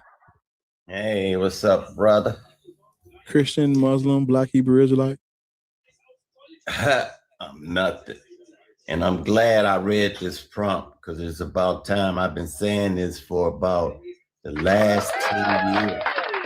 I've been telling people, I don't know. A lot of black people say they ain't from Africa. I mean, I grew up, you know, I'm old school black man, 58 years old. My people in America, descendants from slaves. I just tell everybody that so I can keep it moving and address this There's a prompt. snake in my boot. My bad. Yeah, okay. And I'm telling everybody, look, man, that's good because I tell everybody, I say, you telling me I'll talk to this guy, right? And I said, tell me, you know, he like they Muslim, they Christian, and I'm speaking about the Africa. I usually speak mostly on West, East, and South. And I say, well, let me ask you this, man. I say, did y'all take Islam to the Arabics, or did the Arabics come to Africa with Islam? He said, huh? He ain't know what I was talking about. I said, did y'all get Christianity from the Jews or from the Europeans, or did y'all give that to them? I said, because all I'm hearing is that Africa been getting everything brought over. You know, I said, y'all ain't have nothing else before that. He was like, huh? I said, y'all must have had something. I don't care if it was y'all was worshiping a stone or mythology, but y'all must have had something. So, because what they gave y'all seemed like it's working for them, but it have caused y'all nothing but turmoil. You know what I mean? So it's good that you say that because it may not be for us. That was may be for them. But if you take it, then, and most of them was forced to take it. You know, you heard about the Spanish Inquisition. You heard about the Muslim wars, how they raided these different people. And then, you know, hey, you gonna be Muslim? No, I don't want to be Muslim. Off with his head. You gonna be Christian? I don't want to be Christian. Off with his head. You chop off enough heads, people gonna say, yeah, I'll go ahead and do it. And then you go through generations and generation and generation. Eventually, hey, you think you will get born like that? You know what I mean? So it's true what your prompt said. You know, I'm just gonna say we must have had something, you know, before these people start giving us all this stuff. You know, I imagine some old HN house probably sold us out back in the day. You know, you give them a little, you know, give them a little gifts and things, help them build something, trade deals, stuff like that. But the bottom line gonna always remain, I know we had something before them people gave us that. Yeah, that's real. That's all I want to say, man. But that's a good prompt because in my heart, I do feel, you know, if there's a supreme being, I ain't got no issue with that. You know what I mean? I'll be the first one to say, hey, man, what you want me to do? I'm here to serve you. But all I know in the long stretch, in this long stretch of life, it seemed like that religion seemed like it benefited them. That benefited them. But in our history, going back maybe 800, 900,000 years, since the people put that stuff on us, it seems like we ain't been right since, man. If somebody needs to start addressing, now I met this one guy named Credo Mutwa. He's from South Africa, you know, and he said, like, you may think it's more to life than being born. You know, you get at an age, you get married if you choose to, you have children if you choose to. You know, you pass that death on to your kids because they're gonna die just like you're gonna die. But he said when you get older, he say the truth sort of sits in. Yeah, you get older because like people fighting this, they fighting it. And I say maybe that's the biggest thing they got is where you gonna live, you can live forever in paradise. See, that's a strong statement. Or to say somebody came back, that's a strong impact. See, I don't think none of our mythology gods or whatever back over in Africa talked on that level. So that's a strong statement. You know what I mean? That could mess some people head up. And so a lot of people gets afraid and they say, well, you know, no, he said, you just die, you check on out of here. And that's just it. It ain't no la, la, la. You ain't going to be up there dropping it like it's hot, chasing out women. You just going to be in that grave and the worms going to come get you. So while you're on this earth, you should enjoy it. Treat your brothers, treat your sisters nice. Go have a little picnic on the weekend with your kids. See your grandkids grow if you choose to. And when it's time to check out, you check on out. And that's the bottom line. All that other stuff they gave you. Yeah, we ain't getting people nothing. They brought this to us. Yeah, they brought, but we ain't never pushed nothing on them. But they pushed up on us back then. And we was forced. I was saying, ain't no God would ever make the force nobody to take him on. Because if he like that, he'd be like, hey, you down with me or you not? But this is a lot of human beings. This is a human type mentality to run around and keep threatening people and have them scared. And then they'll go ahead and what you call it, submit or whatever. And the ones who didn't submit, they did away with them. And then found somebody finally submitted and his kids and the generation after submitted. But I don't think anything, now it's free will because they just don't know no better. Yeah, it's free will now, but it's good what your prompt say in that sense. I ain't got no problem if somebody come back. No, I'll be the last person to have a problem. But the way this world lives right now, it's just, you know, people fighting against a simple theory of man thinking.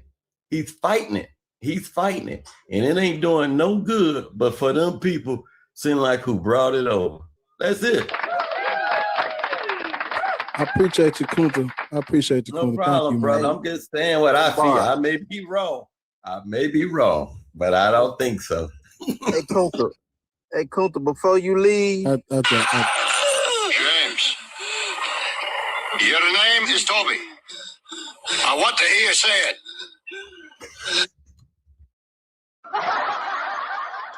You ain't right for that. Well, you ain't right for that.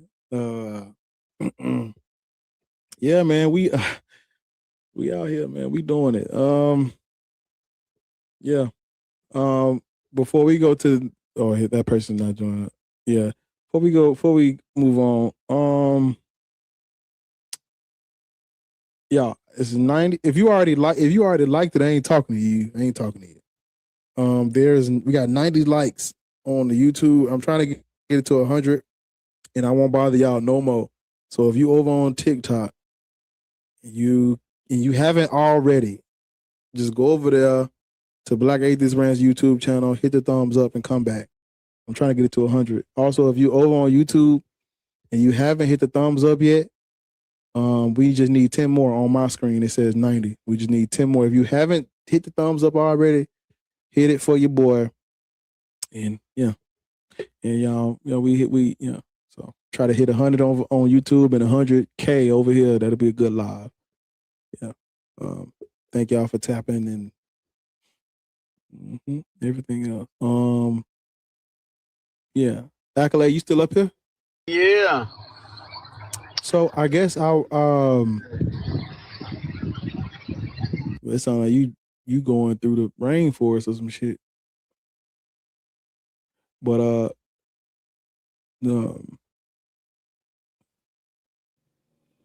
I guess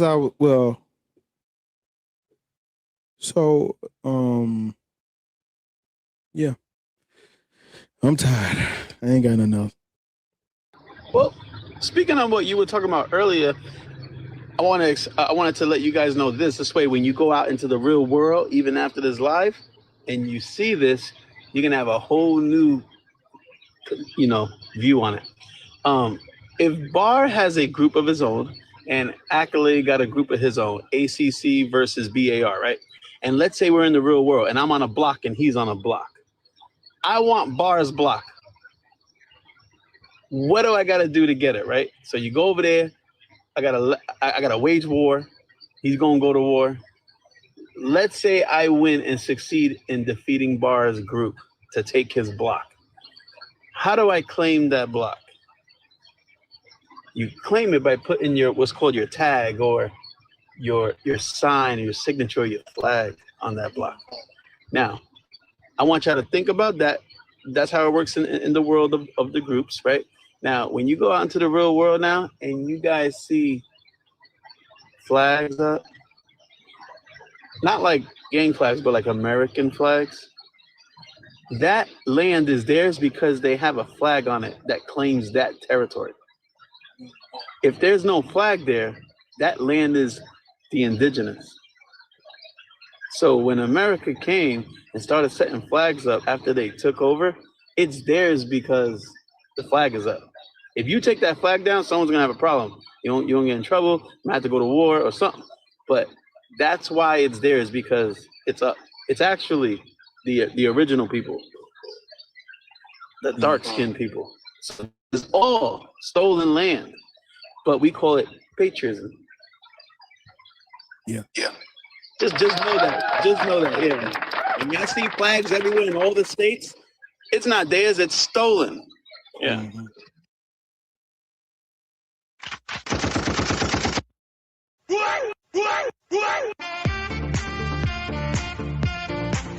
So I think we're gonna have to. I'm gonna end it. I'm tired. We done did what we had to do. We've been live for almost 5 hours. Yeah, I'm gonna get off. But before I do, I'm trying to get this live stream to 100 likes. Yeah, I'm trying to get it to 100 likes. So I need some people to go over there and just hit that thumbs up for me over on YouTube if you haven't already. I need to get the likes. So it needs 7 people. So if you're on YouTube and you haven't went over Black Atheist Rant, if you're on TikTok and you haven't went over to the Black Atheist Rants YouTube channel, go over there, sub if you're new, and just hit the thumbs up so I can get off of here. I'm at 93.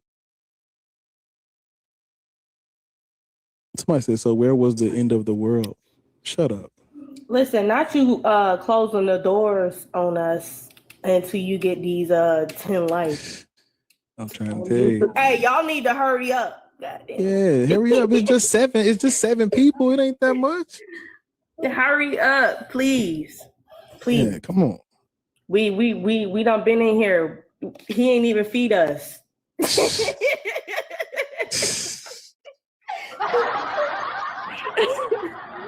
I agree. If you're, I would wait too. That's too close.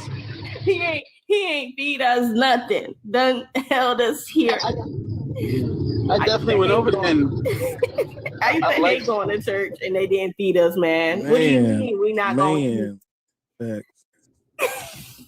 They going. Okay, we at 95. We need 5 more. Listen, I need 5 more likes, and then we done. 5 more likes. We can get off. Oh yeah, this is a new thing.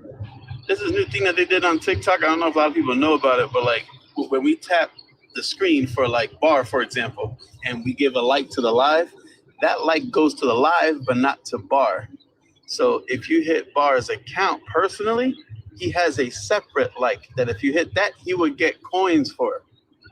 A lot of people don't know that. And then I ain't even know that. Yup. And then if you do that to everyone, if everyone on the panel hits everyone's picture, and then you see a personal like on there, they get coins all over the panel. This whole panel could be coined out. And every time y'all do this, the TikTok live gets put on notice. Like what? Like if I go to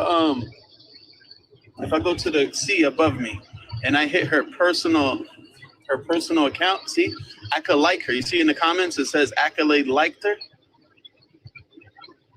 And then if I keep on hitting it, she goes up in coins. See that? 38 now. She was at 37. Now that's some new shit. That was from my. And then if I hit C again, if I hit C's account again, let me see. If I hit her account right here and I go unfollow her, I just unfollowed you. You shouldn't get no points for it. And then I go follow you again for no reason. Look at that, 40. So everyone could unfollow and follow on purpose. And all of a sudden, your coins are going up. Your likes are going up. Like coins are just going up. And it'll put this whole live on the little good algorithm that TikTok got. And then more people will come in. We need 4 more likes over on YouTube to hit 100. 4 more likes. 4 more likes on YouTube. I just need 4 more likes. We had 96 on my screen. 4 more people to leave the live, go over there, hit the like button, the thumbs up at the top, and come back. 4 people. If you haven't done it already. Yeah. Oh man, somebody put me to 21. I was at 19. Appreciate it, Vossi. Thank you, bro.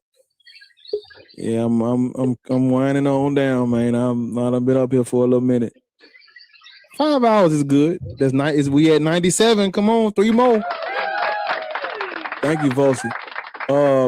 881 that just came in and followed me. Go over to Black Ages Rants on YouTube and hit the thumbs up at the top by the title of the video. We almost at 100 likes on YouTube. Yeah. Okay, we at 100. Thank you, God. Yeah. Easy money. I say. We got Big Bad Wolf at 21. Big Bad Wolf is gonna get a follow, and now he's gonna be at 23. That's cold. That's Let me cold. see. Oh, Thank he's y'all at yeah. There you go. Man, Thank y'all for liking the thing. Oh, hold on. I'm gonna have to undo it again. I'm in League C4 of the little live. I'm in League C4. I'm in the. Oh, that thing bumps up those levels now. If you do that every day, it bumps up the levels. Oh, there he goes, 25 now. And then Culture Vulture, he's at 7. So this should get him to 8. All right, he's at 8, and then you follow him, and then he goes to 10. See, you could just keep on doing this shit. And this whole live will go up, and your damn level will go up because there's a lot of activity happening. Yeah, that shit live. So we got Tommy at 4. I'm gonna hit him likes in the comment, and then on his personal account, and then it goes to 5. And then you follow Tommy. Even if you follow him, you could just unfollow him and do it again, and the app don't even know. And then he goes up to 7. So if everybody unfollows Black Atheist Rants and then follows him again, he'll get coins for no damn reason. All That right, is good y'all. info, right? Yeah. That's what's up. I'm finna bow out. You know, hold my little finger up and exit. Hold my little finger up and exit. All right, y'all. Thank you, Certified, for coming up and helping moderate and everything. Thank you. It's like everyone's feeding off of everyone on the panel. Yeah. Well, I think Zay might be my. We might. It might be the last one. We can get up out of here. Zay, how old are you? Zay, you on the panel? I don't think they know. Well, yeah. All righty. Accolade, I'm gonna go over and check that video out too. Send it to me if you can. Yes, I'm gonna see if I can just send it to your inbox, bro. Appreciate it, bro. I got the way he talks to the point, man, you can just play that and just look at them things. That's crazy, but I'm gonna send it to you right now, actually. Well, ladies and gentlemen, I am the Lord your God. Do not have any gods before me. Yeah, it's time to roll out. We about to, man, put some in that tray. We get up out of here. Yeah, it's laughing at this. It's time for us to get on down the road. Thank y'all for subscribing to the YouTube channel, man. We are literally at this rate. We might be at the so my goal, I'm about to really hit this shit hard. I'm trying to hit 10,000 on Instagram. It's gonna be hard and challenging, but I'm gonna try to hit 10,000 on YouTube and Instagram. You know, TikTok, it'd be so easy to grow on that shit. You just fucking motherfuckers just follow you on TikTok. But I'm gonna try to hit 10,000 on YouTube and Instagram. Around the same, I'm at 7,000 on Instagram and 5,000 on YouTube. I'm gonna try to hit 10,000 before.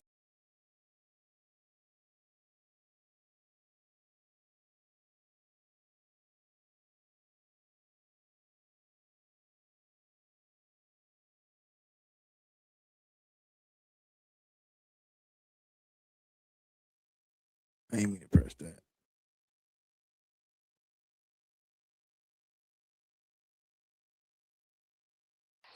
Hey, Clara, make sure you send me a inbox so I can send it to you too. Because I already got Bar's inbox from before. Yeah, they do come in to invade. They do come in to invade. But yeah, I ain't mean to press that. I made a mistake and swiped on a MacBook and it exited out. But yeah, man, we out of here.